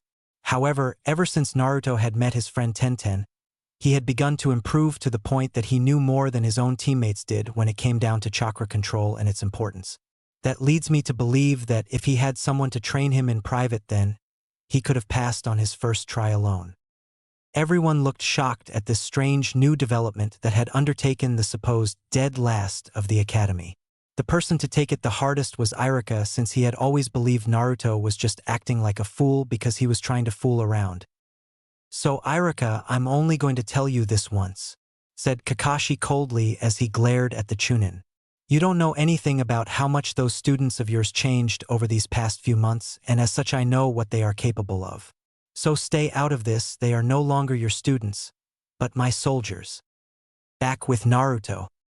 "Great!" groaned Naruto. "I can now do something useful with my time." He looked back at the remaining smoke left by their departed sensei. Sasuke just scoffed and turned to go down the opposite path from the others. Just when he was about to leave, he heard Sakura ask, "Sasuke-kun, do you want to get something to eat or something?" "No," he replied coldly. "Why don't you spend your time training instead of being an annoyance?" asked the Uchiha just as coldly as before. Sakura just sunk her head down low as he said this. He, however, wasn't finished. "You're about as useless as Naruto used to be." With that said, he walked down the path while leaving Sakura standing there looking as though she could cry. Sakura was now angry and sad at the same time. She was angry that she was as weak as Naruto used to be, and was sad because the said boy was not there, or so she thought, to make her feel any better about herself. With a sigh, she started walking around aimlessly as Naruto looked on at her with a raised eyebrow. Shrugging, he decided to head to Ichiraka Ramen before heading to the nearest training ground to train. Just as he was about to leap off, he noticed that a strange square rock was stationed right behind him. He looked at it curiously before sniffing the air. After a few sniffs, he sighed and said, "Come on out, Konohamaru." The moment he said that, the rock opened with smoke pouring out of it. He could hear coughs and curses coming from the smoke cloud, and when it cleared, he saw 3 children in the middle of the street. After they finished coughing, they were about to introduce themselves before Naruto cut them off. "Now is not the time, Konohamaru. Take Moegi and Udon back to your place or something." "But Nii-san," whined Konohamaru, "you promised you would play ninja with us today." Naruto could only sag his shoulders as he was reminded of this. Truth be told, he did in fact like being with these 3. Only problem was that he didn't have that much time to hang out with them due to his training. Just when he was about to answer, Sakura spoke in an annoyed tone, "A ninja playing ninja?" Naruto only laughed sheepishly before scratching the back of his head nervously.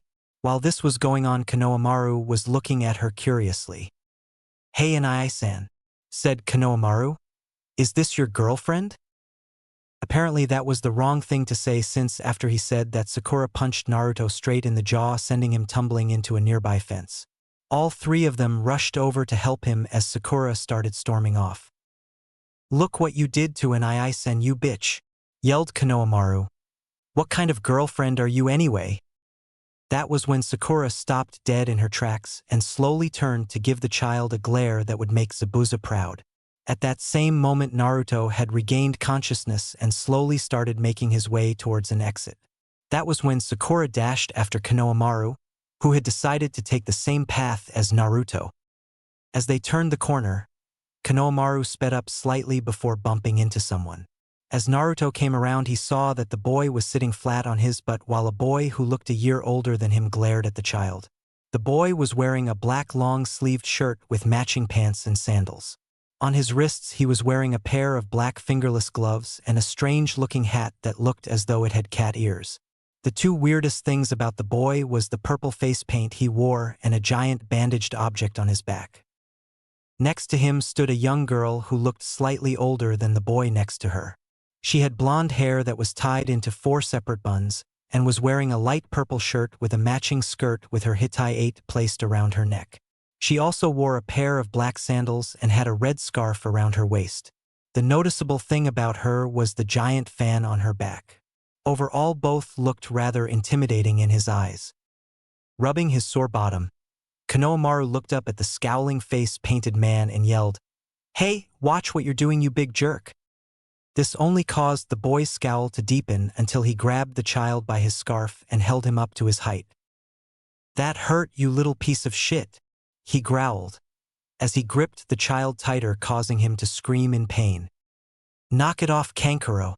We'll get in trouble with him if he finds out." hissed the girl. So what? Asked the boy known as Kankuro. We still have a few minutes till he arrives, so let's have a bit of fun, shall we? Put him down, ordered Naruto as he glared at Kankuro. The said boy just scoffed before turning his attention back to the child in his hand. He was about to rear his fist back to punch the brat when he saw the same kid that he had ignored was standing beside him with a sword positioned by his throat. This is the last time I'm going to tell you. Put him down, snarled Naruto as he glared right at him. He's quick, thought the girl with a small smirk.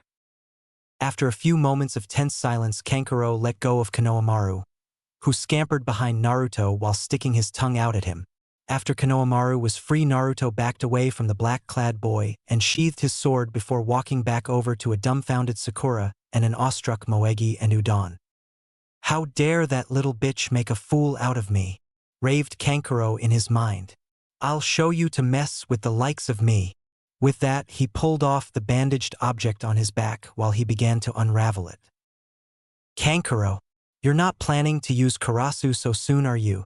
Asked the girl. This little brat needs to be taught a lesson, Temari. I want to make sure he begs for mercy. Just when he was about to yank on the object, a rock came out of nowhere and hit him right on the hand, which made him drop the strange object. He looked up to see a boy in a blue shirt and white pants glaring down at him while tossing another rock in his hand up and down. Another damn brat, huh? Said Kankuro angrily.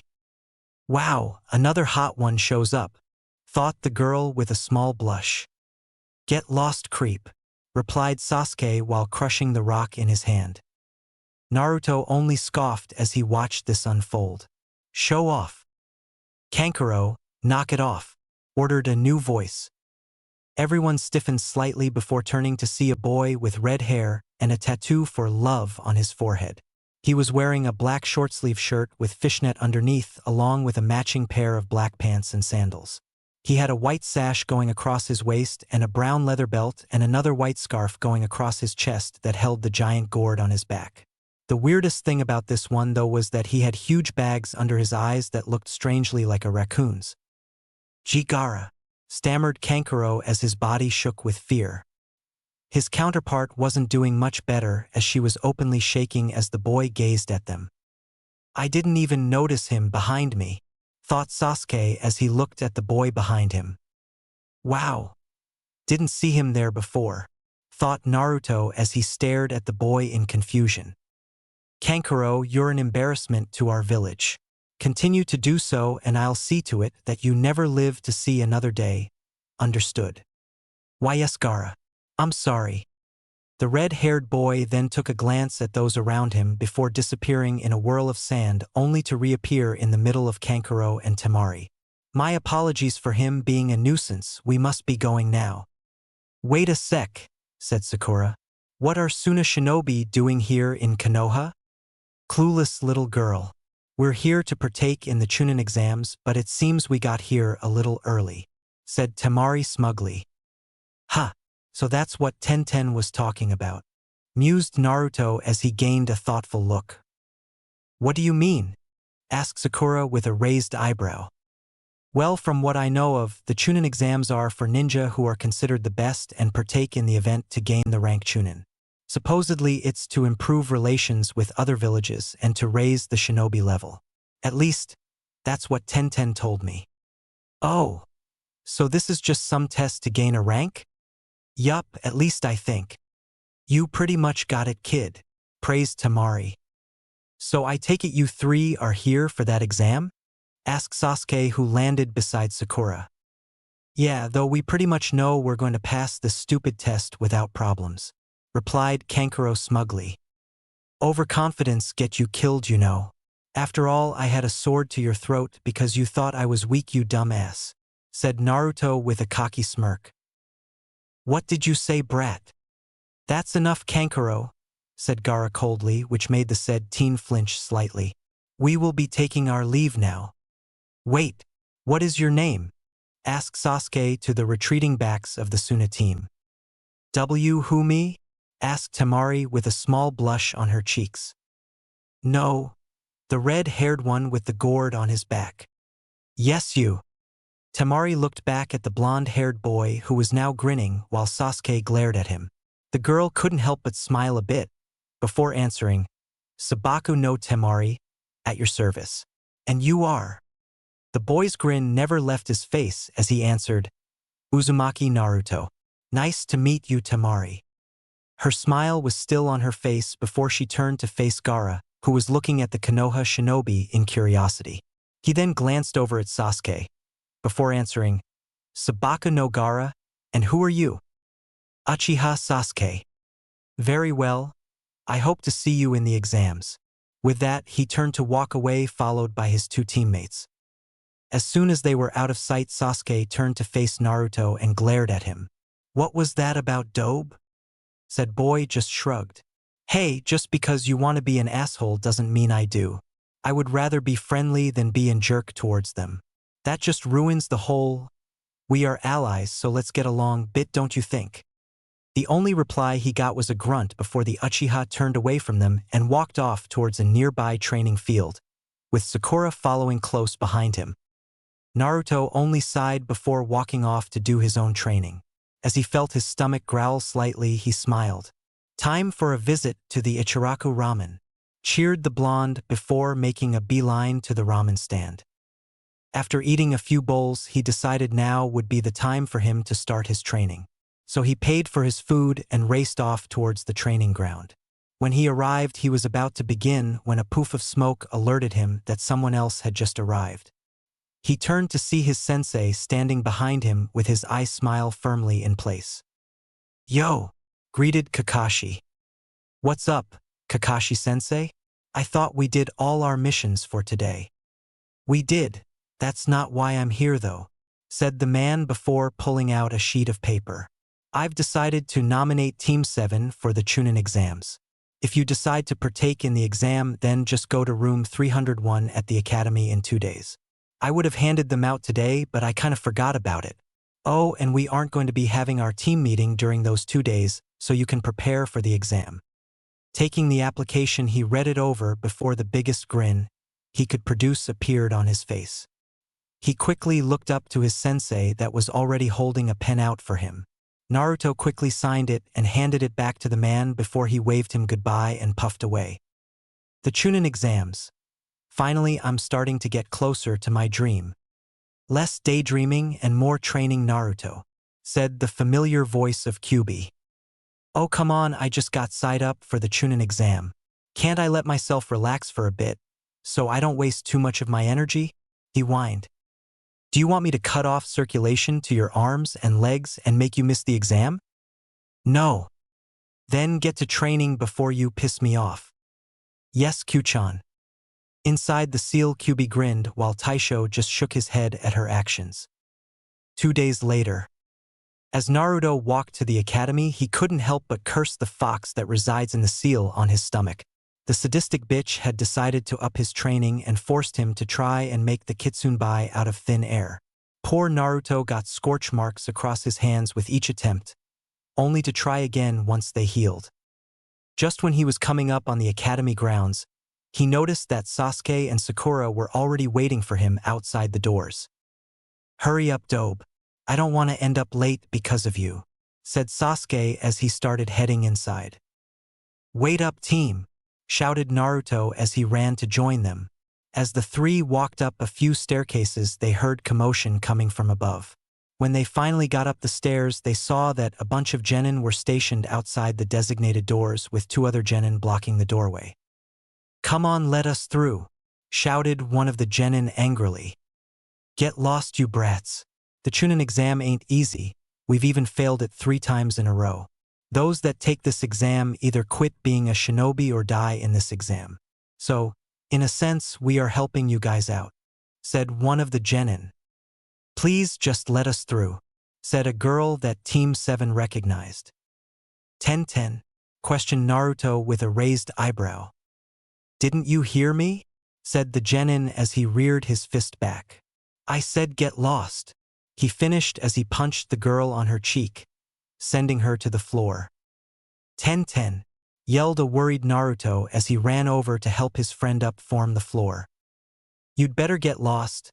Otherwise my teammate might just end up killing you by accident, warned Sasuke as he eyed Naruto cautiously. And before you leave, why don't you drop the genjutsu so we can be on our way? The genin's face showed surprise for a moment before he smirked. So you saw through it, did you? The Uchiha only scoffed before answering. Sakura noticed it the moment we got here. This made Sakura beam with the praise she was getting before saying, yeah, it's obvious since we're only on the second floor. The instant she finished that statement, the room number on the wall began to fade until it returned to its original number. Impressive, said the genin. But all you did was see through it. He finished as he sent a kick directed at Sasuke, who went to kick the opposing genin as well. Someone had other plans since a boy in green appeared between the two of them and caught each kick in mid-air. Now is not the time or place to be fighting each other, said the boy calmly as he let both of their legs go. That guy caught both kicks with his hands. What kind of chakra is in his arms? Thought Sasuke with a raised eyebrow. Hey Lee, what happened to the plan we agreed on? Asked a boy with white pupilless eyes. You're the one who said we shouldn't draw attention to ourselves.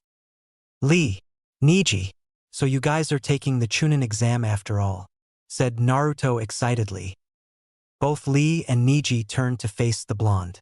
Once they saw him, Lee smiled brightly, while Niji just gave him a short nod of acknowledgement, then turned his attention back on Lee. Well?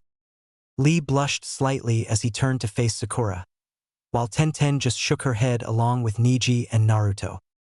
Here it comes, thought all three dryly. Hello, my name is Rock Lee.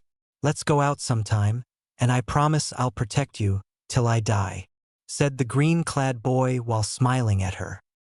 No way in hell, you're just too lame, was her reply.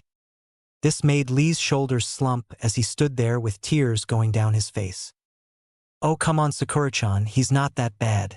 Hell, at least he's got a personality unlike White Eyes over here, said Naruto while pointing his thumb at Niji.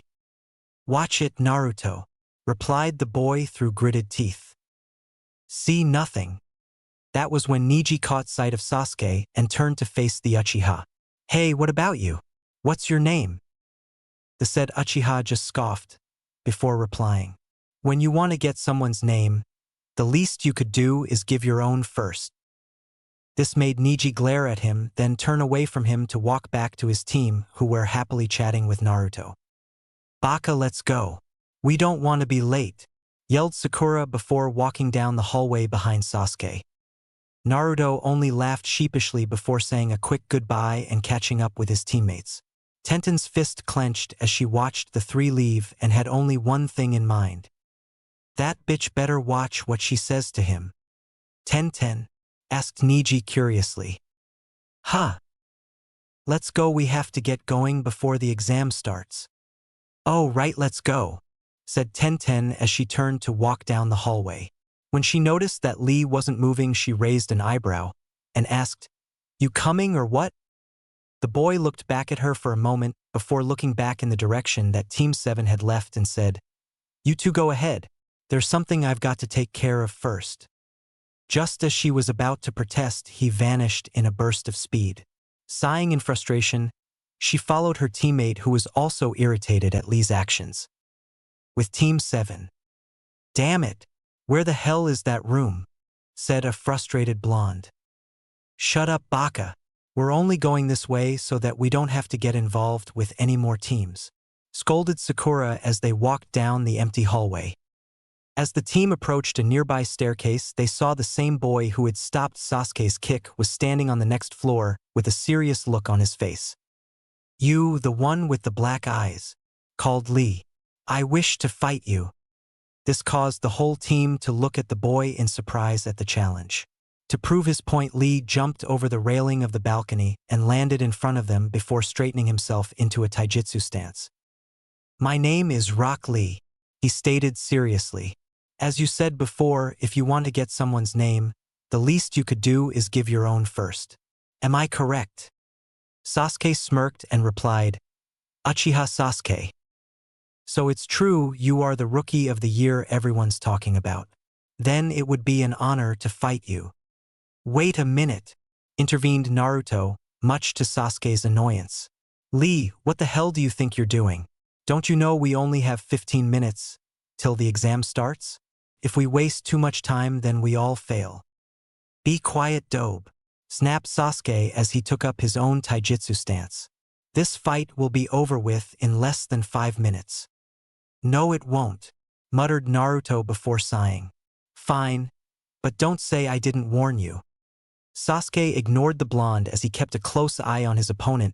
Just then the boy charged towards him before sending a kick at the Uchiha's chest. Sasuke easily parried the blow and went to punch him only to be surprised as the boy was now crouched on the ground and made an attempt to sweep his feet out from under him. Fortunately, Sasuke jumped over the kick and sent one of his own towards Lee's face. The said boy simply grabbed his foot and tossed him over to the wall. Thinking as quickly as he could, Sasuke flipped mid-air before focusing chakra into his feet as he came close to the wall. The moment his feet connected to the wall, he springboarded himself towards the green-clad youth and sent a punch to the boy's face. Lee was slightly surprised at the Uchiha's performance but managed to refocus and dodge Sasuke's punch before kicking him in the face, which sent the boy crashing into the floor. Sasuke took a few deep breaths as he stared at Lee, who had went back into his Gukken stance. Sasuke gritted his teeth as he noticed that the boy was just toying with him. That was when he himself smirked and said, "Well, fine then. I guess this gives me the chance to practice it." Sakura watched as her crush's eyes turned from their normal black to deep red with 2 tomo in each eye. Sharingan, that means that this freak is going to lose right here and now, thought Sakura with glee. That won't work, team, muttered Naruto as he slapped his forehead with hand while shaking his head in disappointment. Shut up, Baka. You're just jealous because you can't beat that freak and Sasuke can, shouted Sakura after hearing his comment. All Naruto did was sigh as he looked back at the fight that was already finished. Just as she finished saying that, Sasuke charged towards Lee while watching his movements. Just as he was about to reach him, Lee had disappeared from his line of vision, and in the next second he felt a punch hit him right in his stomach, which made the Uchiha gasp from his loss of air. You really should start listening to your teammate Sasuke, said Lee calmly. Your Sharingan might be able to read and predict Nin, Gen, and Taijutsu just by looking at it. However, with Taijutsu, even if you can predict my movements, your body is not fast enough to keep up. In short, your Sharingan is useless against me. Once he finished, he quickly jumped back a bit before sending a rising kick to the boy's chin, making Sasuke go flying into the air. A moment later, he was behind the now falling Sasuke while unraveling the bandages on his arms. Did you know that among the strong there are 2 types of people? Asked Lee silently. There are geniuses and the hard workers in this world we live in. The geniuses are born with talent while the hard workers have to train daily just to be regarded as strong. You were born with talent while your teammate and I had to earn our own. Today, Uchiha Sasuke, I will prove that hard work can surpass any genius with this technique. Oh shit, panicked Naruto as he prepared to jump in and stop the fight. Lucky for him, he didn't have to, since a random pinwheel came out of nowhere and pinned one of the bandages to the wall. After Lee noticed the pinwheel, he quickly stopped his attack and landed silently on the ground. Sasuke, on the other hand, was still falling towards the ground until Sakura managed to catch him before he hit the floor. Naruto, however, had his focus on Lee, who was looking in shock all around. Just then, a loud puff was heard and all present in the room turned to see a large turtle sitting a few feet away from Lee, with a heated glare directed towards the boy. Lee, you know that technique is forbidden. What were you thinking anyways? Yelled the turtle. Jigomen, I just, mumbled Lee as he tried to avoid eye contact with the turtle. There is no excuse for this action, Lee. Don't you remember you're not supposed to reveal your special techniques to anyone unless it is necessary? Hi. So are you ready for the consequences for your actions? Hi. Very well. With another puff of smoke, a familiar man in green spandex appeared on top of the turtle's shell while giving the most ridiculous pose anyone had ever seen. Hello, fellow youths. It's great to see you're all so full of life today. Yo, Guy Sensei, mumbled Naruto while giving the man a polite wave. How do you know these freaks? Asked Sakura while helping Sasuke get back to his feet. Don't ask. Now it's time for your punishment, Lee, said Guy in a relatively serious tone. In the blink of an eye, he had appeared in front of Lee and punched the boy hard in the face, causing him to go flying across the room. This made 2 out of the 3-man team look at Guy in shock, while the third just started muttering about overreacting to stupid things. Lee, please forgive me for what I had to do, choked Guy as tears went down his face. Sensei, replied Lee as he too had tears going down his cheeks, before hugging the man who had previously punched him. I can't believe I lost to that freak, mumbled Sasuke. Naruto, on the other hand, was laughing his ass off at the emo boy's expense, and yet he was glad to note that this fight had significantly dropped the boy's ego down a few pegs. After the hugging session ended, Guy stood and looked over at the 3 who were standing over to the side and noticed Naruto amongst the 3. Naruto-kun, it's great to see you again. My team has been curious as to why you haven't been training with us as of late. The blonde merely grinned nervously before answering. Yeah, I had some new jutsu I needed to learn, so I went off and trained. You know how it is. Keep some secrets to yourself and all. Sasuke glanced at his teammate with mild curiosity, while Guy nodded his head in understanding. True that most ninja had tendency to keep things to themselves, and Naruto was no exception to that matter. What jutsu could he have learned that would make him want to do it in secret? Thought Sasuke. Out of all the times he had seen Naruto, whenever he learned something new or something relatively usable, he would never try to keep it to himself. In fact, he would most likely show it to the world if he had the chance. Hell, if anything, his Oiroke no Jutsu was proof of that. So to have the blonde try to keep something secret was something that was either very powerful or very strange. So how's Kakashi doing? Asked Guy curiously. You know Kakashi-sensei? Asked Sasuke with an equally curious gaze. The man simply chuckled before disappearing in a burst of speed. People often refer to us as eternal rivals. 50 wins and 49 loses, which makes me stronger than Kakashi, said Guy from behind the group. All members turned to face the man in mild shock and surprise. Sasuke clenched his fist at the mere thought of someone as strange as him being better than his sensei, considering that his sensei had a wide reputation. Well, I had best not keep you 4 caught up any further since the exam is to start soon. I wish all the best of luck. Also, Lee, once this exam is over, 500 laps around Konoha. With that, the man disappeared in a puff of smoke along with the turtle. After quietly re-raveling his bandages, Lee gave the 3 a small bow before taking off to the exam room. The 3-man team stood in silence for a few moments before it was broken by Naruto, who snorted. Got something to say, Dobe? Asked Sasuke as he glared at his cloak-wearing teammate. Yeah, you're a dumbass for accepting that challenge. Naruto, watch what you say to Sasuke-kun before I dash. Shut up, interrupted the blonde coldly, which shocked both members of his team. I'm not joking around right now. At this moment, I'm very pissed off at both of you. I warned you that you would lose if you fought him, and I knew that because I had seen both you and Lee fight plenty of times. Had he finished that attack on you, Sasuke, he would have most likely either killed you or severely injured you to the point that we wouldn't be able to partake in the Chunin exam. And Sakura, if you would have just listened to me and not put blind judgment on the fight, you should have supported me instead of against me. Now I know I'm not the smartest person in the world, but when a rookie genin fights up against a genin who has been active for almost 2 years, you can assume that the winner would be the seasoned shinobi any day. To say that both members were flabbergasted would be an understatement. Both members were almost shell-shocked at how cold and heartless their teammate had spoken to them just now.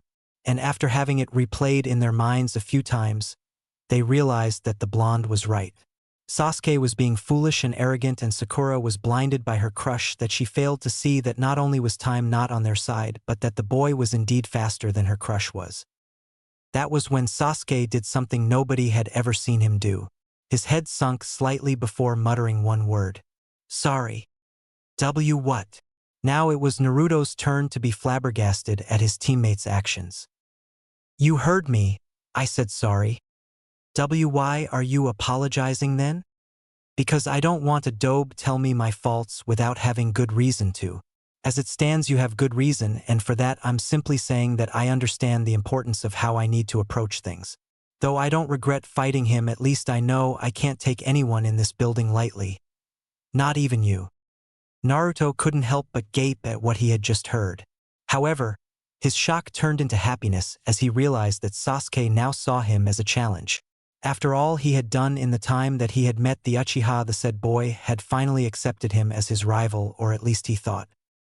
So without saying anything, he pulled out his hand for the boy to shake while grinning at the brooder in front of him. Apology accepted. Had Naruto looked directly at Sasuke, he would have saw the Uchiha smirk before shaking the blonde's hand. This smirk, however, wasn't an arrogant one. It was the closest thing to a smile that the boy could produce, at least for the moment. "All right, let's get this exam over with," said Naruto while still maintaining his grin. "Right?" While also maintaining his smirk before looking over at Sakura. "You ready?" Sakura just looked back at Sasuke with a small smile on her face as she then looked over at Naruto, who was also looking over at her as well. "Yeah, let's do this." Both boys nodded before walking up the stairs and towards the exam room. As they approached the room, they noticed that Kakashi was standing beside the door and was reading his book of smut. He looked up from his book for a moment before smiling and snapping his book up and placing it back into the confines of his pouch. "Well, I'm glad to see all three of you came. If one of you had not shown, then I wouldn't have let you enter," said Kakashi seriously. "Huh? I thought the Chunin exam was optional," said Naruto with a confused look on his face. "Well, it is, but in order for you to participate in it, all three members had to show up. So you didn't forget to hand it to us. You did it to see if we would take it on our own accord, right?" asked Sakura. "Yes. Was that really necessary?" "Yes, because I didn't want you to be forced into doing something you didn't want to. If I had handed it to you while you were all together, then you would have been compelled to do so because you wouldn't want Sasuke or Naruto to miss out on the chance to advance in ranks." Nobody could object to that logic, so they all just kept silent and waited to see if their sensei had anything else to say. "But you're all here, and that's all that matters. Before you walk through those doors, I want you all to know that I have faith that you three can pass and that I'm very proud of all three of you," said Kakashi before giving them his eye smile again. All three genin smiled, in Sasuke's case smirked, back at him and stepped past their sensei and opening the doors to the exam room where the beginning of a great series of trials awaited them. The moment Team 7 walked into the testing room, they were blessed with the sight of genin from almost every village glaring at them with great intensity. Each member also felt the slightest bit of killing intent that was radiating from some of the more annoyed genin. Absent-mindedly, Naruto found that quite a few of the ones using killing intent were the ones from AIM. Just as Team 7 was about to find a place to sit and wait, a loud squeal was heard before Sasuke was embraced and hugged from behind by Yamanaka Ino. "Sasuke-kun, I missed you so much," squealed the blonde as she continued to hug a very annoyed-looking Sasuke. Naruto looked at Sasuke's source of annoyance in amusement while Sakura looked at Ino in anger. "Get off him, Ino pig," yelled Sakura. "Oh, it's only you, forehead girl. Why don't you go somewhere else and let me and Sasuke-kun spend some time together?" "Why you? So you three are in this too? Troublesome," said a new voice. Naruto turned to see the ever-lazy Shikamaru and his big-boned friend Choji. Choji noticed Naruto and gave the boy a small, confused wave as he and his friend approached Team 7. "Well, it looks like the group's all here," said another familiar voice. All turned to see Inuzuka Kiba and his other two teammates Aburame Shino and Hyuga Hinata. Most parties were surprised when the said girl looked over at Naruto before giving him a kind wave. That was when Kiba took notice to Naruto's new look and asked, "What's with you, dope?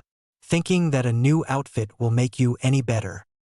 Naruto only looked at him for a moment before taking a small whiff of the air.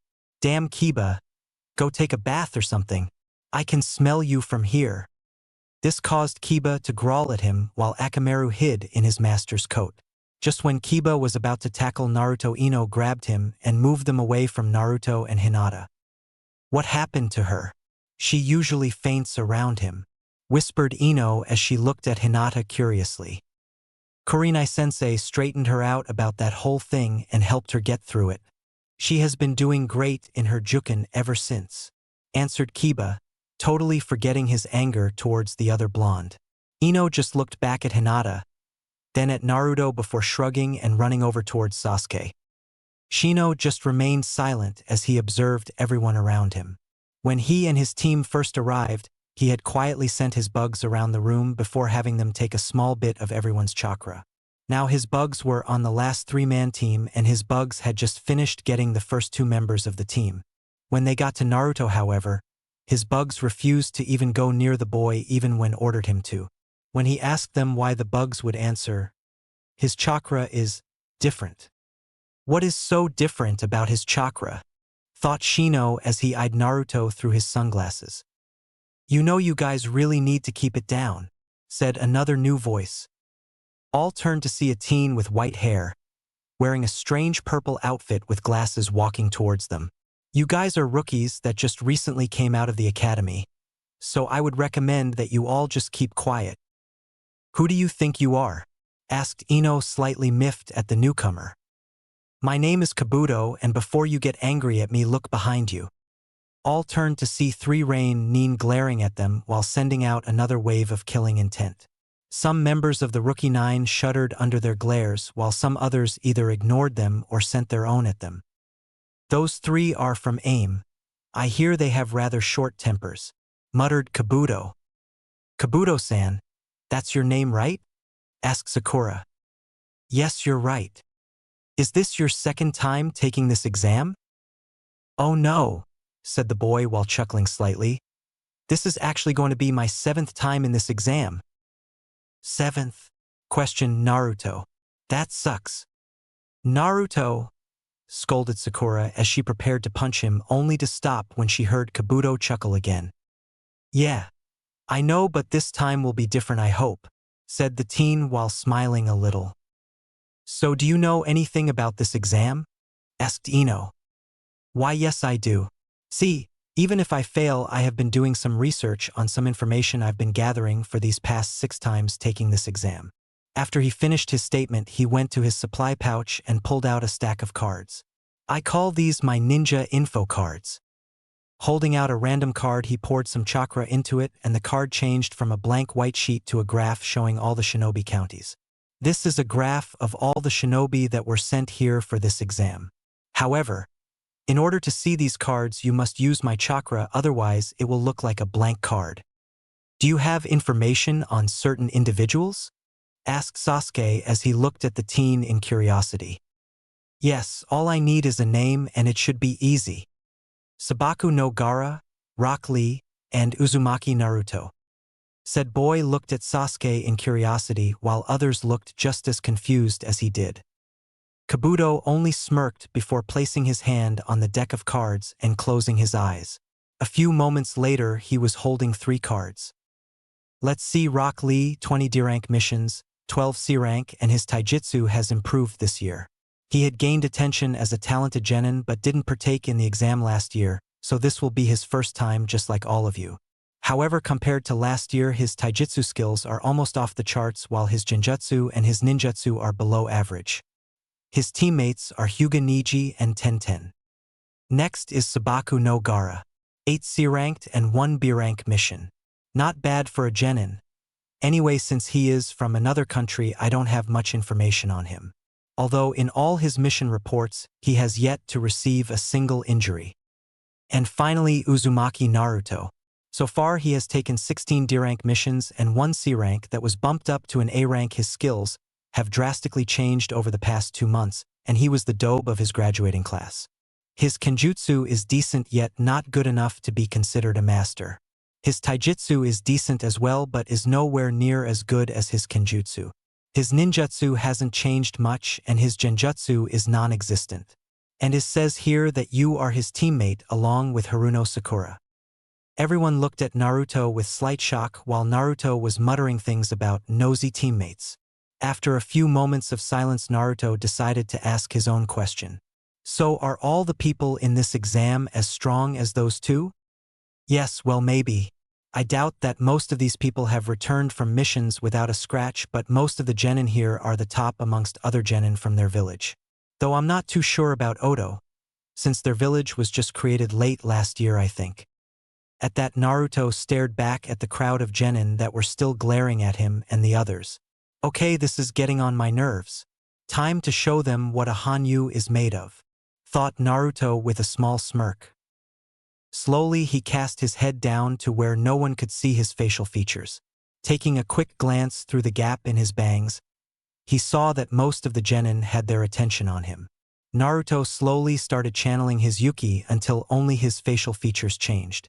He raised his head up to glare at the crowd before smirking, which gave everyone a good view of his fangs.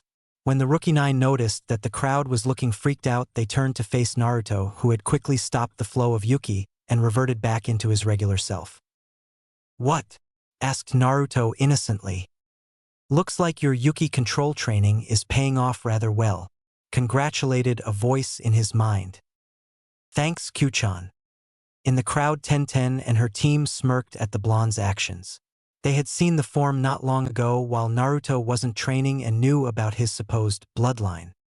Not far away from them, Gaara stood looking at Naruto with a small frown as he heard his mother telling him to be wary of the blonde. Temari and Kankuro were eyeing Naruto with curiosity and a bit of fear, since the sight of a boy changing his features in a blink of an eye was a rather freaky sight. In another spot in the crowd, a certain blonde-haired woman eyed Naruto as well, while her teammates took a simple glance at the child before dismissing him. Not sure about Odo, huh? Said a teen with bandages covering his entire head but for his right eye. What do you say we give him a piece of our mind, Dosu?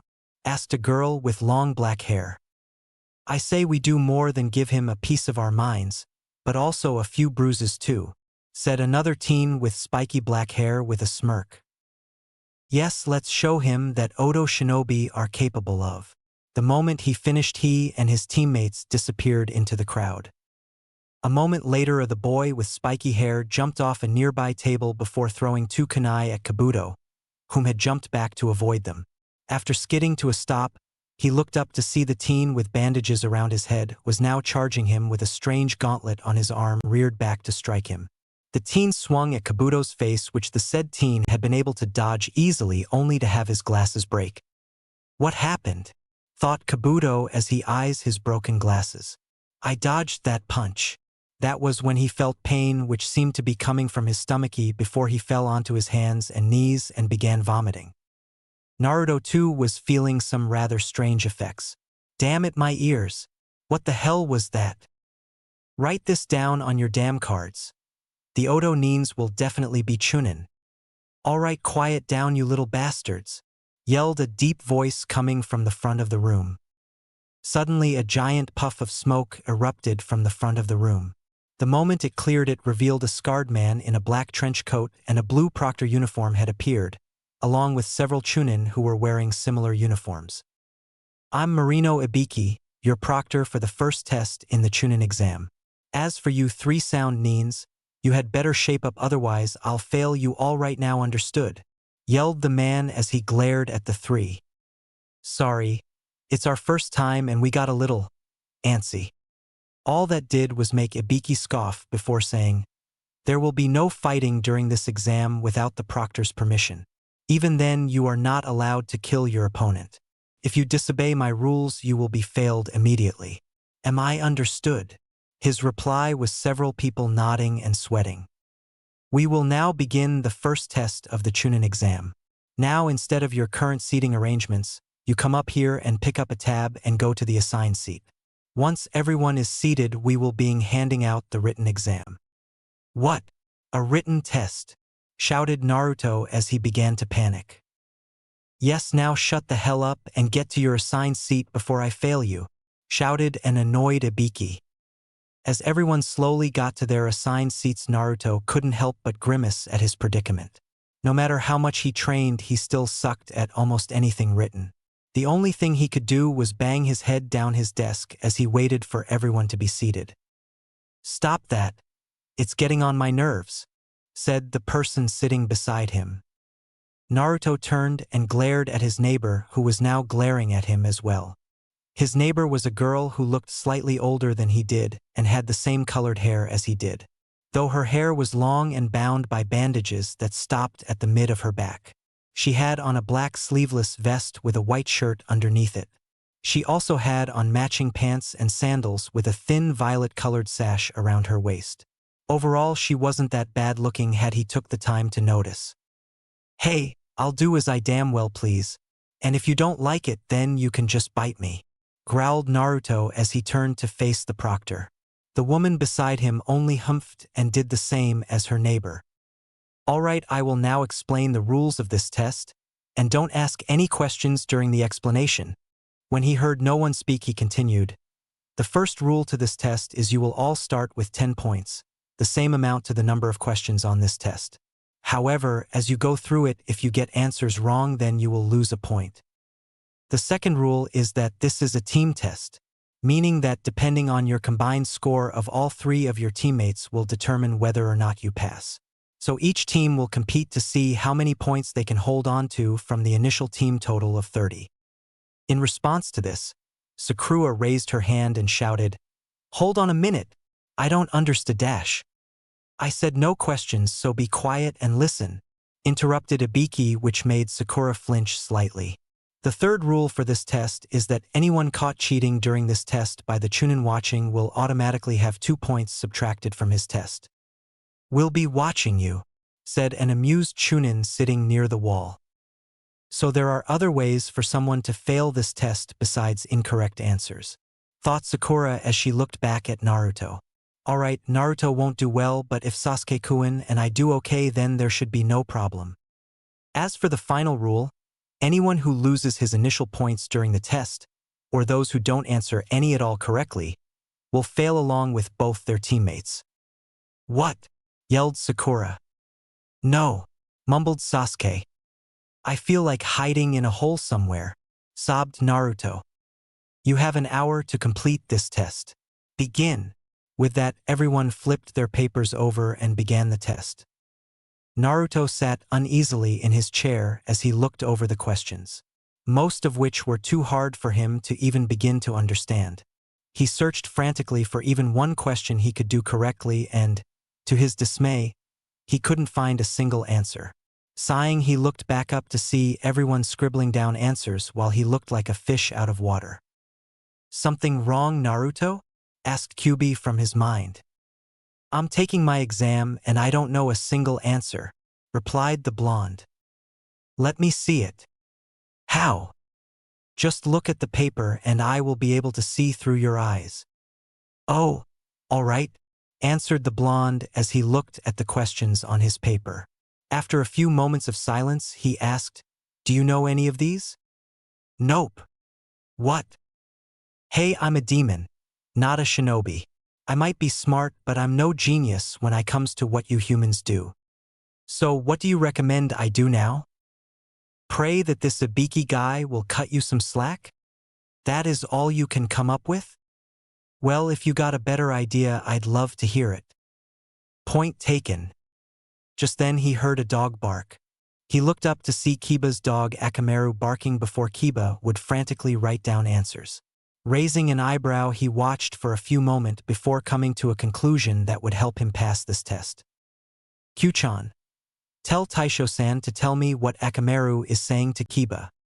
"Why?" "Because Kiba is getting his answers from Akamaru."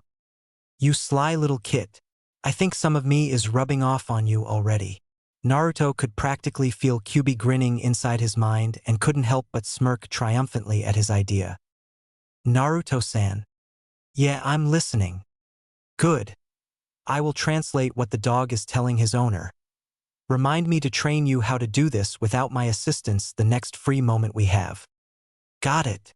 And with that, Naruto got a relay of whatever Akamaru was saying.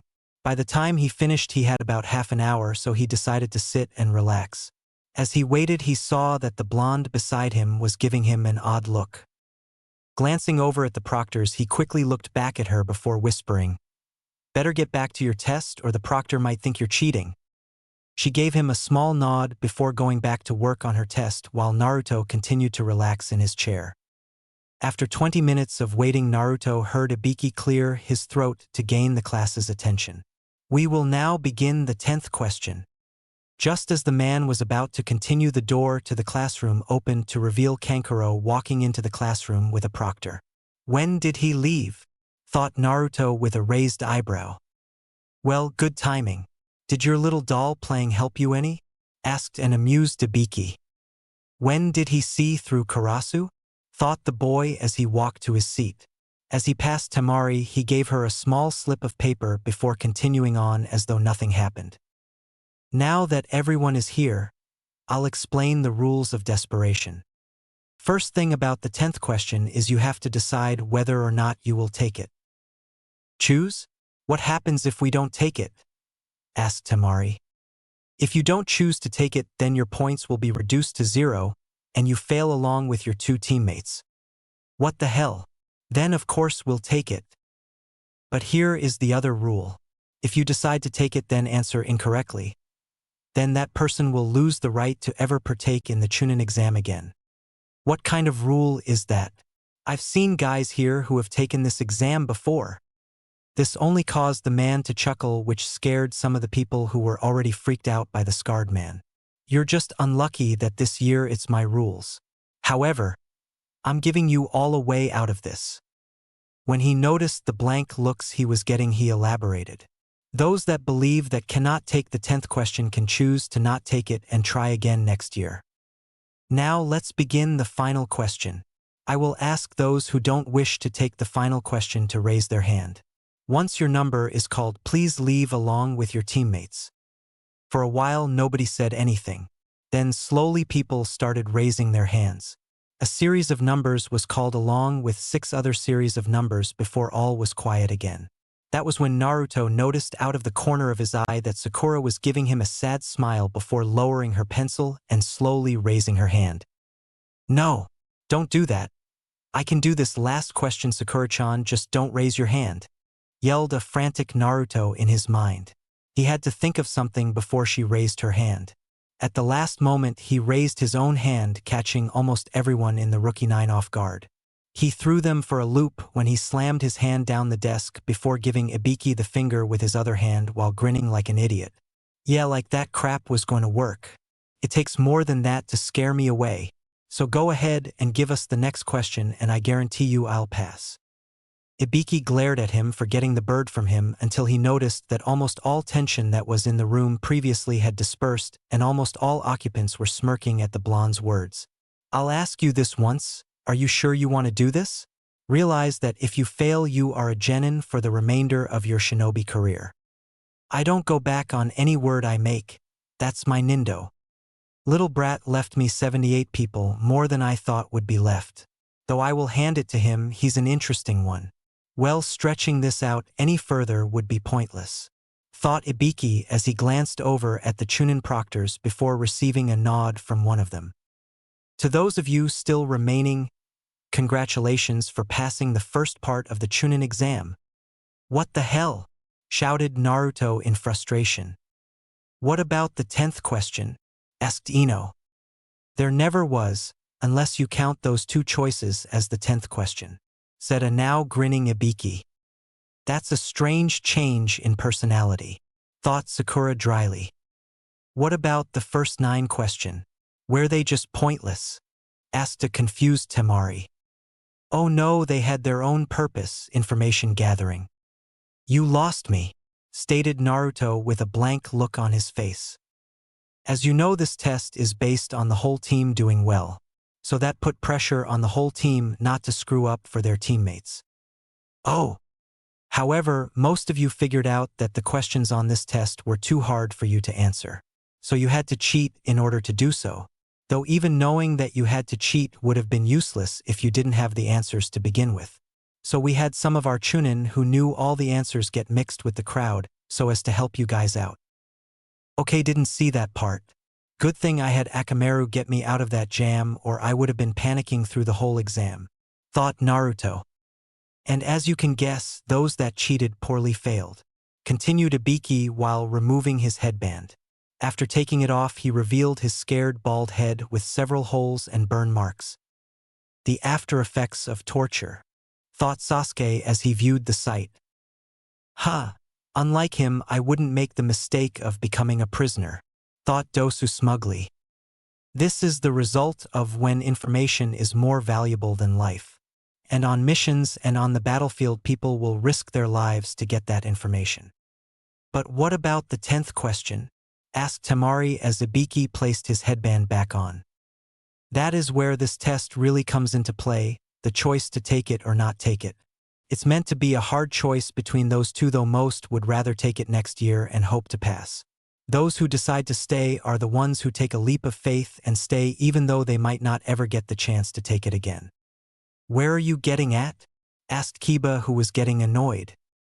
What I'm getting at is that as Chunin you will be doing missions where you cannot afford to back down from it just so you can stay alive. You must be willing to take a mission that you might not come back home from and show no hesitation when doing so. In other words, those who would rather try again next time don't deserve to become Chunin, and those who take it without fear do and will have no troubles in the future. Now you have all passed the first test of the Chunin exams, and I wish you guys luck. Naruto and the other rookies couldn't help but be proud of themselves until the window next to Ibiki shattered to show a black ball of something coming through the window and into the classroom. A few seconds later, two sides of the thing was being held up by kunai and revealed to be a banner of some sort, and in the middle of it stood a violet-haired woman in a brown trench coat wearing a fishnet bodysuit, a small orange skirt, gray shin guards, and black sandals. "All right, you guys. This ain't no time to be celebrating," yelled the woman. "I'm the proctor for the second exam. Mitarashi Anko, so come on, follow me to the next exam," finished the woman now known as Anko while pumping her fist into the air. "Bad timing," muttered Ibiki, which made Anko blush slightly. "Naruto-san, may I ask you something?" asked Taisho. "Fire away," replied the still gaping Naruto. "Is she what you humans call a prostitute?" This was the wrong question to ask, as Naruto erupted into a fit of laughter that caused some others to look at him as though he was crazy. Anko, on the other hand, glared at him for laughing her blunder and made a mental note to hurt him next chance she got. After his laughter died down, he looked up to see everyone looking at him with a raised eyebrow. "What? I was laughing a joke someone told me." "Liar!" yelled Sakura in her mind. "Ibiki, you need to stop taking it easy on these brats. There's at least 26 teams left this time." "What can I say? We had some pretty outstanding ones this year," answered Ibiki. "Bah, it don't matter. I'll at least cut them in half in the next exam," replied Anko while grinning evilly. "But enough of that. Time for a change of scenery. Everyone follow me." With that, the 78 people filed out of the room. The group walked for about a good 10 minutes until they reached a fenced-in training ground. Though from where they were standing it didn't look too much like a training ground. It looked more like a giant forest with trees that rivaled the size of some of the buildings. All in all, the place looked rather menacing to most people in the crowd. "This is second stage for the Chunin exam, Training Area 44, also known as the Forest of Death," said Anko in a menacing tone. "Looks fun," said Naruto while trying to not show how nervous he was at the moment.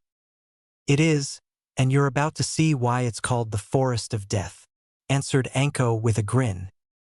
"Kiss my ass, lady. This little forest don't scare me," retorted Naruto. Anko just continued to grin at him before the next thing Naruto knew, she had thrown a kunai at him which grazed his cheek. That was also when he felt a hand grip his head to hold him still while a tongue went to lick the blood off his cheek. "Kids like you are the first to be killed," said the woman as she happily licked up his blood.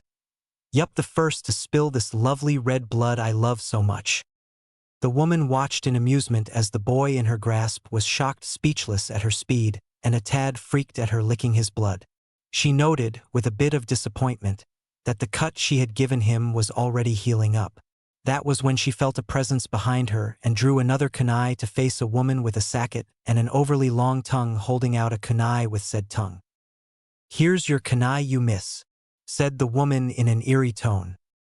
"Why, thank you," replied Anko before taking her kunai back.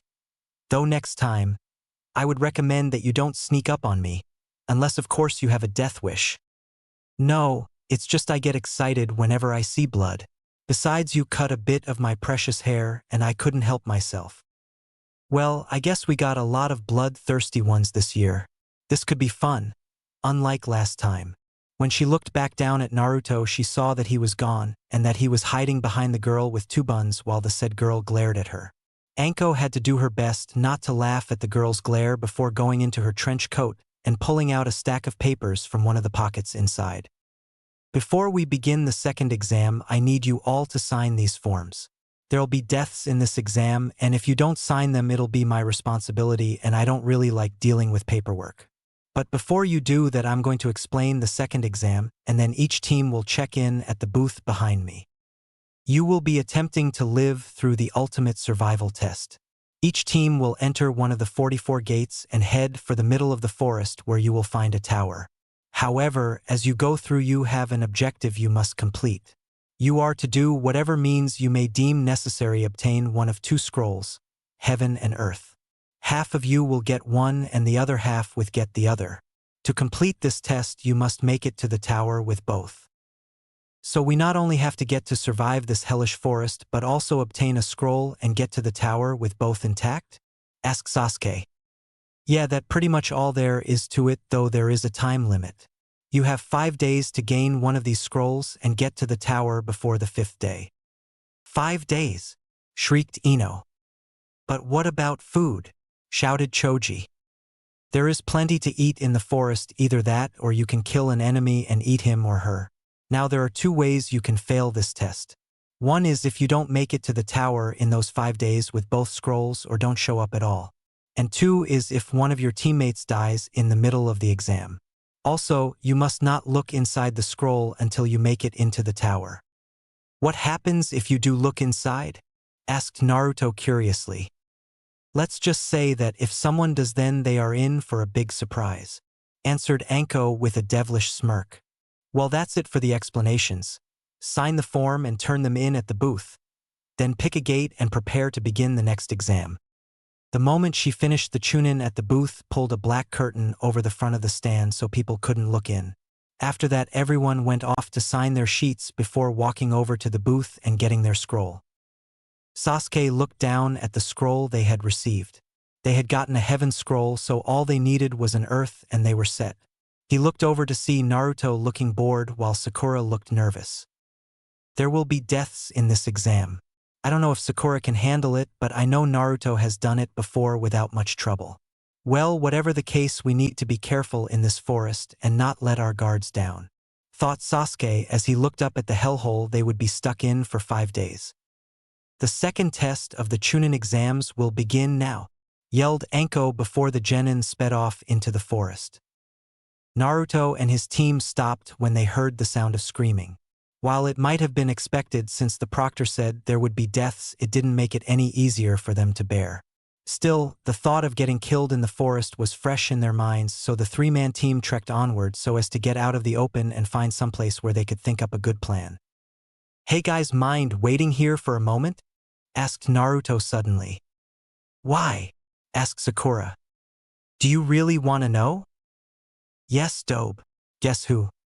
I got to pee, all right. So just wait here. With that, the boy went off behind a small bush and did his thing. As he went to go back to his team, he heard something coming up behind him. He turned to see a ninja from AIM rush up to him with a kunai in hand. The man lunged forward and stabbed Naruto in the chest with his kunai, only to be shocked when his kunai broke in half as it hit the blonde's cloak. Panicking, the man made an attempt to punch him in the face, only receive a bone-shattering uppercut to the jaw which sent him flying into the air. Just as he was about to start descending towards the ground, saw the same blonde come flying above him with his sword unsheathed and cut the attacker in half, sending both parts in separate directions. After Naruto landed onto the forest floor and resheathed his sword, he saw Sasuke and Sakura come out and see his cleaved enemy. What happened? Asked Sasuke, who was a little worried.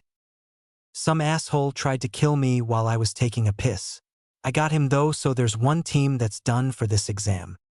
Does he have a scroll? Asked Sasuke as he looked at the 2 pieces of the body. Naruto didn't say anything to that, He instead walked over towards the body that had his equipment pouch and searched it. He grinned when he felt the only scroll in the pouch, but then grumbled when he found it was a heaven scroll. "Damn it! Why couldn't you be an earth scroll?" yelled Naruto, only to be punched in the head by Sakura, who looked pissed off about something. "Would you shut up?" hissed Sakura. "If you haven't forgotten, we're in a forest full of enemies and some of those teams might need a heaven scroll. So shut up so we don't give away our position." Naruto only laughed nervously at that while he nursed the bump on his head. Sasuke only shook his head at his teammates' actions before gesturing them both over to him. "All right, we need a code word that will help us in case an enemy tries to capture one of us. If we do this and the person gets it wrong, assume they are the enemy." Sasuke stopped to make sure both were following before continuing. "When someone asks the Nin song Nin machine, this is the answer you give them. A large amount of loud enemies is the friend of the shinobi. Hide and remain silent. A shinobi must understand the proper time. When the enemy is tired and ill-prepared."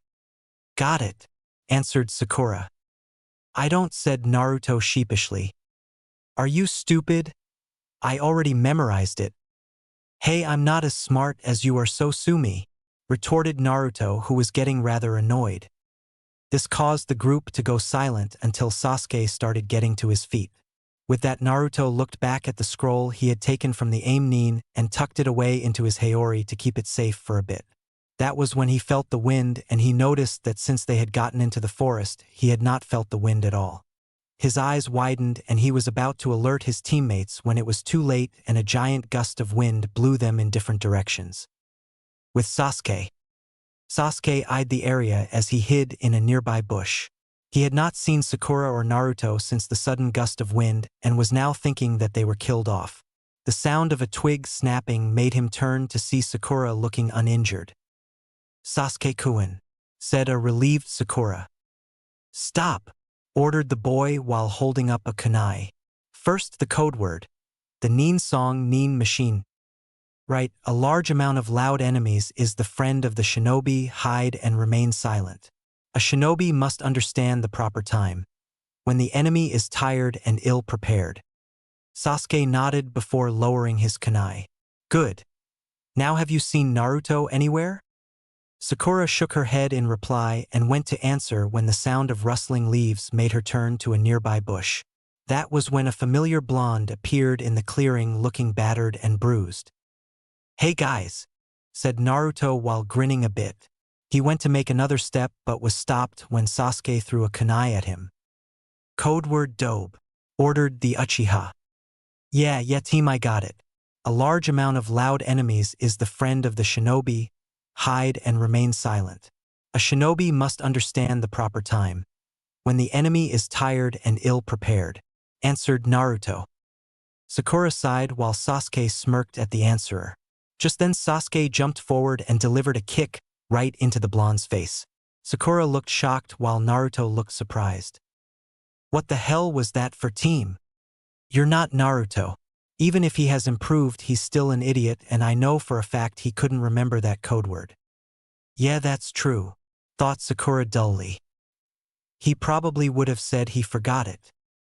Naruto smirked before disappearing in a puff of smoke. In his place stood the same girl who had the freakishly long tongue and was now smiling in the same way the proctor from before did. "So you relied on your teammates' dim-wittedness to lure me out? This is going to be more entertaining than I thought." With Naruto groggily got back to his feet. He had just barely managed to avoid going too far away from his original position but was still too far to know where they were. Still, he had plenty of time to find them, so with that he focused some yuki into his sense of touch and placed his hand on the ground. He immediately saw outlines of countless things scattered around but ignored them as he continued to search for his teammates. He continued to focus until he found an outline of someone who had a hairstyle of a chicken's rear end. He instantly noted that it was Sasuke and also noticed that Sakura was there too, but then he found a third person nearby and began to panic. "They're under attack. I got to hurry up and get there before the other guy's teammates show up." With this thought in mind, he prepared to set off when he felt a presence behind him. He turned around to see the sight of a very big snake come slithering towards him. The snake hissed at him a few times before lunging at him, intending to eat him whole. Naruto jumped over the snake only to get swatted into a nearby tree by the snake's tail. He gritted his teeth in an attempt to keep from screaming in pain but had to dodge another lunge of the snake trying to eat him. Naruto quickly unsheathed his sword before transforming it into its true form and jumping into the air above the snake. He then raised his sword into a stabbing position before thrusting it forward, hitting the snake in between the eyes and killing it instantly. Once the snake collapsed onto the ground, Naruto pulled his sword out of the snake's skull and transforming it back into its katana form and sheathing it. After that, he made a mad dash towards the location of his teammates, all the while praying that they weren't dead. Back with Sasuke and Sakura. The strange woman smirked at them as she pulled out a scroll from her equipment pouch. She then held it out in front of her before asking, "You want this, right? The Earth Scroll, since you have the heaven." The moment she finished, she brought the scroll to her mouth before devouring the said scroll. "Then let's fight for each other's scroll, with our lives on the line," finished the woman before sending an enormous amount of killing intent at them. That was when both Sasuke and Sakura saw their lives flash before their eyes, or, to be more specific, their deaths. To them, every second they saw it, they felt it as well. The fear, the blood, the pain, then just as quickly as it came it all disappeared. The only thing that remained was fear, which still gripped the two's hearts.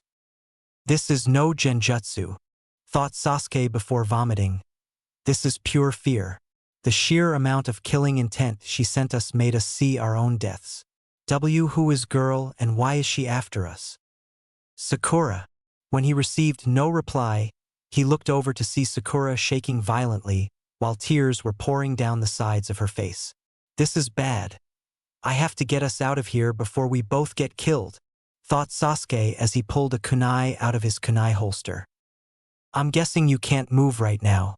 "What a shame," said the woman. "This isn't any fun at all. I guess I'll just finish you off right now." With that said, she pulled out 2 kunai before tossing them lazily at the 2 shaken genin. "Come on, move." At the last moment, Sasuke stabbed his kunai deep into his leg before grabbing Sakura and dashing off into the forest in order to gain some distance from the murderous wench. When he felt he had gotten a safe distance away from the woman, he knelt down on a branch before pulling out the kunai he embedded into his leg. He winced in pain before looking out for the woman with his Sharingan activated. "Sasuke-kun, your leg looks really hurt. Let me help yo dash." The girl was cut off by Sasuke's hand covering her mouth as he continued to look out for the woman. "He's terrified right now. I've never seen him act this way before," thought Sakura.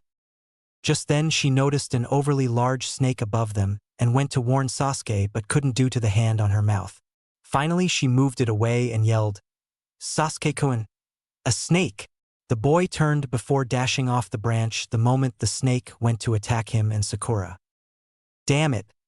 I was panicking so much I forgot to be aware of my surroundings," thought the boy as he continued to avoid the snake that seemed to be going for only him. Sasuke then grabbed a few kunai and shuriken before tossing them at the snake's head, aiming to at least kill the thing. To his relief, the snake hissed back before falling onto a nearby branch.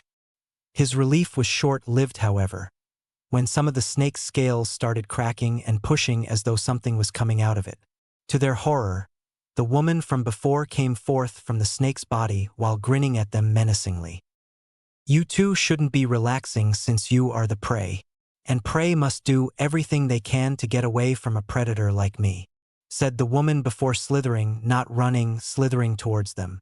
However, her progress was stopped by a kunai that had an explosive tag attached to it. "That was easy," said a voice from above Sasuke and Sakura. When the two looked up, they saw their teammate, who was grinning at them while giving them the victory sign. "Good job, Naruto," congratulated Sakura. "Yes, good job," came a voice from the smoke. All eyes turned to see that the woman was looking as though nothing happened. She was now staring at Naruto in amusement as she dusted herself off. "That attack would have worked on any other opponent but not me. Though I will hand it to you, you caught me off guard. Plus it seems you got by my snake, very good." "Oh, bite me, lady!" yelled Naruto.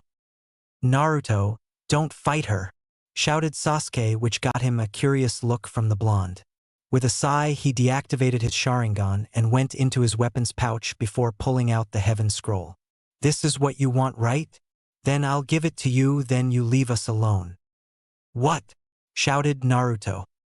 The woman only chuckled before speaking. "Yes, giving the predator a new meal will give the prey the time to escape."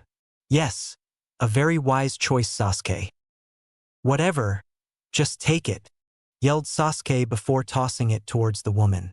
Naruto, however, had different plans. He quickly raced forward and seized the scroll mid-air and landed beside Sasuke.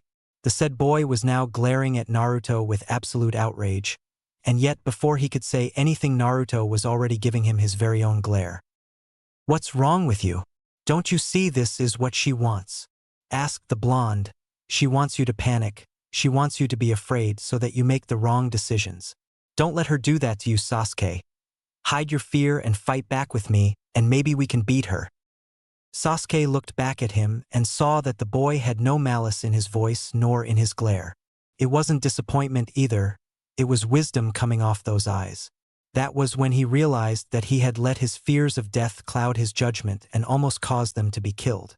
With this in mind, Sasuke's face went from panic and fear to determination and bravery. "Right," answered Sasuke at last before reactivating his Sharingan. "Well, I see that someone had the fight return to his eyes. Then let's begin anew, shall we?" said the woman with the amused grin still planted on her face. Naruto turned to face his opponent slowly while focusing on Yuki to trigger his transformation. Now he stood in his transformed state glaring at the snake woman with his golden slitted eyes. He then unsheathed his sword before charging her with his sword reared back for a horizontal strike. The woman effortlessly jumped over the silver-haired child and also dodged the Uchiha's kick to her face. The moment Sasuke touched down on the surface of the branch, he quickly turned to face her and dashed forward in an attempt to hit his opponent once again. He gritted his teeth when she blocked his kick with her forearm before grabbing his ankle and tossing him into a nearby tree trunk, which made him spit up a bit of blood due to the impact. When Naruto saw that his teammate's attack failed, he quickly did a cross-shaped seal before shouting, "Kage Bunshin no Jutsu!" In an instant 5 clones appeared on the branch, all of which were holding their own swords before all 6 charged the woman. This tactic was shot down as she continued to dodge his clones' attacks before punching his clones while making them puff out of existence. Finally, Naruto was the only one left standing. A second later, Sasuke appeared beside him looking a little beat up but still okay to fight. "This is getting us nowhere," said Naruto. "You see why I didn't fight her before?" asked Sasuke. "Yeah, but that's what makes it more fun, right?" "Whatever. You got a plan, or are we going to keep doing this until she kills us?" "I'm working on it." "Well, you better hurry up, otherwise we might not make it much longer." Yeah, don't worry, I'll think of something," said Naruto before changing his sword into its Zanbato form. This seemed to grab the woman's attention as her eyes widened at the sight of his sword. The moment Naruto saw this, he charged, hoping to catch her off guard. He was mistaken, since she jumped over the blade and delivered a kick to the back of the blonde's head, sending him down to the ground. She was, however, not expecting her feet to be swept up from under her by Sasuke. The said boy then jumped into the air before flashing through a few seals before shouting his own jutsu. "Katan Housenka no Jutsu." After calling his jutsu, Sasuke fired 5 fireballs about the same size as a human skull towards his downed enemy. The woman, however, managed to get away, since once the smoke cleared, all that remained was mud. Focusing chakra to his feet, the boy stuck to one of the nearby branches and kept a close eye out for his opponent.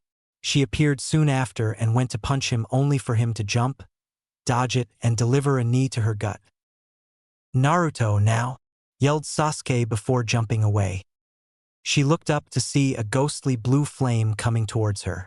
She was thankful she managed to get away, only to feel some of the fabric on her outfit get scorched by the mysterious fire. She turned her attention to the direction that the fire came from, only to see Naruto with his sword reared back over his head before swinging down upon her. She jumped over to the boy's left and saw that the sword had cleaved right through the thick branch as though it was butter. He then turned towards her and made a mad dash at her with his sword reared back again at a horizontal angle. Naruto swung his blade and snarled when he missed her again. He was running low on time since he still couldn't hold the form for more than 15 minutes before returning to his Hanyu form. Thinking quickly, he held out his index and his middle fingers before focusing his own Yuki into them. In a few seconds, his two fingers began to glow yellowish green before making a small strand of Yuki. During his training for the past month, Naruto was given this exercise as a way to better his Yuki control. Taisho had stated that it was not only a training method but also a weapon since pure Yuki was deadly, and having it concentrated made things even deadlier. So as he did this, he saw Sasuke fighting off against the strange woman in a taijutsu battle. At the moment it looked like Sasuke was faring well until she grabbed his fist when he went to punch her and was given a sharp kick to his chin, making him fall back.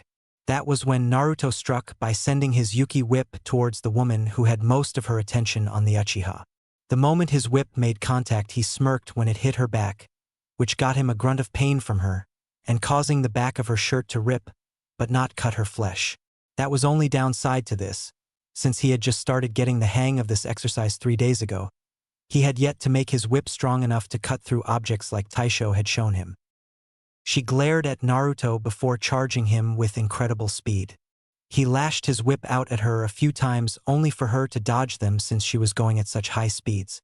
After getting close enough, she dodged another swing of his sharp sword and punched him with great force into a nearby tree trunk. Before he could even get his bearings, she was already on him as she outstretched her tongue, wrapped it around his ankle, and slammed him onto the branch they were standing on. Naruto gasped as the air was knocked out of him only to receive a kick to his gut that made him go through the branch and fall towards another, which she preparing to make him go through again. However, before she could get to him, she had been punched hard in the face by Sasuke, who had been waiting for the right moment to attack, and was sent into a trunk. Going into his equipment pouch, he pulled out 3 shurikens before tossing them at her. She went to protect herself since she was still embedded in the trunk, only to see the shuriken whiz past her. That was when she noticed that the shuriken had wires attached to them only to be ensnared by the said wire. Looks like the predator is trapped. Guess it's time for barbecued snake, right, Sasuke? Said Naruto as he got to his feet. Heh, I agree with you there, Dobe. You want to help cook it? Asked an amused Sasuke. Don't mind if I do, answered Naruto before focusing chakra to his lungs while focusing Yuki into his mouth. Sasuke himself flashed through more seals before landing on the tiger seal and shouted, Katan! Ryuka no Jutsu! The instant the jutsu was called Naruto released his Kitsunbai, which made the ghostly blue flame appear once more. As the two boys fired their techniques, Sakura watched as both flames merged to make a light blue flame as it came closer towards the target. The moment it hit, a shriek of pain was heard as the victim felt its blazing heat come straight at her. When the flames died down, both boys looked back at the sight of a huge hole in the tree and the target slouched over slightly. Good job, team, we missed. Don't complain, at least we got her. Got who? Asked the woman as she looked up at them again. That was when they saw a portion of the woman's face was burnt off, revealing a pale white face, with strange purple marks by his eyes, and a yellow slitted eye. The woman chuckled, then her voice changed into a male chuckle. It was a bizarre moment that the boys would never forget as long as they lived. You both have entertained me greatly. I always knew that the Uchiha was going to be this strong, but for the Uzumaki to be just as strong is incredible. However, I'm afraid I must finish this now since I've seen what both of you can do. We'll see about that, shouted Naruto before charging him with his sword reared back. However, once he reached striking distance, the man had simply parried to the side before grabbing his arm and breaking it, then used his tongue to grasp a hold of the silver-haired child. The said child gritted his teeth in pain as continued to struggle for a moment until he felt his shirt being lifted up to show the seal placed on his abdomen. So it appears the seal is visible. Well, I can have you get in my way, so I'll leave you with a gift, said the man as he started doing some seals. He then pulled his hand back to show purple flames on the tips of his fingers before slamming them on the seal while saying, Gogyu Fuin! Naruto screamed in pain as the purple flames hit his abdomen and could feel his Yukai form fading. He felt the tongue around him loosen before being tossed onto the branch. The man then turned his attention onto the Uchiha, who was panting due to the fact that he was almost out of chakra. Just as he was about to approach him, he heard a gasping of breath behind him and turned to see the silver-haired boy using the Tessega as a crutch and staring at the ground. "Sorry, Hebe-team," gasped out the boy while slowly raising his head up. "But you sealed up the wrong demon," finished the boy as he looked up at the man's face. The man just smirked as he eyed the boy with a bored look on his face. He knew that Naruto was on his last leg since his arm was hung limply by his side and that his eyes were glazed over. "Naruto-san, you cannot last any longer," said a worried Taisho. "Don't worry. I want to at least get one good hit on him before I pass out. You do not even have the strength to lift up Tessega, let alone use it." "I will hit him. Just need one more shot." Naruto grunted as he heaved his sword upon his shoulder before staring at the man. "I don't know who you are or why you're after us, but I'll at least hurt you one good time before I pass out," gasped out Naruto. The man seemed to smirk as he looked at Naruto with boredom clearly visible in his eyes. "Oh really? Well then please show me." Naruto gasped a few times before his vision got blurry. That was when he felt time stopped again. He looked around and saw that there was someone coming towards him. The man in question was giving him a proud look. He was wearing a red Haito and a matching red hakama with a white obi. To add to his confusion, the man had long silver hair just like Taisho along with golden eyes with slitted pupils. The most noticeable thing about him, though, were the two dog ears poking out of his head. The man continued to smirk at him as he came closer towards him. Naruto didn't know what to make of the man, so all he did was stay rooted to the spot until the man stopped right in front of him. "Taisho?" asked Naruto nervously. The man simply shook his head before speaking in a gruff and somewhat arrogant tone. "Hey, you kidding? I don't look nothing like my old man." Who are you then?" The man's smile never faltered. If anything, it grew. "My name is not what's important right now. What is important is that you have my sword." "Okay, now I'm getting confused. Whose sword is this and why are you here?" The man's eye seemed to twitch before he bopped Naruto pretty hard on the head. "Get it straight, kid. It's my sword and the only reason I'm here is because you have it." "That still doesn't explain why you're here." "Look, I'm here to do you a small favor, alright? So be damn grateful I'm doing this, you brat." "Hey, don't call me a brat, you damn." "Wait, what favor?" "This one." After he said that, he pulled a clawed hand up and tapped the Tessega with one of his claws, and Naruto felt the familiar pulsing of the sword. "Now that my part has been played, I got to get going, brat," said the man as he went to walk away. "Wait!" The man stopped and turned to face him. "Are you going to be in the seal with Taisho and Kyubi?" The man only smirked before turning towards the path and continued walking. Just as he was about to leave his sights, he gave a small wave over his shoulder before disappearing. "Well boy, I'm waiting," said the man smugly. Naruto didn't know what it was, but something inside him made him turn towards the man with a new look in his eyes. Suddenly he felt the Tessega pulse again and felt his limbs moving on their own accord. Soon after, he had his sword reared back while the sword emitted a bright yellowish glow. "Sasuke, move out of the way," said the red-cloaked youth. Even if he was confused, Sasuke did what he was told and, with great difficulty, moved away from where he previously was. Not long after, Naruto's glazed eyes locked with the man's and with one last look, took a mighty swing towards the man. The effects of that swing were chaotic as 3 separate beams of Yuki came rocketing towards the horrified man. At the last moment, he quickly bit his thumb and spread the blood across the strange tattoo before calling out, "Kuchios no Jutsu." A moment later, a giant snake appeared while the 3 beams of light came closer towards them. The man's shock was doubled when the 3 beams hit the snake, causing it to be cleaved into 3 separate pieces. He was so shocked by the display of power that he didn't even feel one of the beams hit his left arm, which was cut clean off. As the three beams left the small area, a small explosion was heard behind them, and if one were to go and check, they would find that a small portion of the forest was now gone. Such power, thought the man as he surveyed his arm and the snake. I must get that sword, or at least him, in my possession. With that in mind, he looked back at the boy who was now gasping for breath with Sasuke and Sakura beside him. Very good, Naruto-kun, along with you, Sasuke-kun. You have both done exceptionally well against me. Now I would like to leave you both with a little parting gift.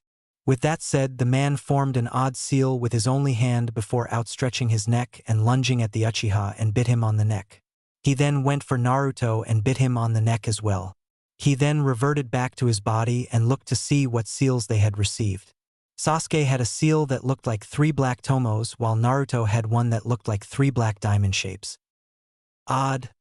I've never seen that one produced before, thought the man.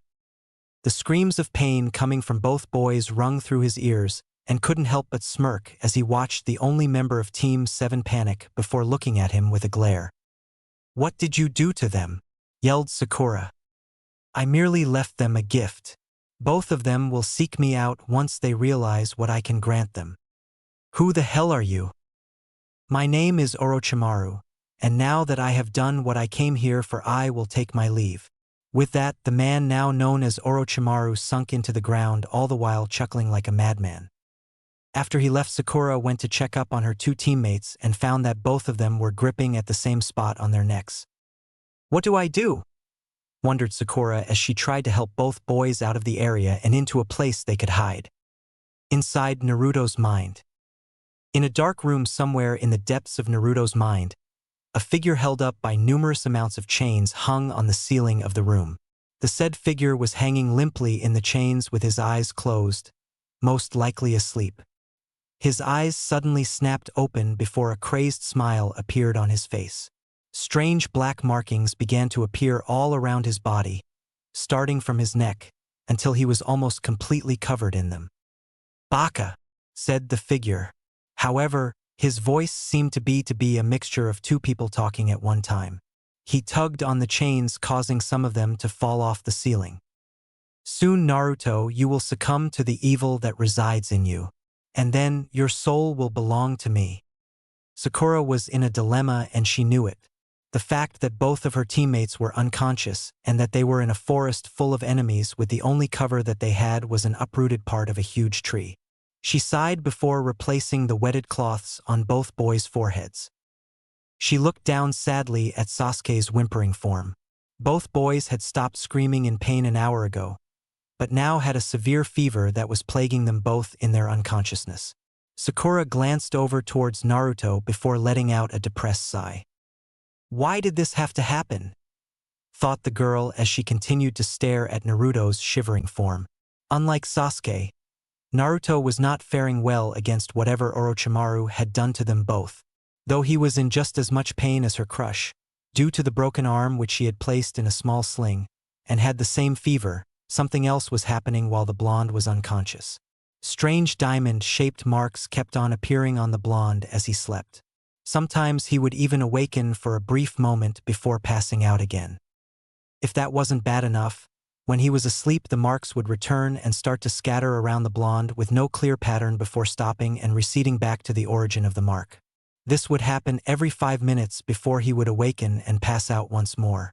Now Sakura might not know what was going on, but she knew well enough that if Sasuke wasn't going through the same thing, that meant that something was wrong. She eyed the curse mark that was located on the same spot as Sasuke's was before looking down at his now covered abdomen with a raised eyebrow. Gogyu Fuin? Muttered Sakura aloud. What could Orochimaru be sealing that would be involving Naruto? It had been the question that had been plaguing her mind since she got the 2 boys to safety. What was Orochimaru planning to seal? She doubted that it was for sealing his bloodline, since that was virtually impossible to the best of her knowledge. So she deduced that it was for sealing off the main chakra points in his stomach in a similar way that the Hyuga cut off chakra with the Jukin. But if that's the case, then how was he able to use that last attack? That was when she remembered Naruto saying something before he launched that attack. Flashback. Sorry, Hebe team. gasped out the boy while slowly raising his head up. But you sealed up the wrong demon. And then he grinned an evil rictus. End flashback. That's another thing. What did Naruto mean when he said that? The girl wondered, as she started to change the boys' cloths again. She didn't know what else to do for them at the moment. So, with a sigh, she sat down on the ground with her back against the tree trunk and closed her eyes to get some sleep. A few moments later, Naruto awakened with a shocked look on his face, before gritting his teeth while grabbing the spot where Orochimaru had bitten him. As he did this, the diamond-shaped marks began to appear all around his body before stopping in random places on his body. He looked over at Sakura to see her sleeping soundly against the tree trunk. "Kill her," whispered a voice. For some reason, the pain intensified as he heard the voice speak to him. He tried to keep from shouting out in pain, but as the seconds ticked by, it was getting harder and harder to do. "Kill her now." "And no," groaned out Naruto through gritted teeth. "Kill her now." With that, Naruto yelled out in agony as he intensified the grip on the seal, while his claws dug into his skin in hopes of ending the pain. To his relief, the marks began to recede back to its origins before collapsing onto the ground into blissful unconsciousness. However, his shout of pain did reach the ears of Sakura, who had abruptly woken up just in time to see Naruto fall back onto the forest floor. She sighed again before walking over to check up on his fever. Not far away. "Was that the Uchiha?" a long-haired kunoichi asked. "I doubt it. Sounded like someone else," answered a ninja whose head was completely covered in bandages. "Regardless, whoever it was, it means that the only one still able to fight is the girl. Which makes our job all the easier," said the last member of the team smugly. "Should we attack them now, Dosu?" the kunoichi questioned. The man now identified as Dosu shook his head in reply. "Not yet, we wait, till she can barely keep her eyes open before we attack." This caused the other member to groan at his decision. "Come on, Dosu, that pathetic leaf Nin isn't that strong. Hell, she don't even look like she could take on an academy student, let alone us." "I second that motion, Zaku." "Well, I don't," snapped Dosu. "I would rather not deal with unnecessary conflict. I would much rather just run in, kill them all while they are at their weakest state, and leave. Though I do agree with you that she does look weak, I would rather wait until she can't even put up a fight." The other two members were silent for a moment before nodding their heads in agreement. Dosu sighed before looking back at the spot their target lay in wait. "Soon, our mission will be complete and I can finally get out of this hellhole." An hour later, Sakura sat down with a look of exhaustion clearly visible on her face. She had been awake since yesterday and had only taken time to get a few short naps in before having to keep a lookout for any enemy ninja. Sakura sighed again as she felt her eyes begin to gradually close. That was when she heard the sound of a twig snapping and turned to see a squirrel scurrying towards her. She let out a soft sigh of relief before her eyes widened and hastily tossed a kunai at the squirrel. Lucky for the squirrel, it hit the spot right in front of it, causing it to squeak in surprise before scurrying off elsewhere. She sighed as she watched it leave her sight before going back to keeping watch. Her eyes slowly began to fall as sleep was creeping up on her when she heard a low chuckle coming from in front of her. When she looked up, she saw the same three Oto Nin that attacked Kabuto in the first exam, two of whom had cocky smirks on their faces. The only member who wasn't was the one covered in bandages, but she had a good feeling that he was doing the same. "Hee hee, looks like someone's been up all night," said an amused Dosu. "Now if you don't mind, wake up the Uchiha. We're here to fight him," came Zaku's smug remark. Sakura quickly whipped out a kunai from its holster before glaring at the three, as if daring them to come closer to her. "What did Orochimaru do to Sasuke and Naruto?" she yelled. She noticed that all three of their eyes widened slightly before continuing. "So you do work for that Hebe after all. Then tell me what that mark he put on them is." The group of sound Nin stayed silent for a moment as they processed the information that was just given to them. The fact that Orochimaru never said anything about giving the Uchiha a curse seal struck them as odd. The fact that two people had one made it even stranger to them. I wonder what that man is up to, muttered Dosu, before pushing those thoughts aside for the moment. Well, now that you told us this bit of information, we can't let you live. Or the Uchiha for that matter, said Zaku as he prepared to charge the girl. Wait, Zaku, ordered Dosu. The man then walked cautiously towards her before stopping where the kunai she threw at the squirrel was before kneeling down to feel the grass. This soil looks like it's been disturbed and grass doesn't grow right here. So it looks to me that you have a badly set trap for us. Sakura was now sweating, which in turn caused the three Odo ninja to smirk before leaping over towards her. Almost as soon as they leapt, she smirked before using the kunai in her hand to cut a single wire on a kunai next to her, thus setting off another trap. The second the wire was cut, a giant log came flying toward the three ninja in midair. The three were indeed slightly surprised by the second trap, but quickly recomposed themselves as Dosu placed his hand on the log and focused chakra into his gauntlet. The results were shocking to Sakura, as the log split in two, thus destroying the obstacle in their way as they continued their descent on the kunoichi. Just when she thought she was going to die, a shout of Konoha Senpu briefly took away her fears, as a green blur shot through the tree lines as delivered a kick to each member of the Odo Nin, making each go skidding across the area away from Sakura and the shelter. The green blur then appeared in front of her while staring the three Nin down with a noticeable smirk on his face. Lee, thought a very thankful Sakura. Who the hell are you? Asked an angry Zaku as he nursed the small bruise on his cheek. I'm the beautiful green beast of Konoha, Rock Lee, proclaimed the greed-clad genin. Bewildered, Sakura asked, Why are you here? The boy chuckled slightly before saying in all seriousness, I will always appear whenever you're in danger, Sakura-chan. He then reached up towards his shoulder before gently grabbing the squirrel and placing it on the ground.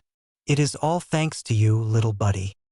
Well, thank you, Lee, for saving me. I said it once before, said Lee while still facing the three sound genin. I'll protect you until the day I die. Sakura only smiled at this before hearing Naruto groan in his sleep.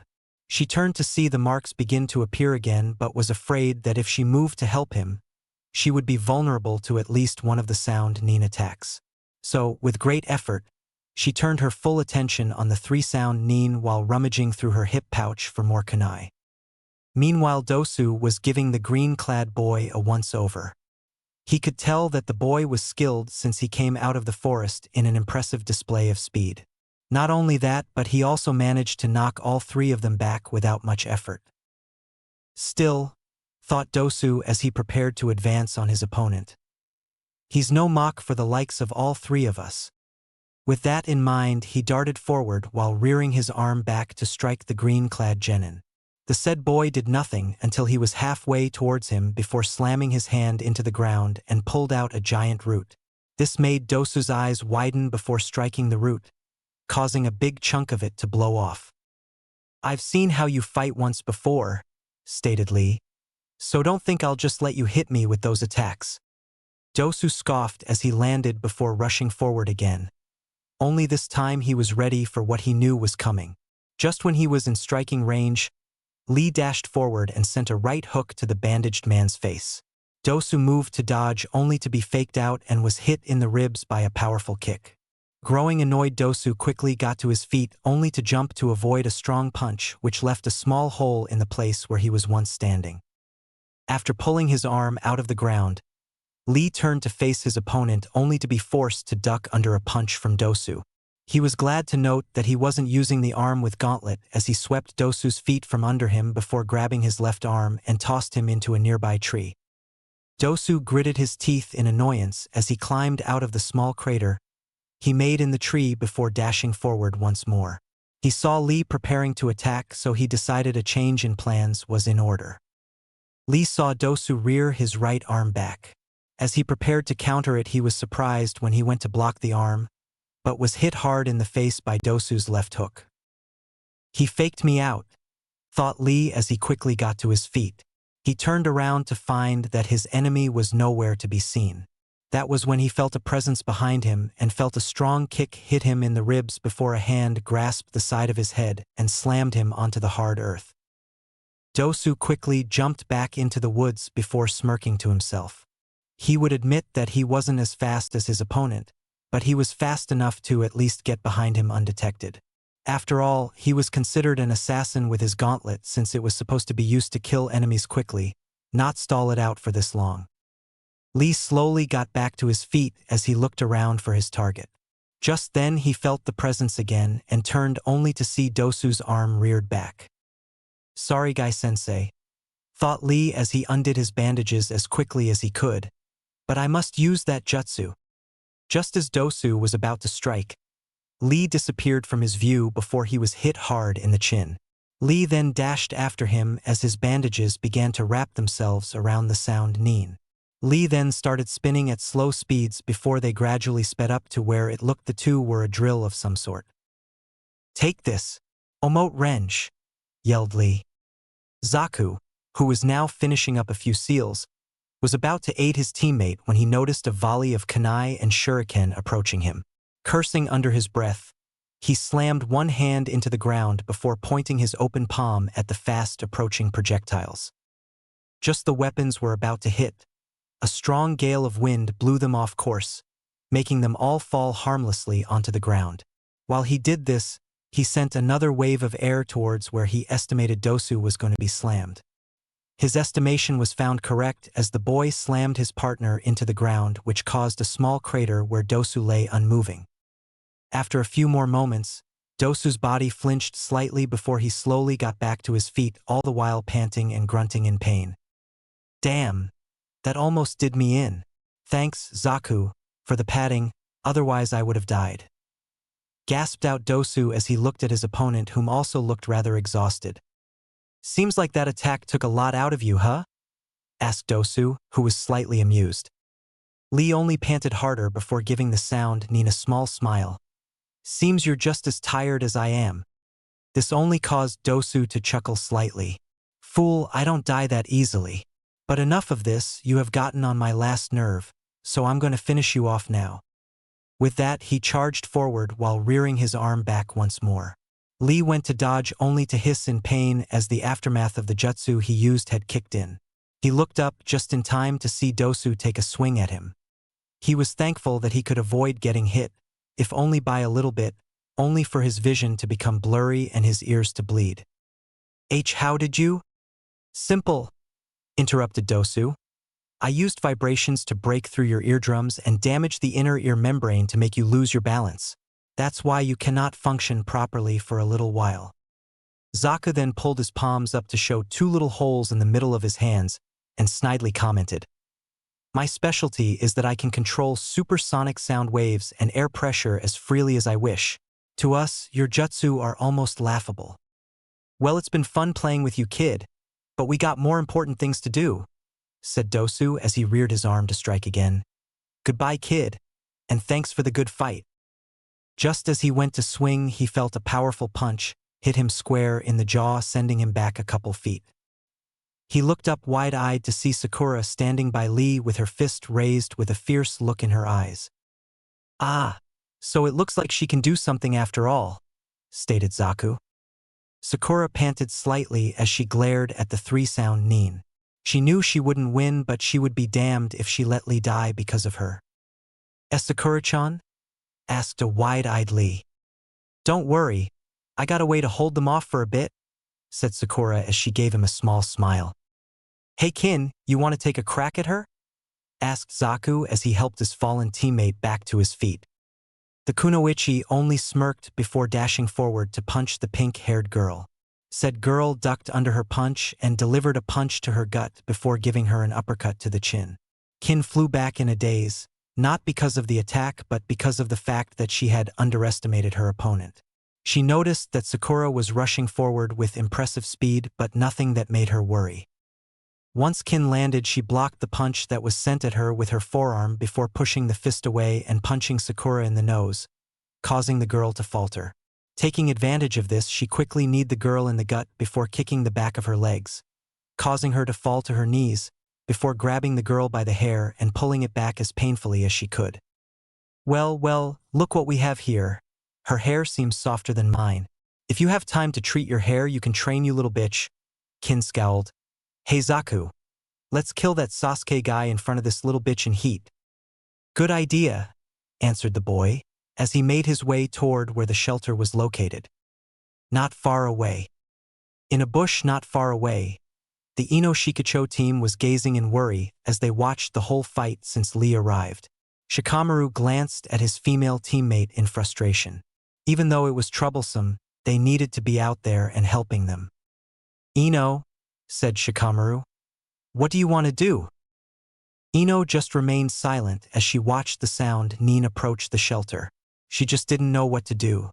One part of her was screaming for her to go out and help her old friend. The other half was reluctant to do so as she still remembered the day Sakura gave back her ribbon. What do you guys think? She asked as she turned to face them. Both boys looked at her and noticed how worried she looked at the moment.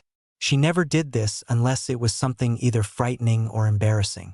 The two could only assume that she was scared of being killed by the three-sound Nin. After a minute of silence, Choji spoke. I say we help them.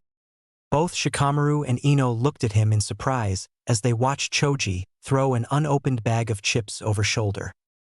You're serious? Asked Ino. Yes, answered the chubby boy with a serious look in his eye. I want to help them since I know they would help us if we were in danger. Besides, I don't like it when men hit women. Ino and Shikamaru turned around to see Sakura getting pummeled in the face by the Zaku, who had a kunai jabbed in his forearm and had his other hand being bitten at to keep him from using it.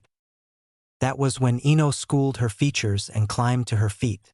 She looked over towards Shikamaru and saw a look of determination flash into his eyes. Let's get out there. Back with Sakura. After several bashings to the face, Zaku had finally managed to get the pink-haired girl off him. He turned his palms to face her only to feel three presences coming fast. Zaku, look out! Exclaimed Dosu. Zaku turned around to see a giant bandaged fist come flying at him. He was fortunate to move out of the way in time, only to dodge a barrage of kunai that was sent towards him. He looked up to see a kid with a white scarf cycling through seals before stopping on Tori. Buben Baika no Jutsu. After calling out his jutsu, Choji reared his fist back before swinging it in the direction of the sound Nin.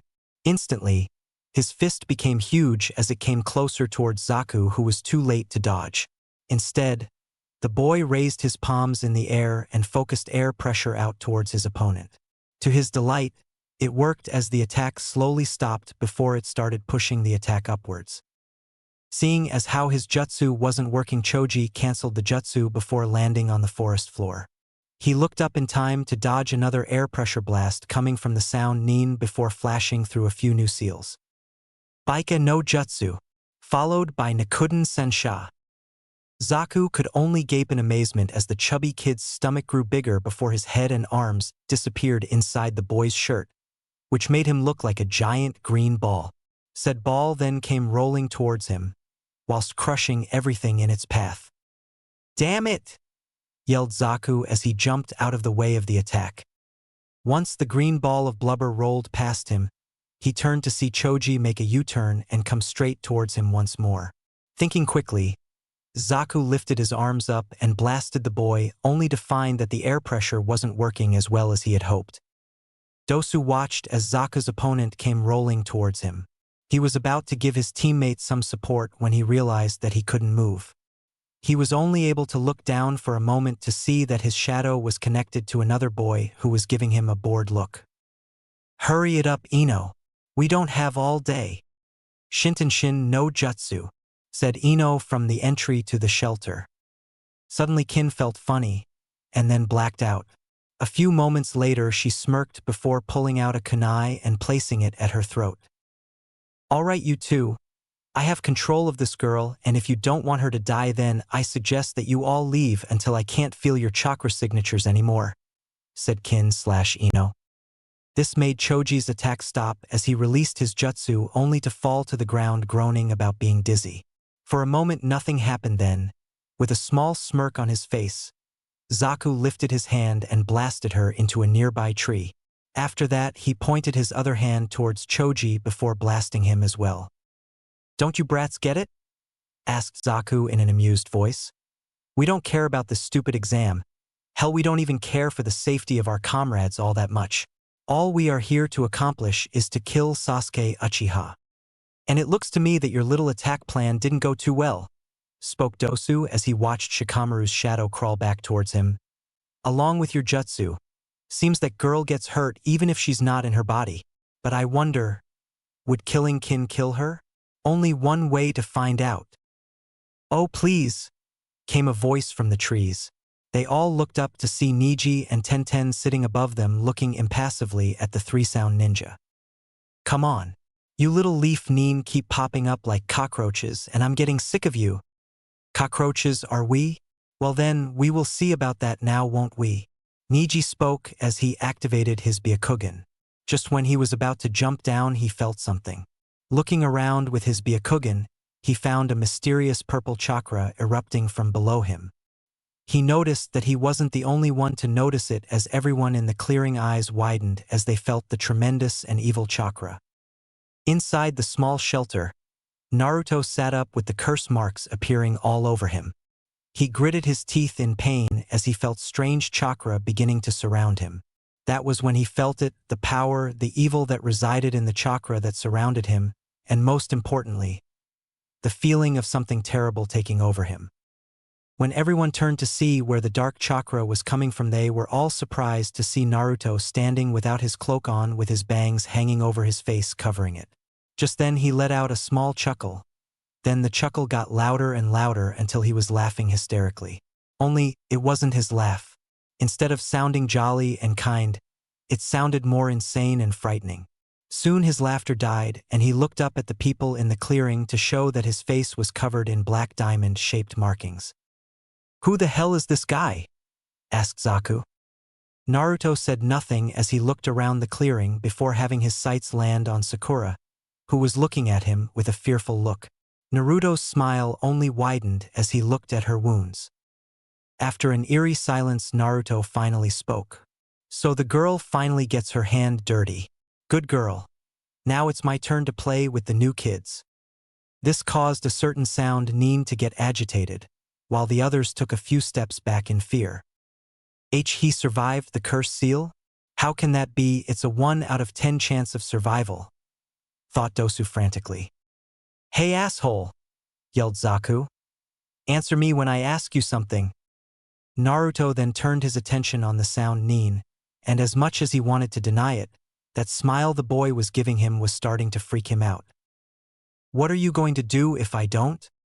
Zaku snarled at him before pointing both air palms towards him as he charged as much chakra as he could muster into his air tubes. "Zankyo-kuha!" shouted the boy. A second later, a massive gust of air pressure was fired upon Naruto and the others. After the dust settled, it showed that the area where Naruto was standing was totally wiped out. "Heh! Blew his ass away." "Blew who away now?" whispered someone in his ear. Zaka's eyes widened in shock as he stood rooted to the spot. He didn't dare move. Even if he knew he was about to die, he wouldn't move. After standing there for what felt like hours, he turned to see Naruto staring at him with a bored look in his eyes. That, however, changed once Naruto saw the fear that was visible on the sound Nin's face. His bored expression quickly changed to a sadistic grin, one that promised pain. "Time to have some fun," said Naruto before dropping Ino, Sakura and a still unconscious Sasuke onto the ground. The moment he placed them down, a fist collided with Zaka's face, sending the sound Nin across the clearing. He didn't get much of a chance to recover from the attack because the moment he went to get back to his feet, he felt a hand grip the back of his head and slam him into the ground. Groaning from the pain in his head and nose, he barely noticed that he was being picked up off the ground and lifted up by the collar of his shirt. He took this chance to look at Naruto only to see two piercing blue eyes stare straight into his own. That was when he felt another punch from the boy hit him hard in the gut, causing the boy to choke up blood. Did I hurt you?" cooed Naruto. When he received no answer, he decided to continue. "Well then, I guess you can take a little more, can't ya? Once that statement was over, Naruto slammed the boy into the ground before sending a barrage of punches to the boy's face. At this point, Zaku was in extreme pain. After several more seconds of this, the punches stopped only for him to be lifted up, tossed into the air. By now, Zaku's vision was obscured as both of his eyes were swollen, and he could feel blood flowing freely out of his mouth. As he felt himself falling closer towards the ground, he clenched his eyes closed and waited for the collision to do its damage. What he felt was much worse, as Naruto kicked him hard in the shoulder as he fell, causing a sickening snap to echo throughout the clearing, followed by Zaku's screams as he went skidding across the ground. "Yes!" yelled Naruto as he listened to the boy's screams. "It's like music to my ears. I want to hear more. Scream again." After that, he charged forward and prepared to continue the boy's torture. As he continued this, the bystanders were watching in horror and disgust at the brutality with which Naruto was fighting his opponent. As the seconds ticked by, Zaku's vision began to fade and his shrieks of pain were starting to die off. Naruto noticed this and stopped his onslaught on the poor sound Nin before grabbing him by his collar and hoisting him over his head with a small frown on his face. "Ah, no more screams? Oh well, I was getting bored with you anyway." After that statement, he reared his fast back before extending his claws. Zaku barely registered this, but he didn't care. All he wanted at this point was death, so that the pain would finally end. Naruto smirked evilly as he prepared to slash his throat out when someone placed a strong and firm grip onto his wrist. He turned to see Sasuke holding his wrist tightly in his hand as black marks started to cover his face and purple chakra began to pour off the boy in massive waves. Chilling blue eyes glared back at blazing red ones as Naruto went to jerk his arm free, only to find that Sasuke's grip on him was still firm. "Let go of me, team," said Naruto coldly. "You're ruining my fun." Sasuke, however, didn't respond. Instead, he let go of the blonde's wrist only to punch him hard in jaw, sending Naruto skidding back a few inches. "If anyone's going to kill this one, it's me," stated Sasuke calmly, despite the look of pure anger on his face. Naruto stared at the raven-haired youth with a skeptical look on his face before a sadistic grin appeared on his face once more. "Fine, you can have him," stated the blonde with a shrug before charging towards the Uchiha. "After I have my fun with you." Naruto reared his fast back and was about to punch his rival only to have it blocked and receive a kick to his chin. After skidding back a few feet, he quickly shook his head as he searched for his opponent.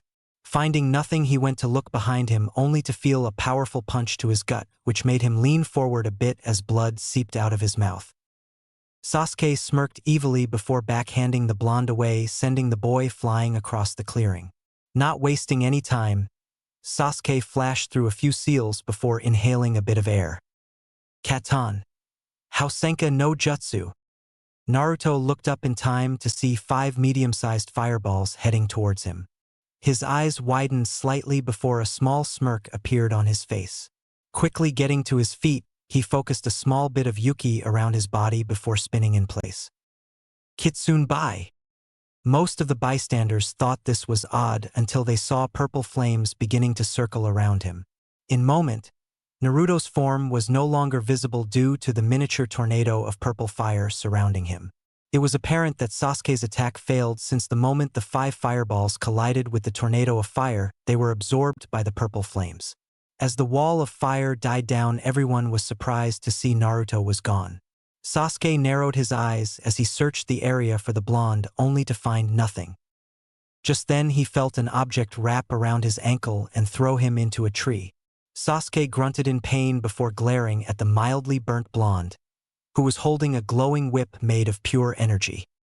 "Yes, Sasuke, you are definitely more fun than the other one," laughed the blonde as he glanced over at the sound Nin, whom was now lying unconscious on the ground. "Let's play some more. Come on, Sasuke. Let's keep fighting." With that, he stopped the flow of Yuki to the whip and charged the boy with his claws extended. He went to slash the Uchiha, only miss, and slashed the trunk of the tree the raven-haired boy was standing in front of. He turned around to see Sasuke aiming to punch him in the jaw, which he ducked under before making a horizontal strike with his claws. Sasuke barely managed to avoid the strike, but didn't leave unscathed as he felt 3 slash marks appear on his left cheek. Cursing lightly, he jumped back to avoid another swipe of the blonde's sharp claws. After he skidded to a stop, he quickly drew a kunai out of his leg holster and tossed it at the blonde boy. He smirked when it made contact with the boy's forearm, only for his eyes to widen when he charged towards him without even registering the pain. It was beginning to be a challenge for the raven-haired boy as he dodged and ducked under the blonde's deadly swipes towards him. As this continued, the purple chakra radiating from Sasuke began to fade and the curse marks began to start receding back to their original location. Naruto's, on the other hand, seemed to grow stronger as the purple chakra grew larger with each passing moment. After dodging another swipe from the blonde, Sasuke backed up a bit only to realize that he had his back to a tree trunk. Before he could think of a way to get out of the situation, Naruto grabbed the boy by his throat and pinned him to the tree while smiling at him evilly. "Well, looks like you're out of room," mocked the blonde. "I had fun playing with you, but I see that the weird power you had is now gone, so I guess it's time to end this game." Naruto then reared his fist back and extended his claws once more as he prepared to lunge them into his victim's heart. Just when he was mere centimeters away from plunging his claws into his victim's chest, he stopped. Before Sasuke could register what was happening, he was let go and Naruto began thrashing around, while clutching his head in what appeared to be pain. Inside Naruto's mind, "What are you doing?" yelled Dark Naruto as he felt chains wrapping around him. "I'm about to kill the one who has wronged us." In the very same chamber, Naruto stood staring impassively at the replica of himself. "Nice excuse, but you're still going to be locked up," said the real Naruto calmly. "I will not have you kill any of my precious people, no matter what you are." "You fool! They are not your precious people. They are only trying to get close to you, so they can kill you once your back is turned. And let me guess, you're trying to help me by killing them off, so that I don't get killed." "Correct. And if you let me go, I will help you destroy that village for what it has done to you." At first glance, it looked like Naruto was about to agree since the chains on Dark Naruto began to loosen slightly.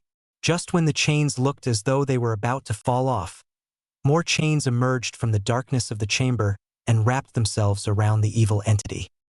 "Go fuck yourself, you piece of shit," said Naruto with a small smirk on his face.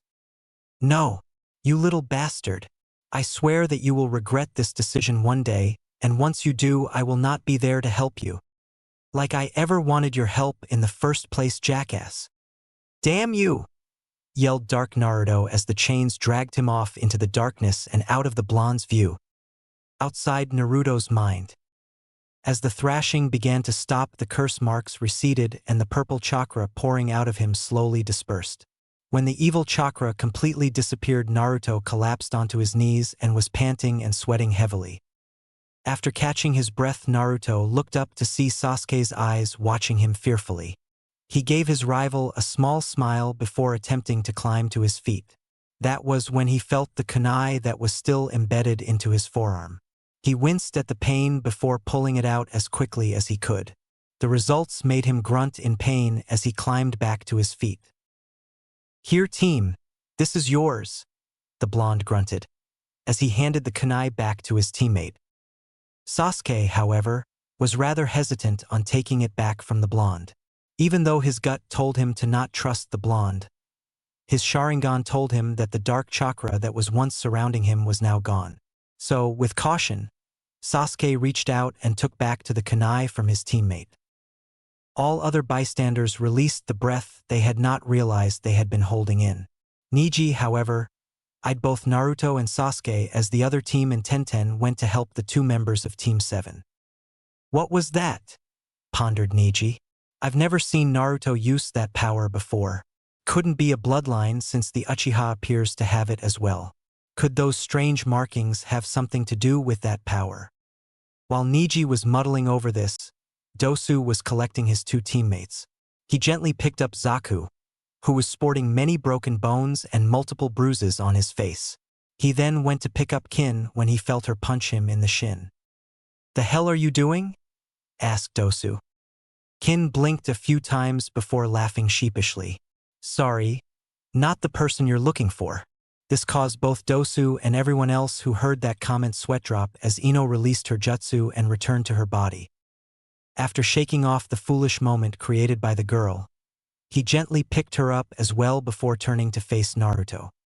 Boy, you were not our target, but you are a strong opponent. The bandaged genin held out an earth scroll. Please take this offering and let us go. Naruto only raised an eyebrow at this while Sasuke clenched his fist in anger. This may seem convenient, but there is something that we need to find out. But know that if we meet again in this exam, then we will dash. Don't worry about it, interrupted Naruto. Find out what you need to. Just promise to stay away from everyone here. Understood. Dosu looked back at Naruto with his only visible eye before nodding and dashing off. Before Naruto could do anything, he felt someone embrace him in a soft hug. That was when he realized that it was Tenten, and she was crying? Tenchan? Asked a very confused Naruto. The said girl didn't respond. Instead, she continued to cry on his shoulder while gripping his shirt tighter. Everyone watched this with a pang of sadness gripping their hearts as they knew why she was crying. Because of how wrong it was to see Naruto act that way, thought Sakura as she gripped the hand of Sasuke, who surprisingly squeezed back in response to it. Still very much confused with the situation, Naruto slowly rubbed the girl's back in a soothing manner while hugging her back.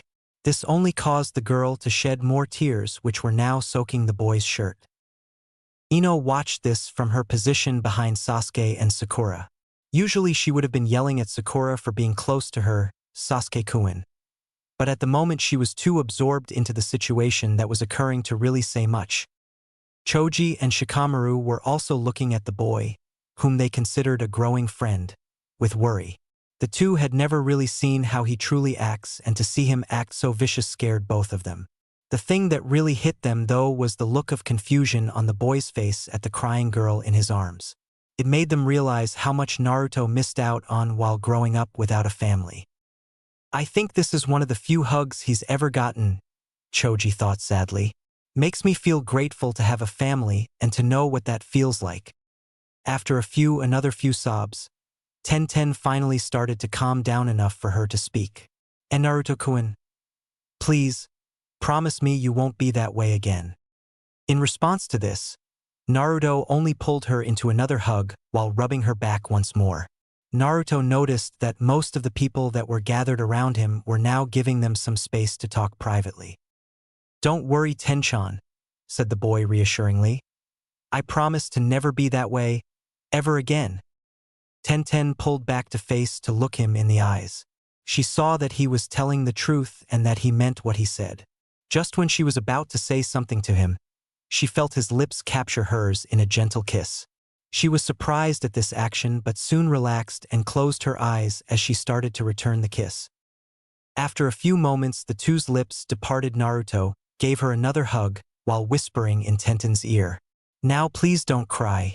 I don't want to see your face stained with tears.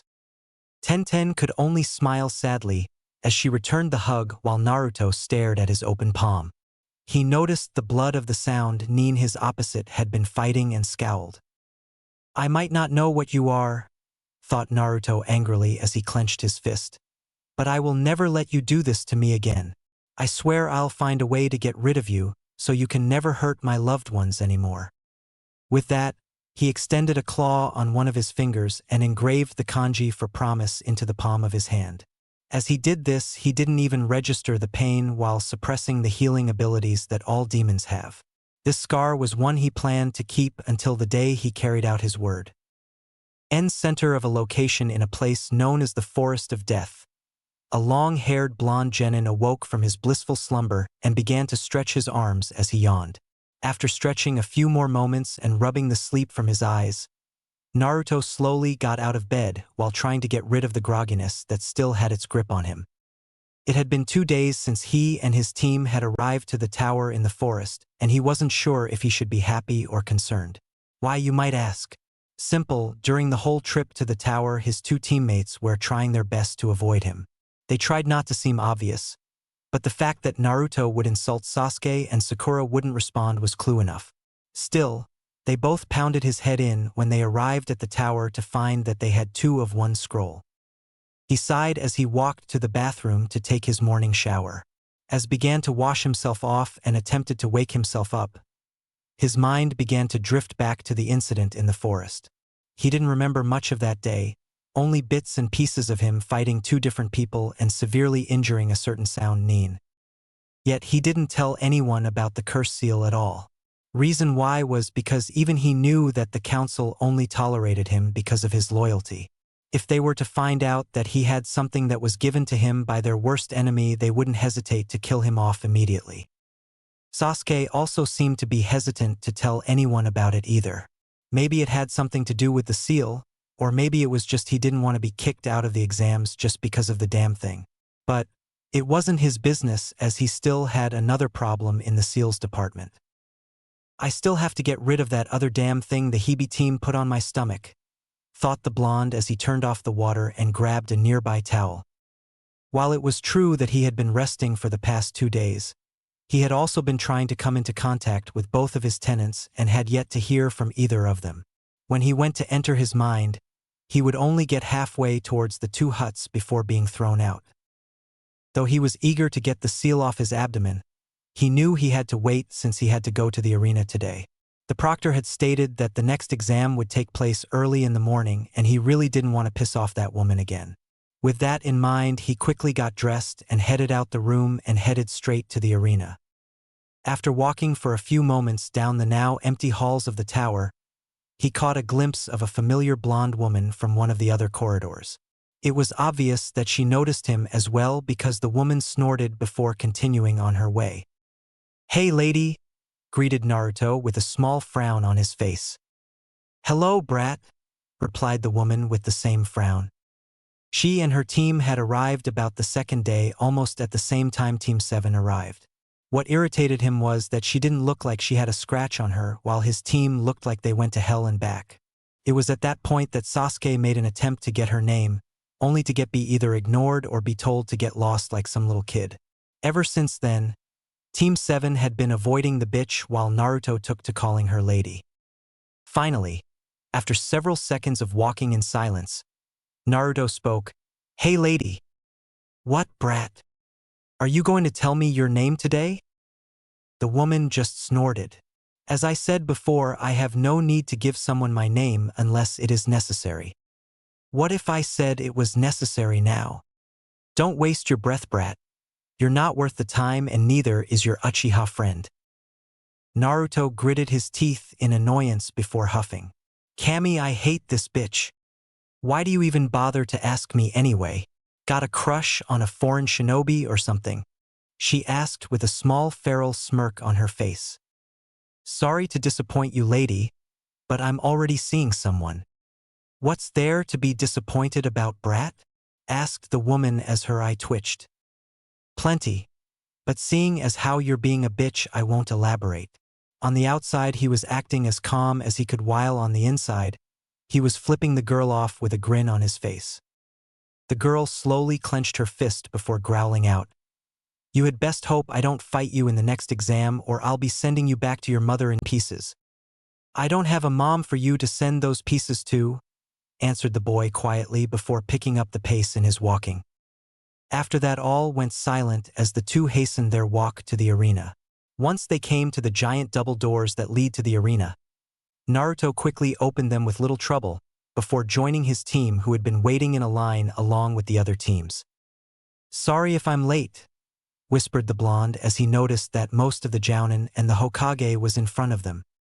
His team gave him no response and he sighed sadly. "Seems that they are still avoiding me." But what Naruto didn't know was that they truly weren't. Or at least they weren't trying to do it on purpose.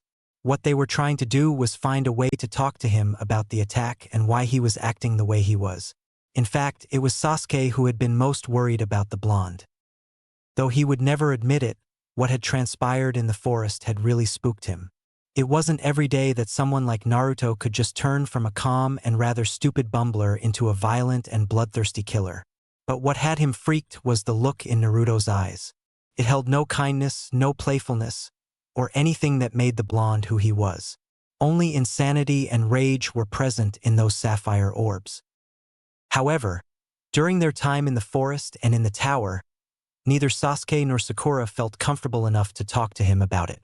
It just didn't seem right to talk about it with all the Jounin and ANBU stationed around the tower. Still, the two members of Team 7 vowed to talk to him about it once the exam was over. After standing there for a few moments, the teams were informed of why the Chunin exams were established and took the place of war to lower the deaths of good shinobi. Most of the people in the crowd of genin tuned this speech out before hearing someone tell the old man to get on with it. Just when the Hokage was about to speak, once more a woman with raven-colored hair that reached down to the middle of her back and a standard Chunin outfit dropped down in front of him. "Hokage-sama, allow me to take it from here, please," said the woman kindly. This was when Naruto's ears perked up at the familiarity of the voice. The Hokage smiled and nodded as the woman stood and turned to face them and reveal a familiar woman to Team 7. "Haku-chan," yelled a happy blonde youth. The said woman just smiled brightly before giving a small wave to him and Team 7. Most of the other genin just stared at her with faint blushes on their faces, while even fewer were glaring at Naruto in envy. "Hello and congratulations for making it this far into the Chunin exams. Unfortunately, due to the large number of participants in this exam, we are going to be doing a preliminary round to see who gets to go to the finals."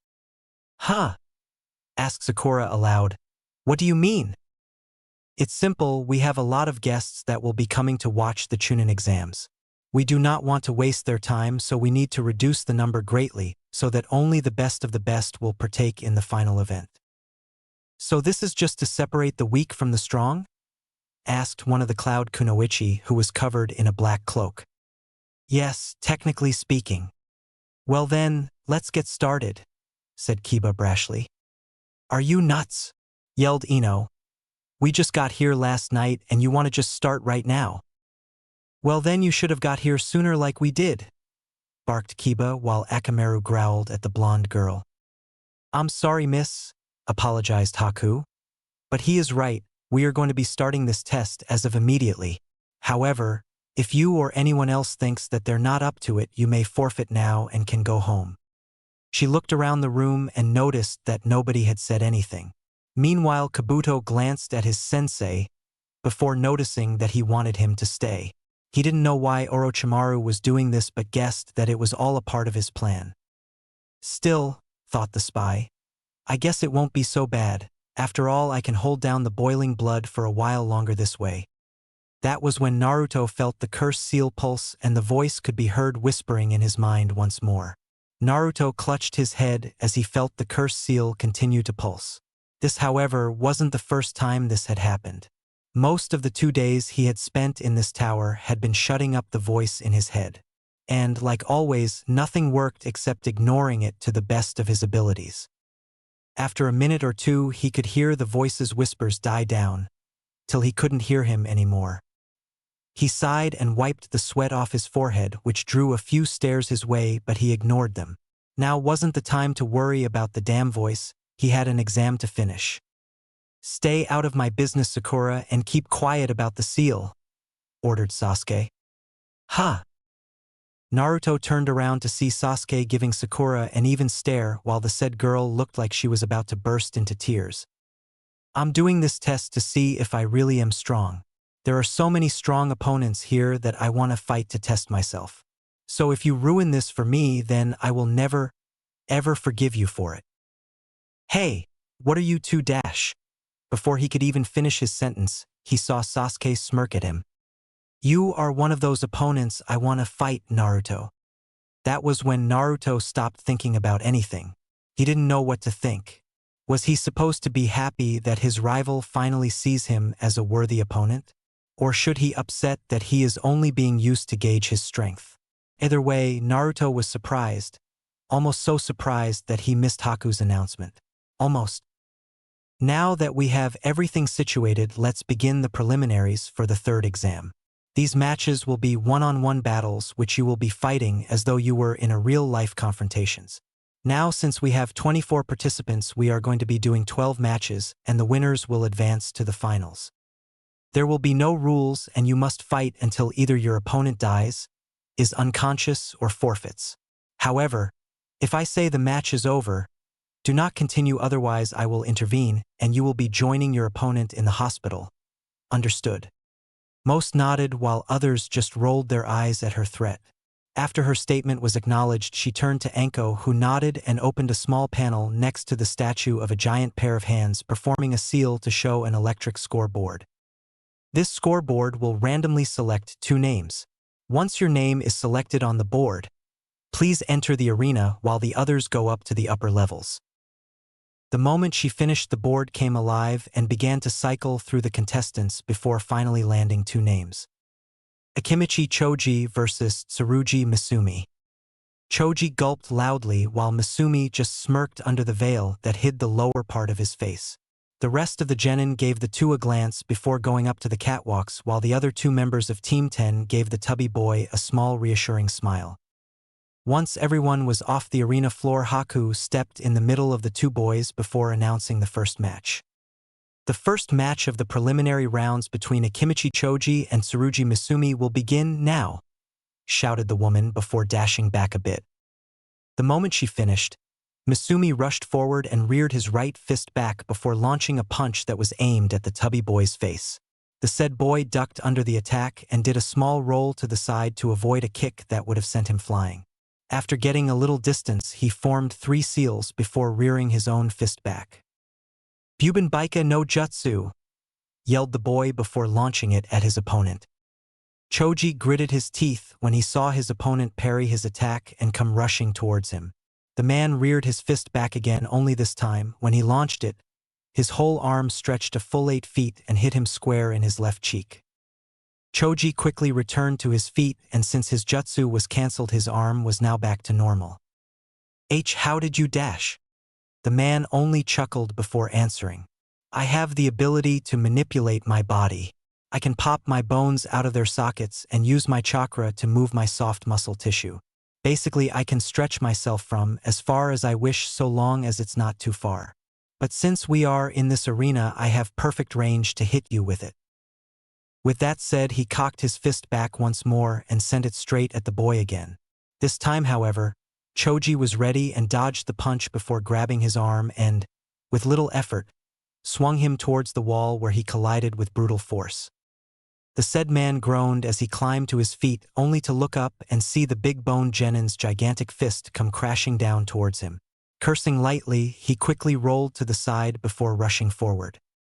Choji quickly cancelled his jutsu again before jumping back to avoid a kick that was aimed at his ribs. After that, he channeled chakra into his leg, and it grew just as big as his arm previously was, and sent his own kick that slammed into the man's chest, which sent him flying across the ring. Choji panted a bit while cancelling the jutsu again, as he felt his chakra starting to get low. He knew he had enough for a few more attacks, so he rushed forward and prepared to launch another gigantic punch towards his opponent when he saw a fist come rocketing towards his face. Choji could do nothing as the punch came closer and closer until he was sent off his feet due to the attack. Just when he was about to go skidding along the ground, he felt another hand grasp his ankle before being tossed into the wall. Once Misumi's arm retracted, he took his opportunity to rush forward while the boy groaned as he attempted to get to his feet. As the boy staggered, Misumi sent another punch to the boy's face before using his other arm to wrap around the boy's neck. "Move any more and I'll snap your neck," threatened Misumi while applying pressure to emphasize his point. Choji stayed still for a moment before smirking to himself. "Good luck doing that after this," the boy grunted before slamming his hands together into a seal. "Baika no jutsu." Instantly, the boy's stomach grew to where he looked like a giant ball. This made Misumi raise an eyebrow, since he still had to hold the boy. Just when he was about to put pressure on the boy's neck, he felt the boy's head slip out of his hold, and before he knew what was happening, the Choji quickly rolled forward. The bystanders all winced when they heard the sound of crushing bones. When Choji stopped spinning, he turned and saw Misumi's limp form behind him. Haku walked over and checked his pulse and shook her head. The boy had been crushed, and she knew that nothing could have changed that. Winner, Akimichi Choji. "Hell yeah, Choji!" yelled Ino as she cheered for the boy who was looking slightly green at his first kill. Good job, Choji, congratulated Asuma with a big grin on his face. Though I don't like the fact that he had to kill to win, but still he had little choice in that matter. After removing the corpse from the ring, and the young Akimichi victor, the scoreboard came to life once more before stopping on the next two names. Sabaku no Temari versus Tsuchi Kin. Kin only raised an eyebrow before walking down the stairs while Temari did the same. Once both participants got the battle floor, Haku called the fight and both jumped back to get some space. Temari stood confidently while Kin looked rather concerned. She didn't really know what this one could do and she doubted she should take her lightly. Just as Kin was about to take out her Sunbon, Temari sighed. I really don't feel like playing with you, so I'm going to end this now, stated the girl calmly. Before Kin could even say a word in response, Temari snapped open her fan before calling out, Kamaitashi! With her jutsu called, she swung her giant fan and instantly a small tornado was shot out towards the now frightened Sound Nin before she was hurled into the air and received multiple cuts from the fierce winds. Kin screamed in pain as the winds continued to cut across her flesh and some of her clothing. As the winds began to die down, she felt herself start to descend towards the arena floor. Just as she thought her pain couldn't get any worse, it did. Temari, while the girl was still getting up in the tornado, positioned her now closed fan underneath of where the girl would be landing, causing the Sound Nin to land on her spinal cord on the metal butt of Temari's fan. The poor girl couldn't even scream anymore as her eyes rolled into the back of her head until she passed out. Most who were watching this thought that it was unnecessarily cruel to do. Remind me not to piss her off, mumbled Kiba. Winner, Sabaku no Temari. As Temari prepared to throw the girl off her fan, a look towards the proctor told her otherwise. She could see the icy glare the Chunin was giving her that told her to watch it. Though Temari could care less, she didn't feel like dealing with the Chunin at the moment, so, begrudgingly, she waited for the medics to take her off her fan and off to the medical ward. Why bother? She isn't going to be walking after what I did to her, thought Temari dryly before walking up the stairs to rejoin her team. As she walked up, for some reason, she looked around until she spotted a familiar whiskered face. The said boy was giving her a look of disgust, and for some reason, she couldn't help but feel angered. What is he looking at me like that for? Thought Temari bitterly. All I did was end it quickly. I didn't kill the bitch like the fat kid did, and I get a look of disgust. What's that about? Unconsciously, she clenched her fists in outrage, and once she reached her team, she didn't even bother to register the strange look she received from her brother Kankuro. Just when he was about to ask her what was wrong, the board lit up and showed the next two combatants. Akidu Yoroi versus Hyuga Niji. Yoroi frowned under his veil while Niji stayed emotionless. As the two walked down to the arena, Naruto gave Niji a quiet good luck in which he nodded before continuing on. Hyuga Niji versus Akidu Yoroi. Begin. Niji only sighed before calmly entering his Juken stance, while Yoroi flashed through a few seals. After he finished his set of seals, his hand began to glow blue as the chakra flowed through it. Once done, the man charged the Hyuga prodigy with his one glowing palm reared back. Niji just waited patiently until the man was into striking range before activating his Byakugan and ducking under the man's attack while pressing down on the Tenketsu points in his arms. Yoroi cursed when he felt the chakra leave his hand before jumping back to avoid a Juken palm to the abdomen. Once he gained some distance, he quickly pulled out 3 kunai and tossed them at the young Hyuga while his back was turned. The boy didn't move as the deadly weapons came closer towards him, but instead pulled out a kunai of his own and deflected all 3 before tossing it at high speeds towards his opponent. The man quickly rolled to the side to avoid it, only to feel a great amount of pain hit him in the shoulder, courtesy of Niji, who was now moving to attack once more. Before the boy could attack, however, the man lunged his glowing hand forward and went to make grab at his forehead, only to be denied as Niji shifted his head to left, just barely missing the attack but close enough to feel his chakra being drained. So that's what he's trying to do, thought Niji with a smirk. Clever, but you can't expect to catch me with that speed. With this thought in mind, he waited for the man to try once more. Niji's smirk widened somewhat as Yoroi didn't disappoint him, as the man lunged towards him again. Just when Yoroi thought he had him, Niji quickly grasped his wrist before pressing down on 3 tenketsu in the man's other arm. He watched in satisfaction as chakra stopped flowing into Yoroi's hand. Before his opponent could even think of retaliating, Niji dealt a palm to the man's abdomen, causing him to cough up blood. The last thing Yoroi saw before he went into unconscious was the sight of Niji's cold, white, pupilless eyes boring holes into his skull. "Winner, Hyuga Niji," announced Haku before calling over the medics. Niji only scoffed before walking towards the upper levels. As he walked up the stairs, he felt as though someone was watching him but shrugged it off without any second thought. He was holding back the whole time too," said Kankuro before taking a glance at his other 2 siblings. Gaara was looking at the boy in interest, as he'd expected, while Temari, on the other hand, still looked pissed. "Hey sis," said the boy in confusion. "What's up with you?" The girl didn't respond for a moment as she clenched her fists a bit tighter to the point that her knuckles were white. She then glanced at him and Kankuro could see that, whatever happened, she was really, really pissed off about it. "Nothing," growled out Temari in a venomous tone. With that said, Kankuro wisely chose to stay quiet about it and not ask any further questions. He glanced at the board to see that the next 2 contenders were already selected. Tenten versus Retsu Meteru. Tenten couldn't help but grin at finally getting her shot. In her eagerness, she simply leaped over the railing before landing on the arena floor. "Good luck, Ten-chan," yelled out Naruto while not noticing the look Sakura was giving him. "Thanks, Naruto," thought Tenten with a smile before turning her attention to her opponent. The boy looked about a few years older than she did. He looked about 5'2" and had seemed to be well fit. He had dark brown hair with matching brown-colored eyes. He was currently wearing a black short-sleeved shirt with his left arm hidden in a long loose sleeve that was stitched to the shirt. The man also wore black shinobi pants with matching ninja sandals. But what really caught Tenten's attention was the wakizashi that was strapped to the man's back. Tenten versus Retsu Meteru. Begin. Tenten leapt back as Haku announced the fight's beginning. When she felt she had some good distance, she noticed that the Meteru had yet to move.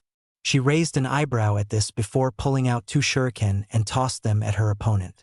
The genin remained still until the last moment before unsheathing his wakizashi quicker than most could see and deflecting them before returning the sword to its sheath. "Okay, this ain't good," thought Tenten as she pulled out more shuriken and kunai from her pouch. As she went to toss them, she saw him unsheath his sword again before he rushed her while deflecting the projectiles as he went. Once he got into striking distance, he went to slash Tenten in half only for her to duck and attempt to sweep his feet out from under him. He jumped over it and thrust his blade towards her in an attempt to stab her. He was happy to note that he succeeded only to be disgruntled when she puffed into smoke to reveal a block of concrete. He glanced over his shoulder to see Tenten a few feet away from him on one knee with 2 scrolls on each side of her while performing a few seals. "Sushuryu," shouted the girl before a giant plum of smoke obscured Meteru's view.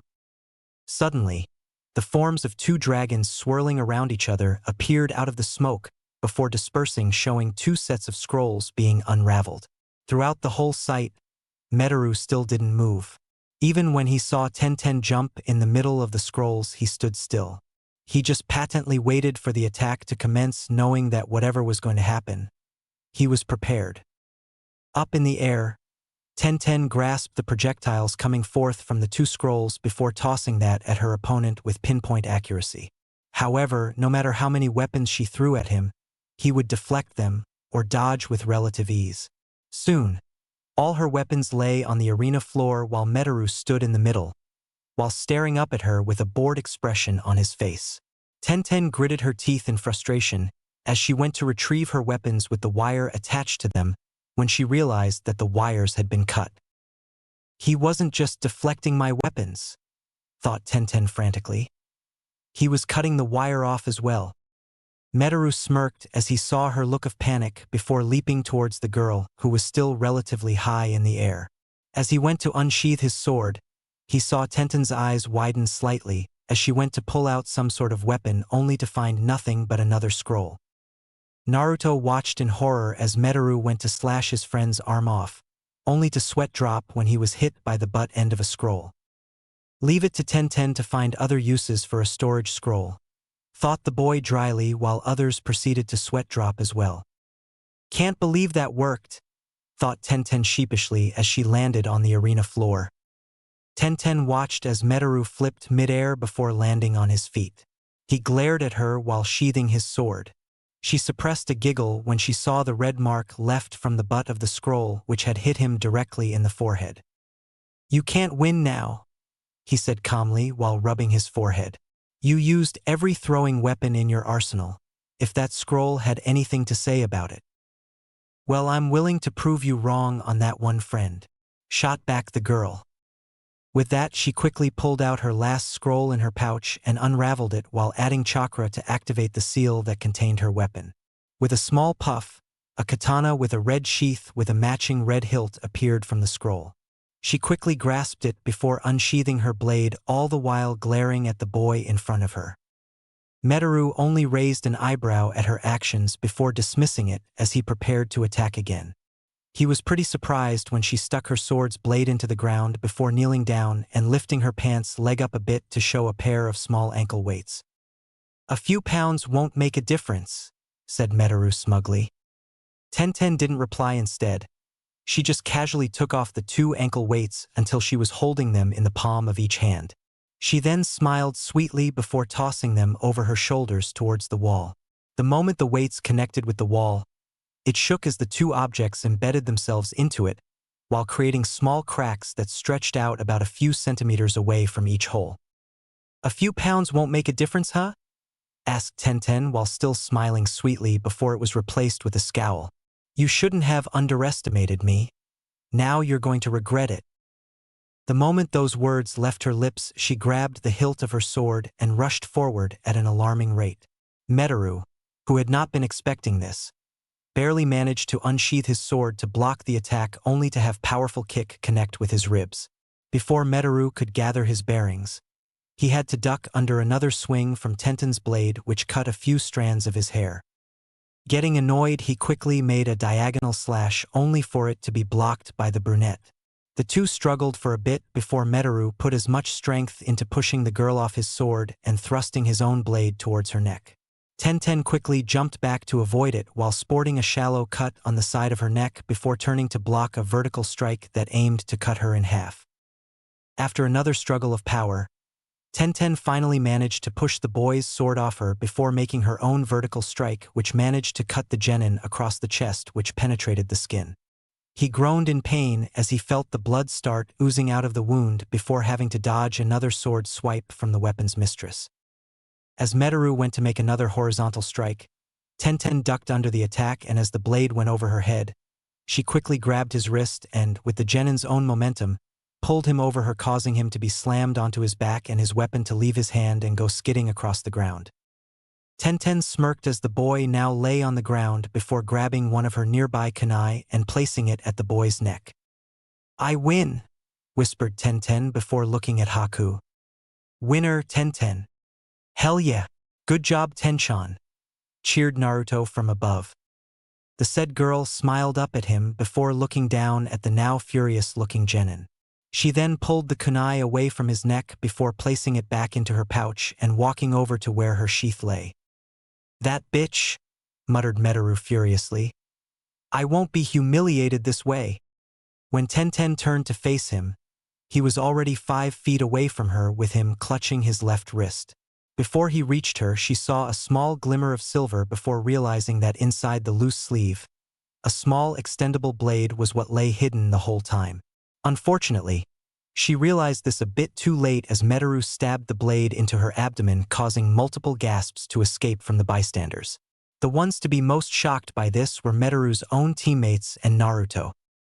Tenten slowly looked down at the wound as the blade retracted into his sleeve, while he himself had a menacing smile gracing his features. Soon she felt her vision begin to fade, and the whole time, all she could hear was Naruto calling out her name. Ha! That's what you get for humiliating me, you little dash. Metaru would have continued this rant had it not been for the fact that he felt a freezing cold substance beginning to cover his entire body.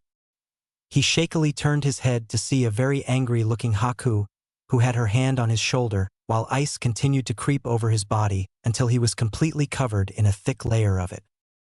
Haku calmly removed her hand from the boy's shoulder as the look of pure fright was etched onto his face before turning to face the remaining genin on the upper levels. "Does anyone else want to disobey the rules?" she asked in a bone-chilling voice. Everyone, with the exception of Gaara and Naruto, shook their heads while sweating heavily.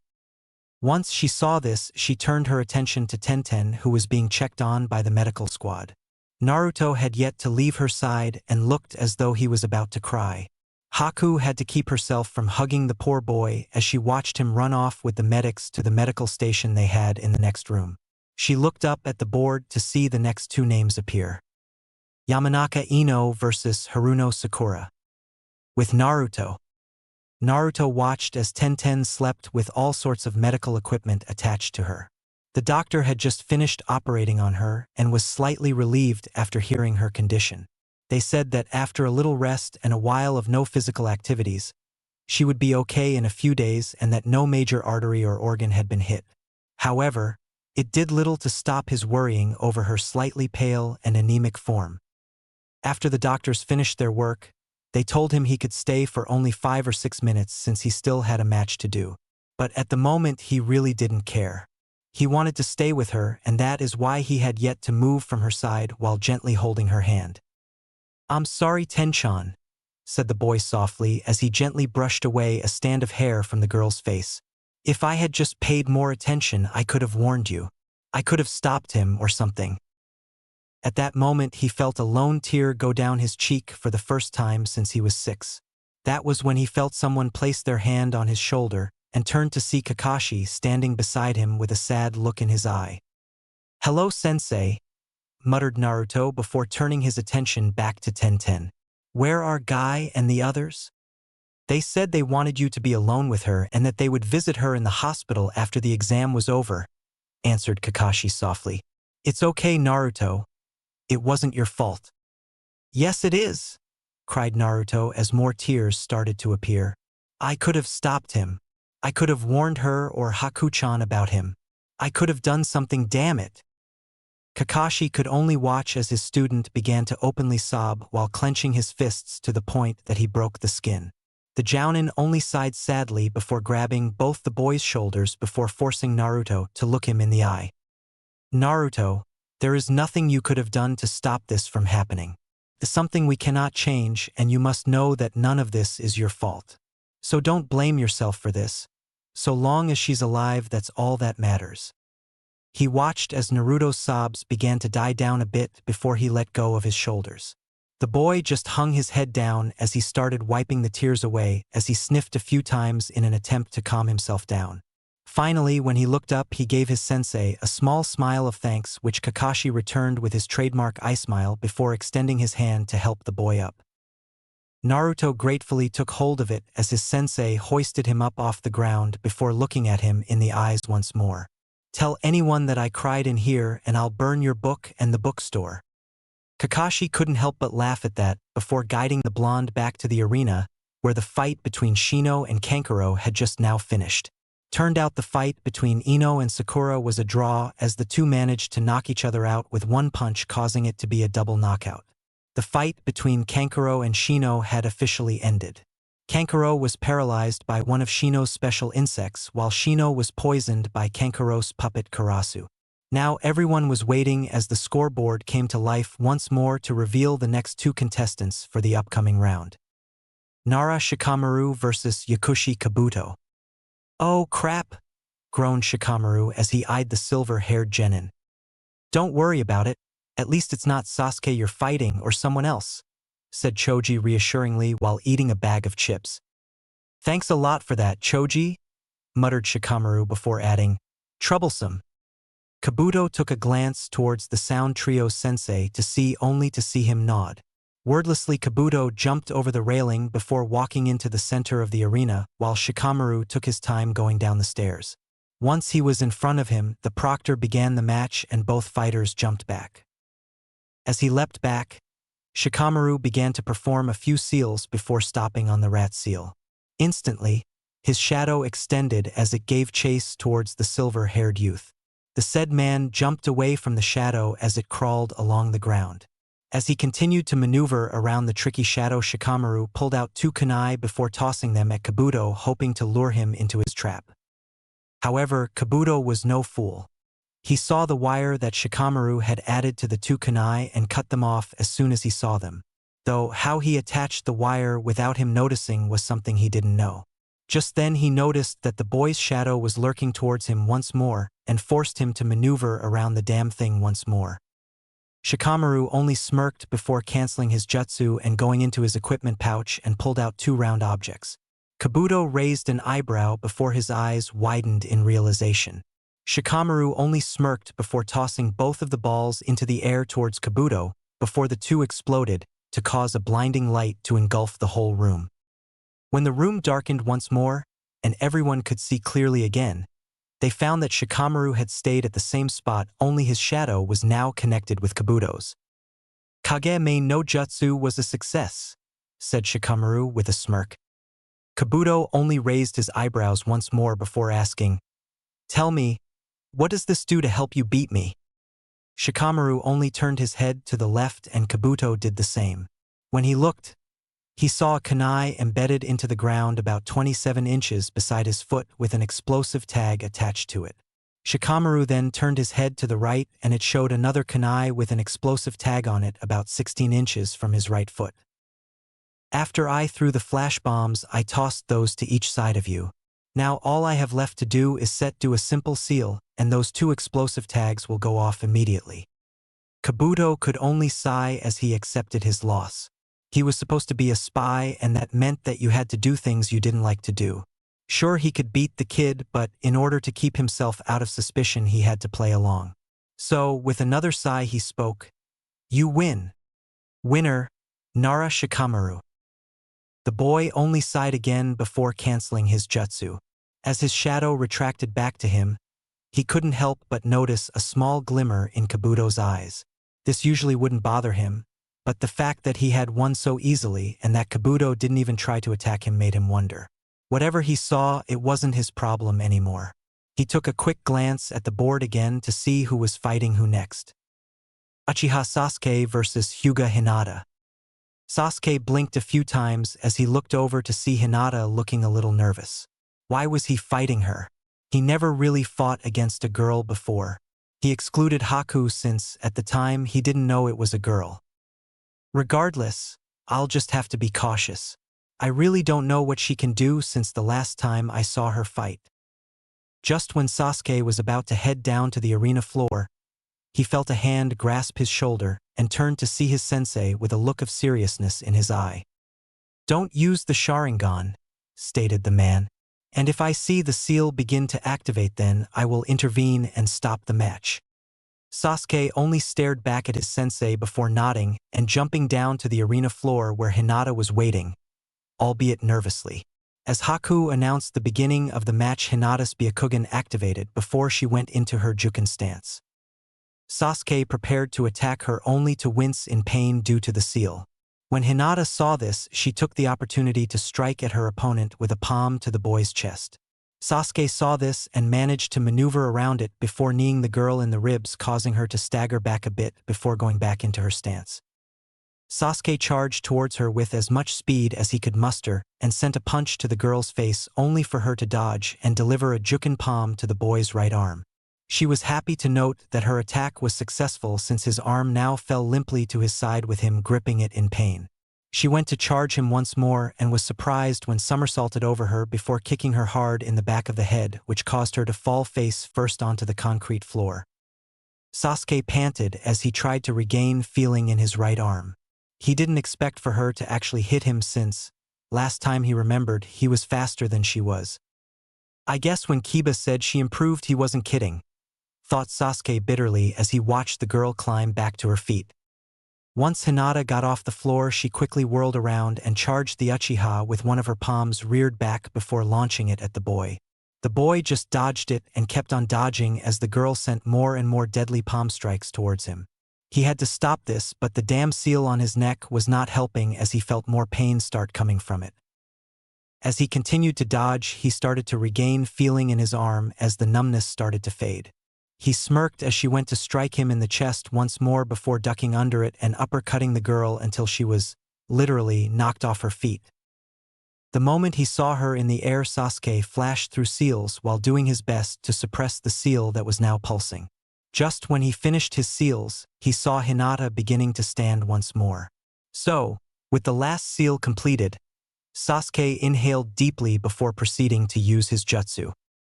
Katan Gukakyu no Jutsu.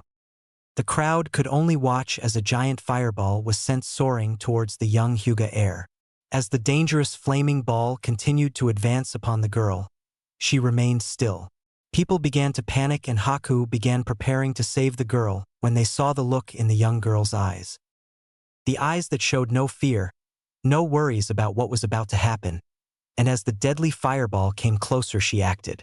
As the fire approached, she quickly released as much chakra as she could through her tenketsu points before beginning to spin. Kaiten. In an instant, a dome of pure, whirling chakra formed around the young Hyuga. Once the flames connected with the dome, the fire stopped its advancement for a moment before shooting off towards the left and right side of the dome. After a few seconds of this, however, the flames began to die down and Hinata's spin began to come to a stop. Once her technique was finished, she looked up at her opponent while panting heavily.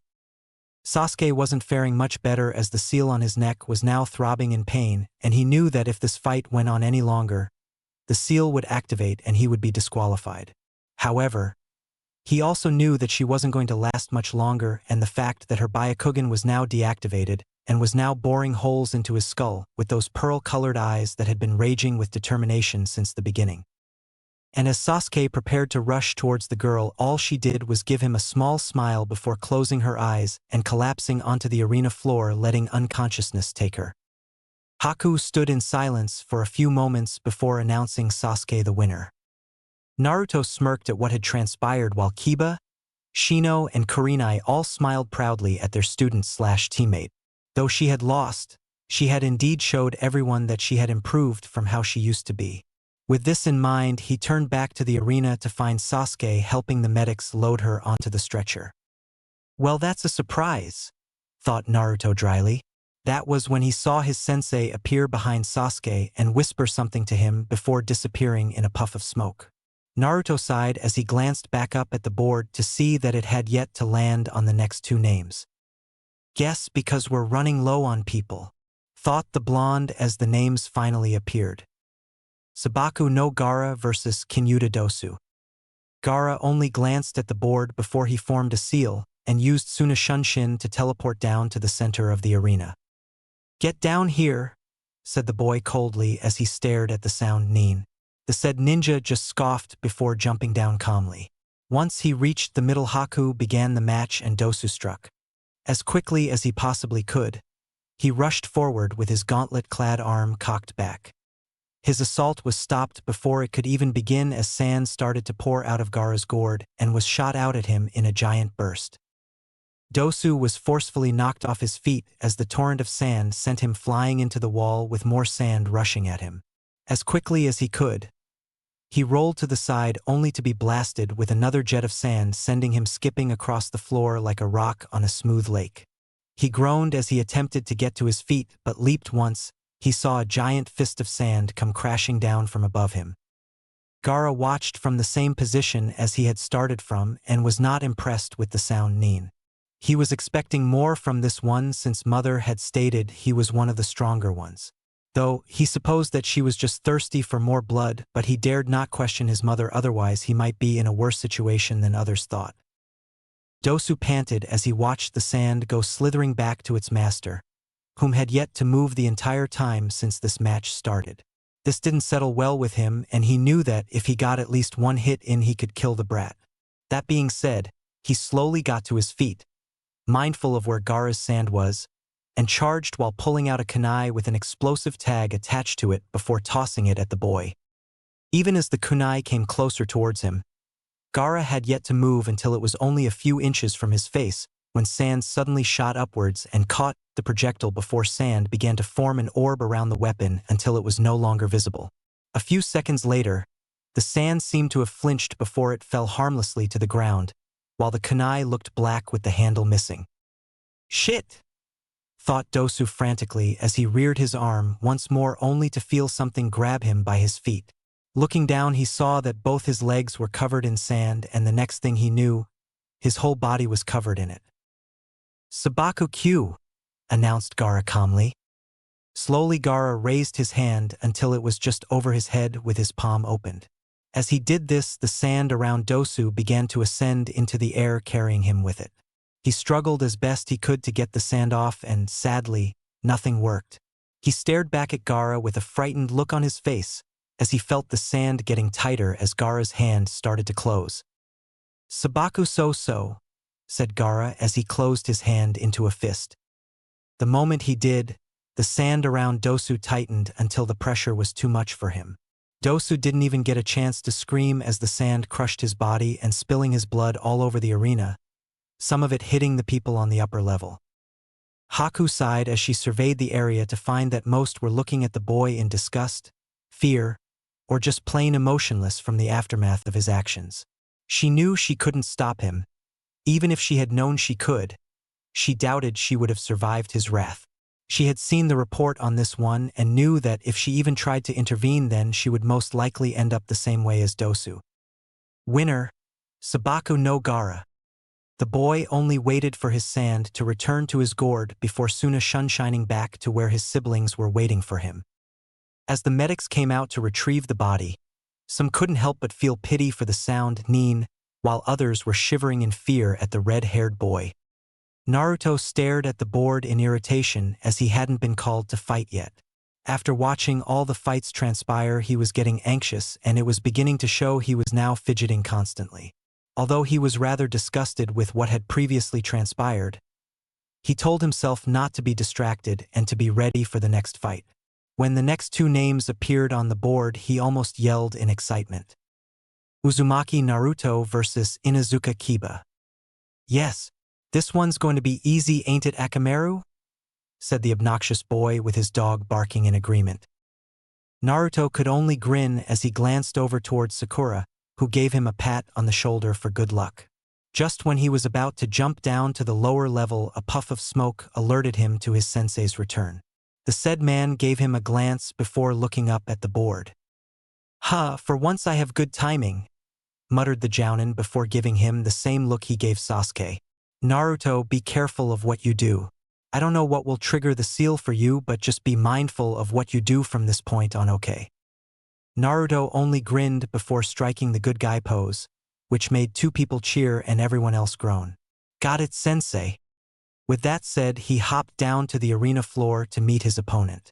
He had to say that he was looking forward to this fight since he could finally shut the boy up once and for all. "Uzumaki Naruto versus Inuzuka Kiba. Begin," announced Haku before jumping away. Immediately Kiba flashed through seals before crouching on all fours. "Shikyaku no Jutsu," shouted the boy before charging him at great speed. Naruto could only stand there as he was elbowed in the chest by Kiba, which sent him flying into the wall, causing a cloud of dust and rubble to kick up from the collision. "Heh, this match is over," said the boy smugly. "He won't be getting up for a little while, Proctor." Temari watched this with a scowl on her face. He didn't look that weak when they first met, but she guessed that appearances don't always measure up to their expectations, even if they got lucky enough to almost kill her brother. "Ha!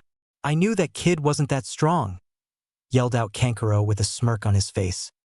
Just then a rock from inside the dust came flying out and hit him square in the nose, causing him to fall onto his back while gripping it in pain.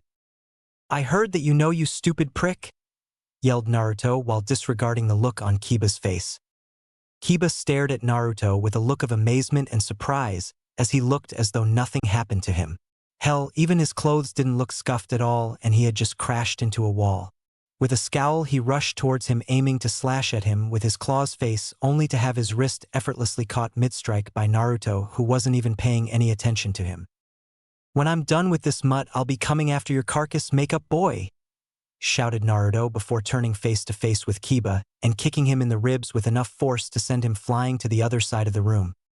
"It's not makeup, it's war paint," yelled Kankuro before turning to glare at Tamari, who was trying to suppress a giggle. Kiba groaned as he returned to his feet before glaring at the red-cloaked youth. Looking at his partner, Akamaru, he gave the dog a silent command before taking out a few smoke bombs and tossing them at the blonde. Naruto, who had yet to move from his position, stood in the black smoke while listening for Kiba and his dog. Kiba smirked as he came closer towards where he thought Naruto would be. He figured he could surprise him by this tactic, and once he smelt that he was in striking range, he went to punch the blonde in the face only for his opponent to dodge it and counter with an elbow to the stomach, which caused the air to leave his lungs. As he struggled to have his air return again, Naruto quickly whirled around and delivered a powerful right hook kick to Kiba's face, sending the boy stumbling out of the plum of smoke. He groaned as he tried to shake off the dizziness he was feeling while looking at the area Naruto was standing to see that the smoke was beginning to clear. His glare intensified when he saw that he was just standing there with his eyes closed. Naruto smirked as he opened one of his eyes and giving Kiba a small wave which served to fuel the boy's anger even further. Just then, he heard the sound of something approaching him and whirled around to see an airborne Akamaru aiming to bite him. Before the small pup could do this, however, Naruto casually parried to the right and delivered a chop to the back of the dog's neck. This caused the dog to yelp in pain until it was grabbed by the scuff of his back and tossed towards Kiba, who caught him with relative ease. "If you don't want Akamaru to get hurt, try keeping him out of this, mutt," said Naruto calmly while giving Kiba an even stare. Kiba could only look down at his little friend as his world finally stopped spinning.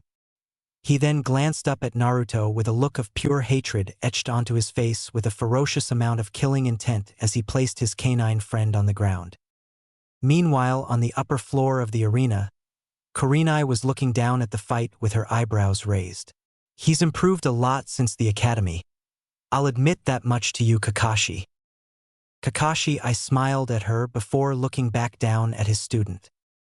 "But he's still no match for Kiba, even if he has gotten in a few hits. Remember, Kiba hasn't used most of his tricks yet, and now that he's harmed Akamaru, I think he's going to stop holding back." "You keep telling yourself that," replied Kakashi. "What did you say?" "Let's just say that if Naruto was aiming to kill Kiba, he would have by now. And you think this way because that sword on his waist is not for show, Kurenai. It's meant to kill, and Naruto had plenty of opportunities to do so a moment ago. Besides, I don't think we've seen everything that Naruto is capable of doing quite yet either." With that said, he glanced back down to the arena while ignoring the look Kurenai was giving him. After taking a few deep breaths, Kiba was able to calm himself a bit and went into his ninja pouch before taking out 2 small pills. He quickly ate one before handing the other to Akamaru. Once he ate the strange pill, his fur began to change from its regular white to dark red as he growled at Naruto. "What kind of drugs did you put into that pill of yours?" "It's not a drug, it's a soldier pill, you baka," answered Kiba before crouching over as he performed a new net of seals while Akamaru jumped onto his back. "Jujin Bunshin," called out Kiba as a plume of white smoke engulfed them both. Once the smoke cleared, it showed that Akamaru was now gone and replaced with another Kiba, who took on a more feral impression than the original. "Okay, this could be a problem," thought Naruto as he eyed both Kibas. Both smirked smugly before charging him at high speeds. He ducked under a claw swipe from one of the Kibas, which grazed his cheek, causing blood to ooze out of the small wound. He parried another strike from the other one as it came too close to hitting his chest. As the original Kiba went to strike behind him, Naruto whirled around to catch his wrist, only to have Akamaru come rocketing forward and elbowing him in the ribs with great force, which sent Naruto tumbling across the arena floor. Naruto gasped in pain as he sat up until he was on one knee. He gripped the right side of his rib cage and felt that 2, possibly 3, of his ribs were broken. He knew that this was getting out of hand already, so he began to channel Yuki through his body, only to feel a massive amount of pain erupt from the seal on his neck. Kiba watched as Naruto gasped in pain and took this as an opportunity to attack. So he and Akamaru charged forward while leaping into the air with claws extended before rotating themselves until they both looked like two gray drills. "Getsuga!" cried both as they sped towards the blonde. Naruto glanced up in surprise only to be hit, dead on in the chest, by both Inuzukas and was now being lifted into the air. Naruto screamed in pain the whole way as the fast-spinning claws drilled deeply into his skin and, for a moment, he thought that it would never end, before both Kibas canceled the jutsu while Naruto fell to the floor in a heap. Naruto groaned as he felt the hanging flesh while blood started to soak his outfit. He lay there, sprawled out in small puddle of his own blood while panting heavily due to the excruciating pain he was in not only from the attack he just received, but the cursed seal as well. "See, you might have gotten a few hits in, but other than that, you're still just a daube," said Kiba smugly as he began to chuckle. Naruto continued to lie still on the ground before attempting to get to his feet and to ignore the pain and the voice in his head. "Let me free," whispered the voice. "Let me free and I'll make him pay for this." "And no, I won't lose here," muttered Naruto as he continued to try and get up. "I'm going to be great someday. I will become Hokage." This only caused Kiba to laugh louder until it was echoing off the arena walls. "Are you still holding on to that stupid dream of becoming Hokage? Ha! Just when I thought you had finally given up on that worthless dream, you pull this crap. Do you even think they would make you a Hokage? Tell you what, if you want one, then I'll become one." Kakashi couldn't help but watch as Naruto continued to try and get to his feet. To his right, Kurenai was looking pleased with herself while, to his left, Asuma was looking at the boy in pity. "And he was doing so well, too," said Asuma sadly while taking another puff from his cigarette. "I told you, Kakashi," stated Kurenai. "Kiba is much stronger than Naruto, no matter how much you say he's improved." Kakashi only stayed silent as he continued to watch his student pant and wheeze in pain. After a few moments of watching this, he saw something that made him smile under his mask. "Hey Kurenai," said Kakashi with a small smirk hidden under his mask. "Do you enjoy watching someone's dream being crushed?"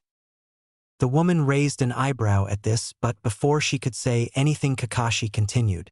"Because if you do, then you're going to be disappointed." "Why do you say that?" "Because I don't think Naruto's going to be playing around anymore either." That was when Naruto's eyes snapped open to reveal golden slitted orbs. He felt the broken ribs begin to mend themselves back to normal, while the wound on his chest began to heal at an alarming rate due to the Yuki now flowing freely through him. He slowly raised his head as his blonde locks began to morph into silver ones with rusty orange highlights, while his whisker marks began to be replaced by 3 red marks. He glared at the 2 Kibas before standing on both his feet. Kiba, along with everyone else, gaped as the gash that Kiba had inflicted on him was completely gone. The only identification that he was ever wounded was that the front of his shirt was torn to show his well-toned torso that was still smothered in blood. Most of the girls and women in the room blushed at the well-defined chest muscles the boy had, while the males all stood in shock at his new appearance. Kiba, though still shocked by the transformation, was the first to speak about the change.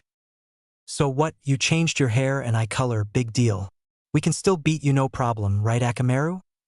asked the boy before turning to see that Akamaru was now on his knees, bowing to Naruto. "What are you doing, boy?" "He knows his place, mutt," stated Naruto with a small smirk. "Now stay out of this or you'll be my next target."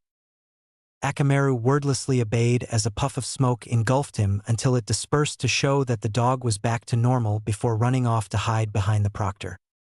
"What's wrong with you, boy? Why did you listen to him? He's not your master, I am." "How did I transform?" thought Naruto as he glanced at his silver hair.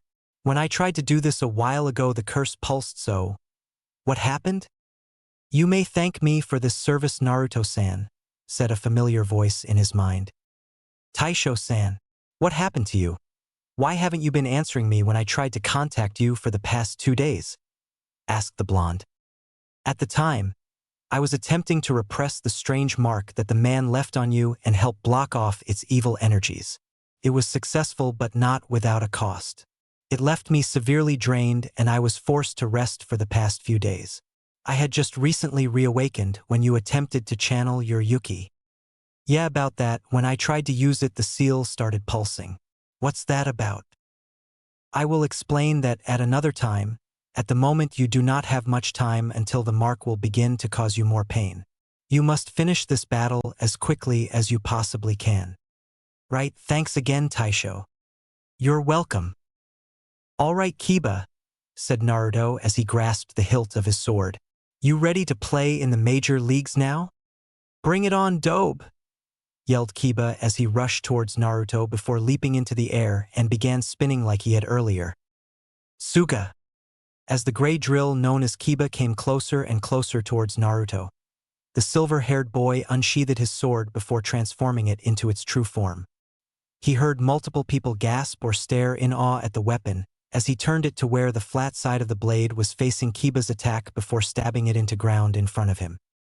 The moment Kiba's attack connected with Naruto's blade, everyone knew from that point that Kiba was in trouble. The reason why was because as soon as it connected, Kiba bounced off of it like a pinball and ran straight into the wall. Kiba hissed in pain as he looked at his hands to see that all of his claws had broken while blood seeped through the cracks made in his claws.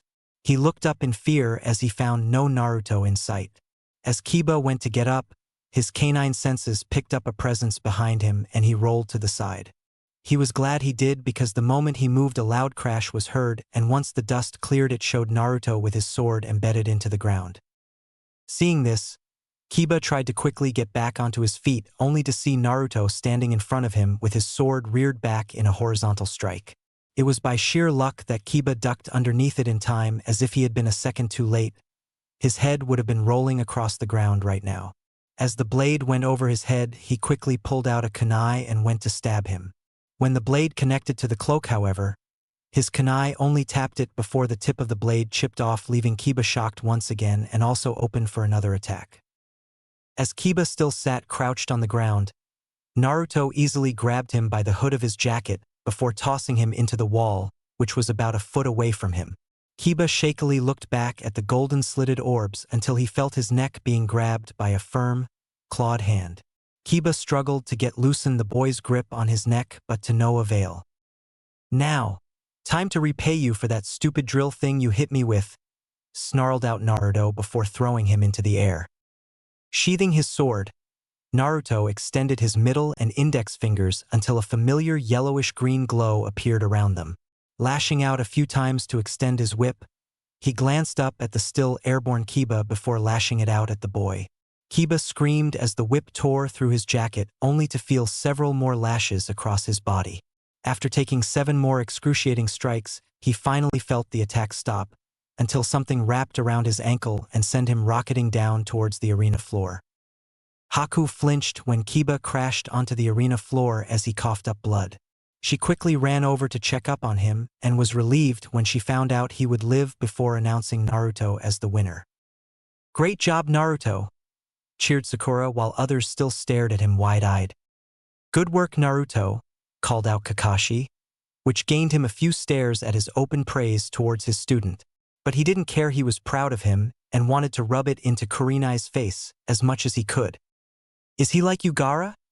asked Kankuro as he eyed the boy when his features returned to normal. "I do not know," answered Gaara with a look of confusion etched on his face as he watched Naruto's features return to what they were before. As Naruto casually walked up the stairs, he felt a presence appear behind him. Looking over his shoulder, he found that the person behind him was none other than the Cloud Kunoichi he was talking to this morning. He blinked a few times as he turned to face her before narrowing his eyes at her. "What is it, lady?" asked the blonde as he noticed the intensity of her stare. The woman continued to stare at him then, without warning, grabbed his chin and moved his face left and right as though looking for something. "Hey, where did those red marks go?" she asked while repeating the process a few times before Naruto managed to get her hand off his chin.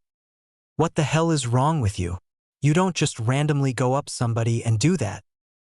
The woman only glanced at him before breaking out into a small feral grin. "What's wrong, brat? Embarrassed that a girl is touching you?" The boy could only blush at her comment before huffing and turning away from her. He could hear the blonde laughing hysterically behind him, which only served to intensify his blush to the point that he matched a tomato. After calming down a bit, the woman sighed before whipping away a small tear. "Sorry, brat, but the look on your face was just priceless. Glad you think it's funny. Relax, I was only kidding. Could have fooled me, lady." The woman sighed at that before walking in front of the boy to face him. "Look, I just came over here to apologize on behalf of my frozen teammate for what happened to your friend. We had no idea he would stoop so low as to attack an opponent when their back is turned. Such acts are done by cowards, and I never imagined that he would go that far." Naruto stayed silent for the longest time as he stared at her. He then sighed as he couldn't find any false truth in what she was telling him. "Whatever," answered the blonde. "But if I see him come anywhere near Tenten again, I'll kill him where he stands. That is my only warning I'm going to give him." With that said, he calmly walked past her, intent on seeing his team. However, just as he reached the top step, he heard the woman call for him. "Hey, brat." The said boy turned to face her as his eyebrow began to twitch in annoyance. "My name is Ni Yujito, and it's a pleasure to meet you," said Yujito with the same feral smile she gave him a few moments ago. "Likewise, and my name is Uzumaki Naruto. But you already knew that, didn't you?" The only reply she gave him was her giving a quick nod before walking onto the arena. Surprised, Naruto glanced up at the board to see that it was in fact her turn to fight. Ni Yujito versus Abumi Zaku. Naruto quickly ran over to his sensei, who was now reading his smut again, before standing next to Sakura near the railing. He heard the sound of something snapping shut before turning to see his sensei giving him his serious look. "Naruto, we need to get that seal taken care of. Let's get going so we don't have to worry about it acting up anymore," said the man as he prepared to shunshin to the same room he sealed Sasuke's. "Wait," said Naruto hastily, which halted the Jounin's actions. "Let me just finish watching these matches, please. We cannot afford to take any risks at this point, Naruto. I'm sorry, but we must go." "Come on, sensei.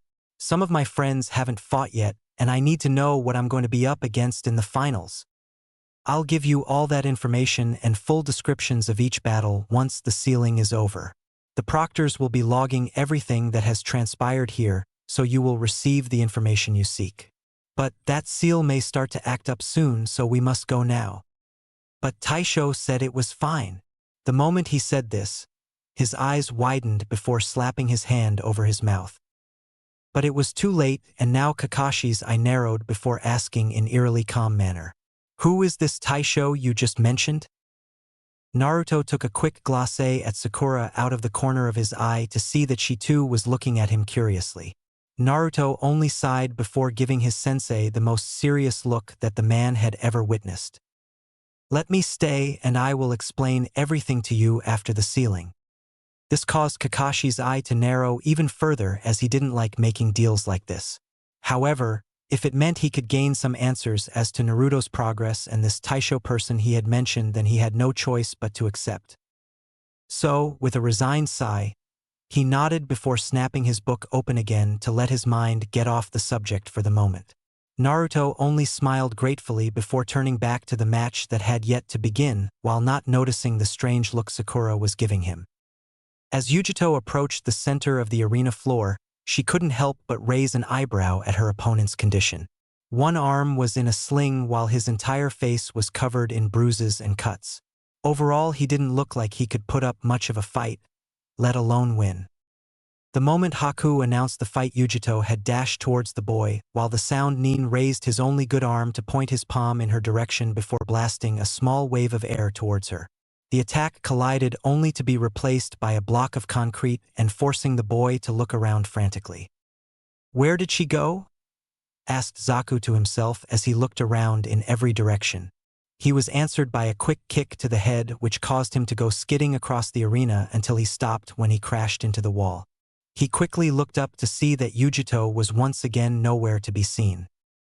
He hastily returned to his feet, only to feel Yujito's fist hit him directly in the stomach, causing him to gasp for breath. When he lurched forward, he felt her knee connect with his jaw, causing him to go flying into the wall while bashing the back of his head on it in the process. Yujito watched with disappointment as her opponent slid down the wall in a heap. He wasn't moving, but he was breathing, so she knew he wasn't dead. With a sigh, she turned to face the examiner, only to hear the sound of someone chuckling softly. When she turned, she saw the boy was still on the ground with one palm aimed directly at her before she was hit by a strong gust of air pressure which sent her 9 feet across the arena. "Don't turn your back on the enemy, you bitch," spoke Zaku before slowly getting to his feet. He looked over at the woman he had struck before spitting some blood out along with one of his teeth. As the boy turned to walk away, he stopped dead in his tracks when he felt a bone-chilling wave of killing intent. He slowly turned his head to face the woman, only to see her dark eyes glaring holes into his eye sockets. She glared at him as he struggled to breathe properly before flashing through 12 seals. Once Yujito finished her seals, jolts of electricity began to surround the blonde girl until her entire body seemed to glow with the electrical charge. "You know," she said calmly as she continued to glare at Zaku, "if you had stayed down, you could have avoided this. But now that you pissed me off, I'm just going to end this in the most brutal way I can."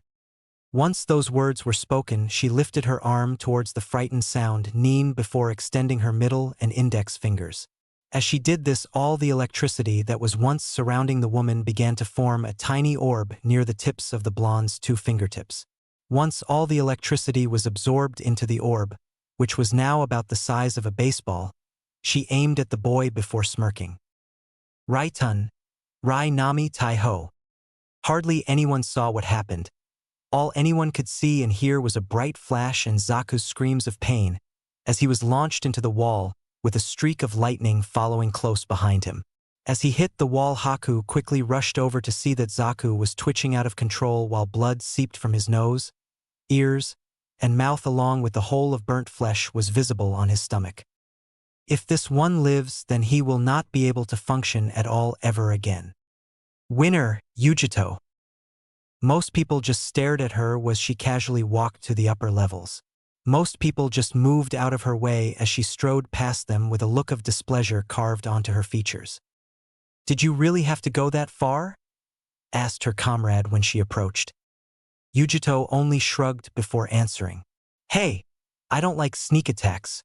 You should know that by now after spending a year with me." The girl only nodded in understanding and asked, "So, what you tell that guy before the match?" "Nothing important, just my name." "That's it." "Yup. You sure you're not telling me something?" Yujito just looked at her with a raised eyebrow before sighing and looking up at the board. "You'd better get going. Your match is about to start. Shirakumo Kagari versus Rock Lee." "Yash, now I can show everyone how bright my flames of youth burn," shouted out Lee while pumping his fist into the air. "That's my thing," raged Naruto in his mind while others just shook it off as creepy. "Lee, my adorable pupil, may your youthfulness climb to magnificent heights. I wish you luck, my youthful student," yelled Guy. Lee stood there, tears flowing down his face before embracing his sensei in a manly hug. "Thank you, Guy-sensei." "Don't cry, Lee," yelled the man while the same tears flowed down his cheeks as well. Everyone around the two began to slowly and carefully scoot farther away from the hugging green-clad things called Lee and Guy. Sarutobi could only palm his forehead in annoyance while other Jounin and Chunin were trying to look professional, even if the sight of the two was disturbing. "Ahem," coughed Haku calmly. "Would both fighters please come down the arena?" "Lee." "Guy-sensei." Haku's eyebrow twitched. "Excuse me dash." "Lee." "Guy-sensei."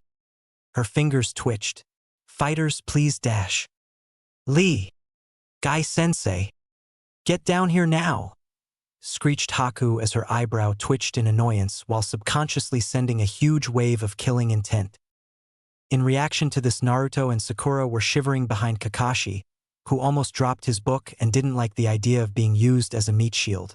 Shikamaru, Choji, and Ino were cowering on the ground as though an earthquake hit while Asuma was trying to hide his fear by lighting a cigarette while shaking frantically. Shino, for the first time ever, showed an actually expression of pure fear as he stayed rooted to the spot with Kurenai standing behind him with the same expression on her face. Hell, even Gaara looked a little phased as he had sand forming a small shield round him and his siblings as they were now gripping onto his gourd like a lifeline with Baki doing his best to remain calm and failing. All the while Haku only watched as the two fighters dashed to the center of the arena in a fraction of a second, making her smile as though she didn't just snap.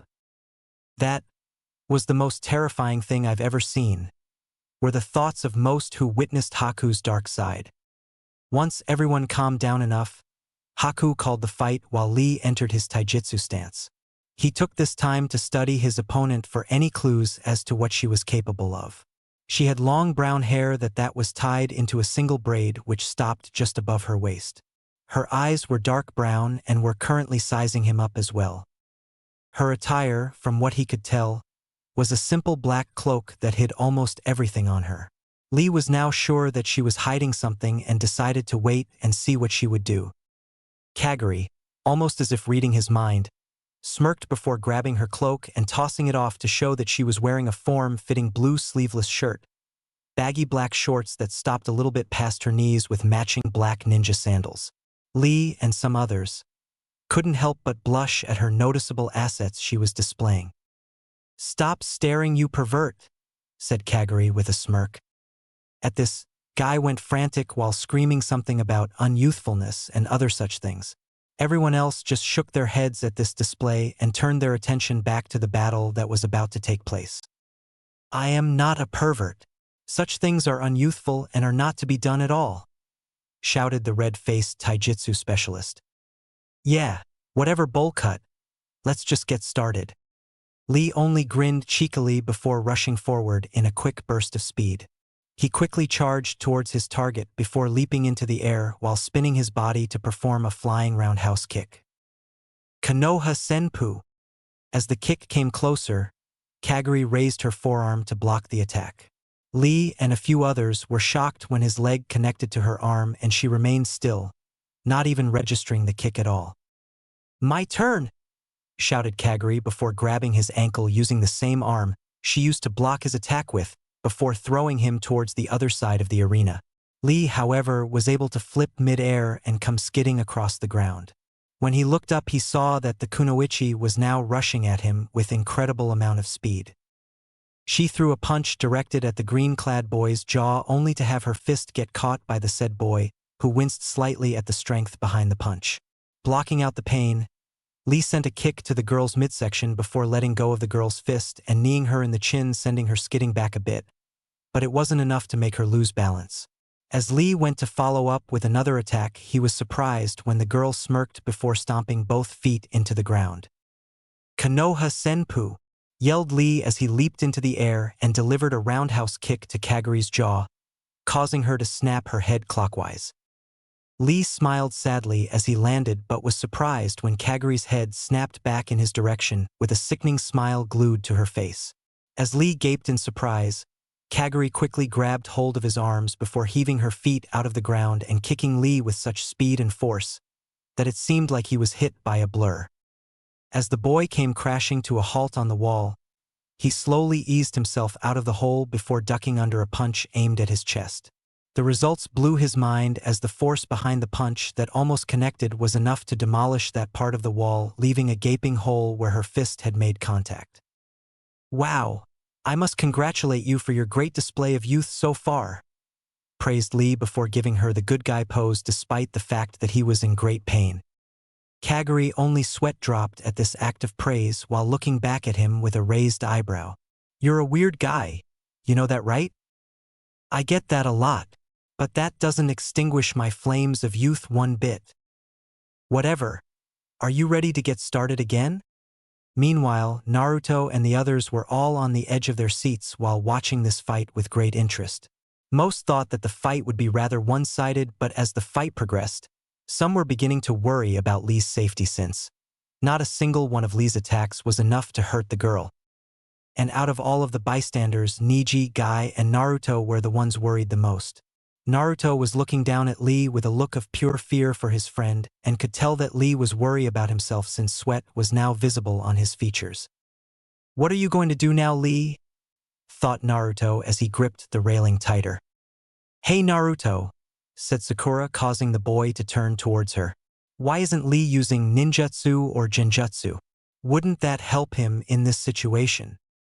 Naruto only looked back down at his friend as the boy struggled to dodge more of Kaguri's punches.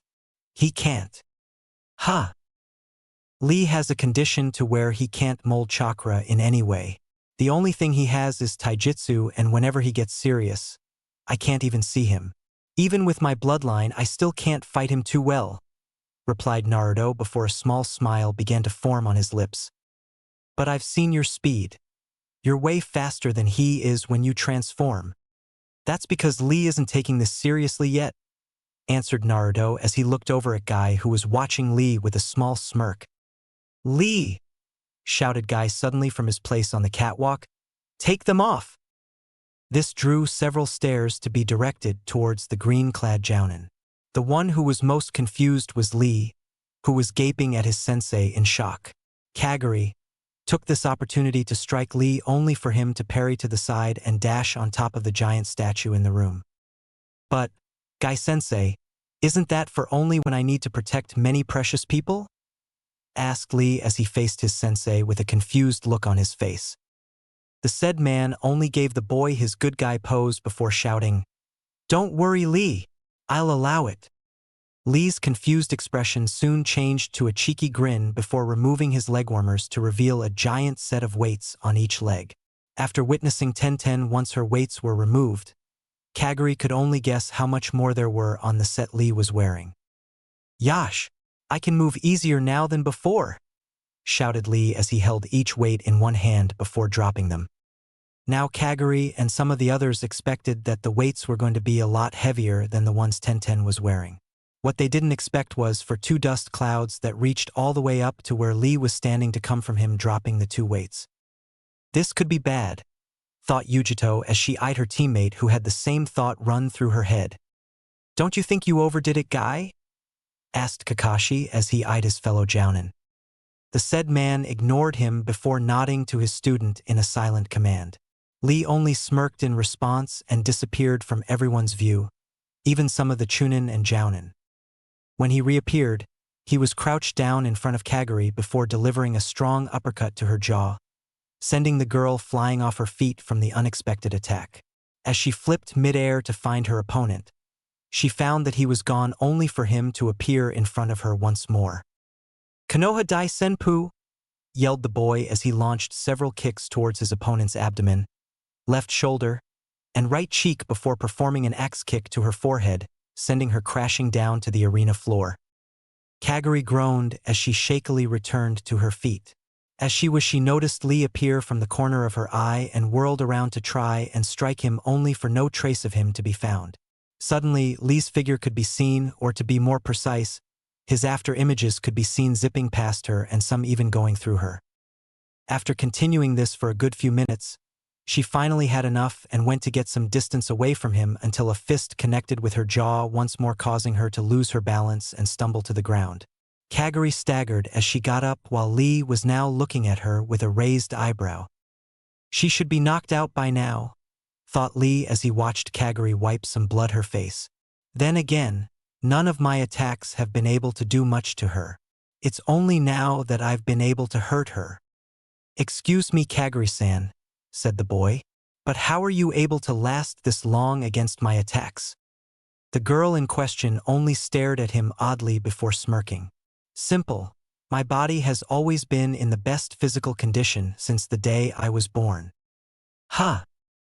My body was naturally strong, and it was believed that I had a bloodline that increased my physical condition, to the point that I was considered inhuman. Of course I could still be hurt, but my pain tolerance is so much higher than an average person's is. So, in a sense, I'm a naturally born superhuman." At this point most people were shocked at the power at this girl's disposal, and the fact that Lee was fighting a person like her struck fear into the hearts of many of his friends. Lee, on the other hand, was staring at her with a determined look in his eyes. It was at this time Guy knew what was going through his student's head. "Lee, it's fine, you may use it if you must," yelled Guy, even if he knew it wasn't necessary. His student had already made up his mind, and all he was doing was giving him his support. Lee, for once, didn't comply with what his sensei had said. Instead, he began to unravel his bandages on his arms. Not knowing what was happening, Kaguri only watched as this transpired with a small glimmer of amusement in her eyes. Once his bandages were finally unraveled, Lee glared at Kaguri with the same burning determination blazing in his eyes. "Kaimon, Kai," muttered Lee before rushing towards her in sound-breaking speeds as he began to circling around her. The next thing anyone saw was Lee appearing underneath Kaguri before delivering an upward kick to her chin, sending her skywards. As she soared through the air, Lee then jumped after her before appearing behind her as his bandages began to wrap themselves around her before grabbing onto her midsection to keep her from escaping. As the two started their descent, Kaguri was doing everything in her power to get Lee off her and was surprised when it wasn't working. She noticed they were now starting to spin and was quickly picking up its pace. "Omote Renge!" hollered out Lee as they came closer towards the ground. As Kaguri felt herself getting closer to the ground, she closed her eyes before focusing chakra to her forehead. Immediately, a small kanji for body appeared before it faded away. Lee, who had only felt a small spike of chakra, didn't think much of it before releasing himself from Kaguri as she went crashing head first into the arena floor. The whole room was silent, with the only one making any noise was Lee, who was now panting heavily due to the after effects of his attack. "Well, it's been decided," stated Haku calmly. "The winner of this match is Dash." "I ain't done yet," yelled Kaguri from inside the crater that was just made. Everyone was surprised when Kaguri returned to her feet as though nothing had happened, despite the blood pouring out of her nose and mouth. Lee was now staring at her with a look of pure terror etched on his face. After all, who wouldn't be afraid after performing a powerful attack only to find that it had no effect on your opponent? And the only thing he could do was ask one question on his mind. How? The girl only smirked triumphantly at his question. "I removed my Genkai no Fuin's seal of limitation?" "Correct. Since I could never truly control my massive strength or any of my other abilities, my village had to come up with a way to suppress them enough for me to do certain things. For example, if I was to hold a glass while not having my seal of limitation active, it would shatter the moment I grabbed hold of it. The seal I released was Kyuka, or intensify. What it does is not only increase my strength slightly, it also increases the density of my bones, muscles, and allows my senses to become sharper." Lee was now sweating heavily after her explanation was finished. It was only his luck that he would end up fighting one of the strongest opponents in this exam. Only his luck that he couldn't use ninjutsu or genjutsu. It was only his luck that he was now going to most likely die. "But don't feel too bad, weirdo. You're the first one in a long time that has forced me to release even one of my seals. Not many even last this long against me. So feel proud of yourself for forcing me to act truly serious." In Lee's now exhausted state, he couldn't have, in any way, defended himself from Kaguri as she vanished from his view only to appear in front of him to deliver an unbelievably powerful punch to his abdomen. The result ended up making Lee go airborne with a great amount of blood shooting out of his mouth. A second later, she appeared behind him while he was still in the air and launched another powerful kick to his back, sending the poor boy into the wall above the catwalks. The Suna team only stared at the boy in pity, with the exception of Gaara, who was looking at him with a blank expression on his face. As Lee groaned in pain from the two bone-breaking attacks, before he shrieked in pain as another punch slammed into his chest, causing him to be buried deeper into the wall. He felt Kaguri's smooth hand wrap around his neck as she pulled him out of the hole with little effort as blood from his mouth began to travel down past his chin and onto her hand. Lee stared into the brunette's dark brown eyes, which held no pity, no remorse, just cold, ruthless eyes staring into his own broken and bruised form. With a sigh, she tossed him casually out onto the arena floor in front of a horrified-looking Haku. "What are you waiting for?" asked Kaguri with a sigh. "Call the match." Haku glanced down at the now groaning green-clad genin before her and could only imagine the amount of pain he was feeling. She was about to call the match when a familiar voice called out, "Don't you dare call this match yet. Lee can still win this." Everyone turned to stare at Naruto, who was ignoring the looks as he continued to stare at Lee with unreadable look etched onto his face. "Naruto, you idiot. Look at him. He can barely stand, let alone fight someone like her anymore. If he does, he'll die," yelled Sakura as she glared at the blonde next to her. "I know he can win, I just know he can," answered the boy while not once taking his eyes off Lee. Sakura growled at this and was about to retort when she heard the voice of Lee choke out, "Sorry, Naruto. But I cannot fight any longer."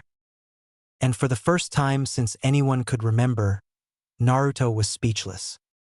He stood there wide-eyed as he stared down at the one person he would have never expected to hear those words come from.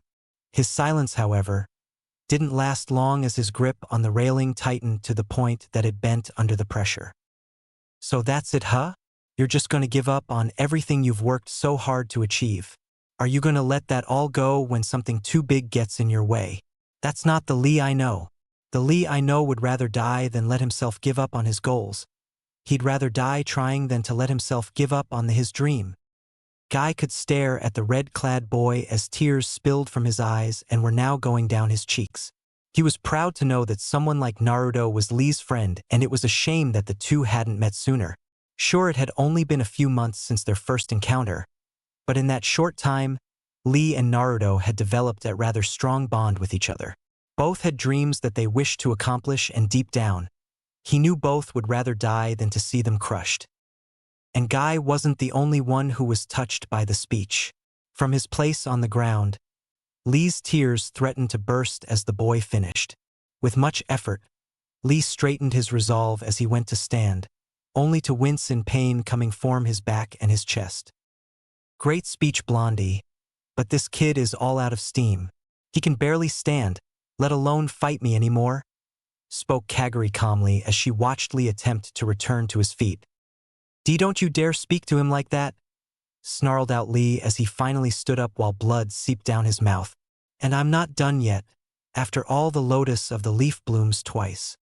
Kaguri only rolled her eyes before speeding towards Lee with her fist reared back and ready to strike. Imagine her surprise when she only hit the arena floor while Lee was to her far left. Kakashi's eyes widened as he looked over at Guy with a small frown under his mask. "You taught him how to open the Hashiman, didn't you?" "Yes, I taught him." "Why, you should know better than to teach something so deadly to a simple genin." "I did what I thought was right, and I do not regret it, Kakashi. I wanted to help him accomplish his dream, so that's what I did." "So what is the Hashiman you two keep talking about?" asked Sakura. "In the inner coils of the body that chakra flows through there are 8 points. Kaimon, Kumon, Simon, Shumon, Tamon, Kaimon, Kumon, and Shimon. These are known as the 8 gates. These gates are constantly working to limit the amount of chakra that flows in the body. The lotus forces these gates to open by using chakra. By doing this, it allows the user to release 10 times the amount of power than usual, while the user's body suffers the consequence. All the while, doing this is one big double-edged sword. Opening all 8 gates will give you the power far surpassing that of a Kage for a short period of time. However, by doing so you must suffer the ultimate price. Death, finished Guy as he looked down at his student as he placed his forearms in front of his face in a X-like fashion before feeling his chakra begin to rise. Neji, Sasuke, Naruto, everyone, thought the boy as flashes of his rivals appeared in his head while chakra continued to erupt from his body. "I won't be the only one to lose here. Simon, Kai." Soon, rubble started to lift up into the air from the monstrous amounts of chakra pouring out of the boy. Moving his arms showed the veins in his forehead were clearly visible. His skin was now dark red and he was now glaring at his opponent, as she stood shocked at the amount of chakra he was releasing. After overhearing Kakashi's explanation of these gates, Kaguri was not willing to let Lee open of these gates. So, shaking her worries away, she leaped forward as she launched a roundhouse kick towards the boy's head. To her surprise, Lee had effortlessly caught her foot midair before tossing her foot to the side and sending a punch to her abdomen. Kaguri coughed blood due to the massive amount of power that was put into that one punch. Hell, she guessed that it was equal to one of her own punches when her Kyuka seal released. So it was no surprise to her when she came crashing into the opposite wall of the arena in a heap. She looked back at Lee with an astonished gaze before feeling his chakra levels begin to rise again, signifying that he was opening another gate.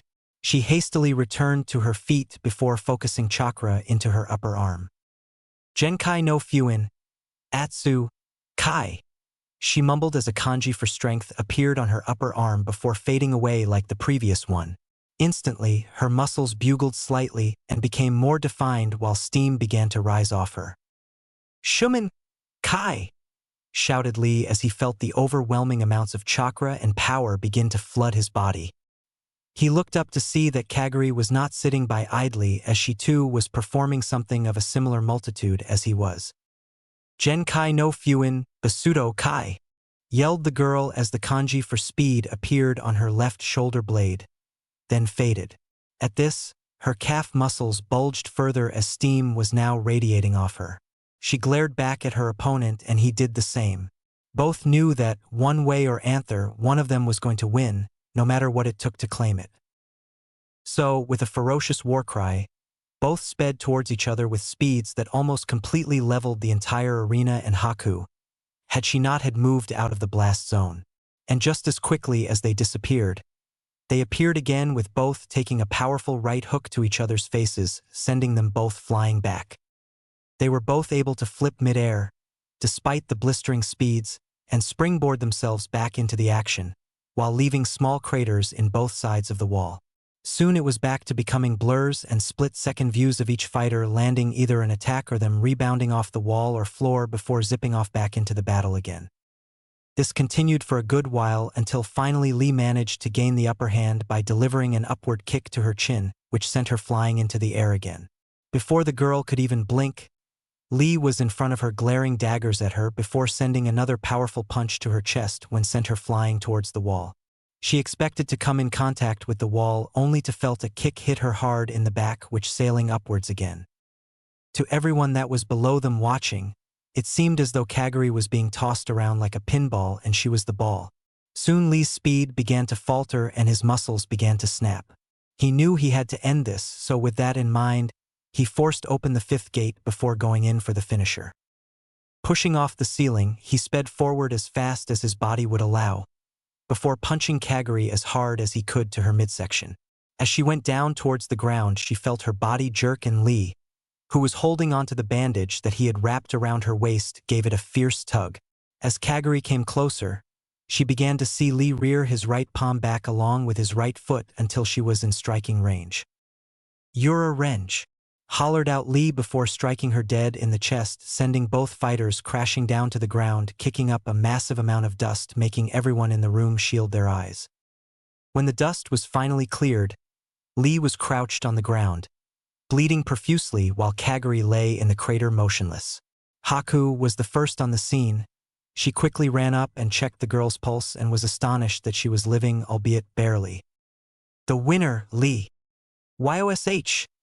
shouted Guy and Naruto at the same time, while others were standing there gaping at the green-clad youth that was standing in the arena with a huge grin on his face. No doubt, even while in the pain he was in, he was still able to smile graciously at his sensei and friend, before passing out onto the arena floor with a loud thud. "Lee!" yelled Naruto as he prepared to jump down only to stop when he heard the sound of loud snoring. Most sweat dropped at this while others just chuckled softly at the boy's actions. After the medical team came and picked up the two exhausted ninja, Haku cleared her throat before asking all winners to come down to the floor, or what was left of it. When all winners were accounted for, with the exception of Sasuke, Lee and Tenten, Haku spoke. "For those of you who have won your matches, congratulations. Now we can begin with the main part of this exam. She then turned towards Sarutobi before gesturing him to continue for her. As it was stated before, in the main event, your matches will be seen by everyone. Each of you will be fight to represent the strengths of your countries. I'd like you all to show all your skills with no reserves, which is why the finals will be held in 1 month. Why a month? Asked Yujito curiously. This is a way to hone your skills and rest for the upcoming event. If we were to proceed with this by, let's say, the next few days, most of you wouldn't be at your prime, and the last thing we want is to disappoint the people who will be coming to watch these fights. Well, that makes sense, replied Choji as he munched down on his chips. Not only that, but the 1 month time period is needed since it takes a lot of time to contact other nations and daimyos for this event, along with traveling from places like Kumo. Also, in this battle you were all able to witness firsthand some of your fellow competitors' abilities. But, for those who have been badly injured, this month could be used for rest, and that's all there is to it. But before I dismiss you, I want you to take a piece of paper inside the box that Anko is holding. Once everyone has one, call out your number, and that will determine who you will be fighting in the final rounds. But some of them aren't here, said Naruto. Don't worry, we will have someone else take one in their place. Now please start passing out the numbers, Anko-chan. Hi, Hokage-sama, said Anko as she walked forward with a box in her hands. One by one, the contestants pulled out their slips of paper until only 3 were left. Anko picked up Tenten's number for her, while Ibiki picked up Sasuke's and Guy picked up Lee's. Naruto 1. Temari 5. Gaara 9. Tenten 8. Lee 4. Neji 2. Sasuke 10. Choji 3. Shikamaru 6. Yujito 7. Now the matchups will be as follows. Naruto vs Neji, Tenten vs Yujito, Temari vs Shikamaru, Lee vs Choji, and Sasuke vs Gaara. Remember, you have 1 month to prepare, so be ready. But, as of now, you are free to do as you please and are all dismissed. Naruto only glanced at Neji for a moment before looking up at the catwalk to see Kakashi standing there waiting for him. He sighed heavily as he leaped up to greet him, only to see that his sensei was giving him a serious glare. As agreed, Naruto, you will now explain to me everything about these abilities you've been getting. Naruto could only nod before glancing over his shoulder to see if Sakura was listening in. When he found that she was, he looked back at his sensei, who understood Naruto's discomfort, and shined them to a more private locations, leaving a grim-looking Sakura behind. When the two finally stopped, they were outside on the roof of the tower, which gave both a nice view of the forest. When Kakashi looked back down at Naruto, the boy only sighed again before plopping down on his rear. All right, do you want it from the beginning or during the last few months? The beginning, please, replied Kakashi as he too seated himself. Well, it all started after the battle at the bridge in Wave Dash.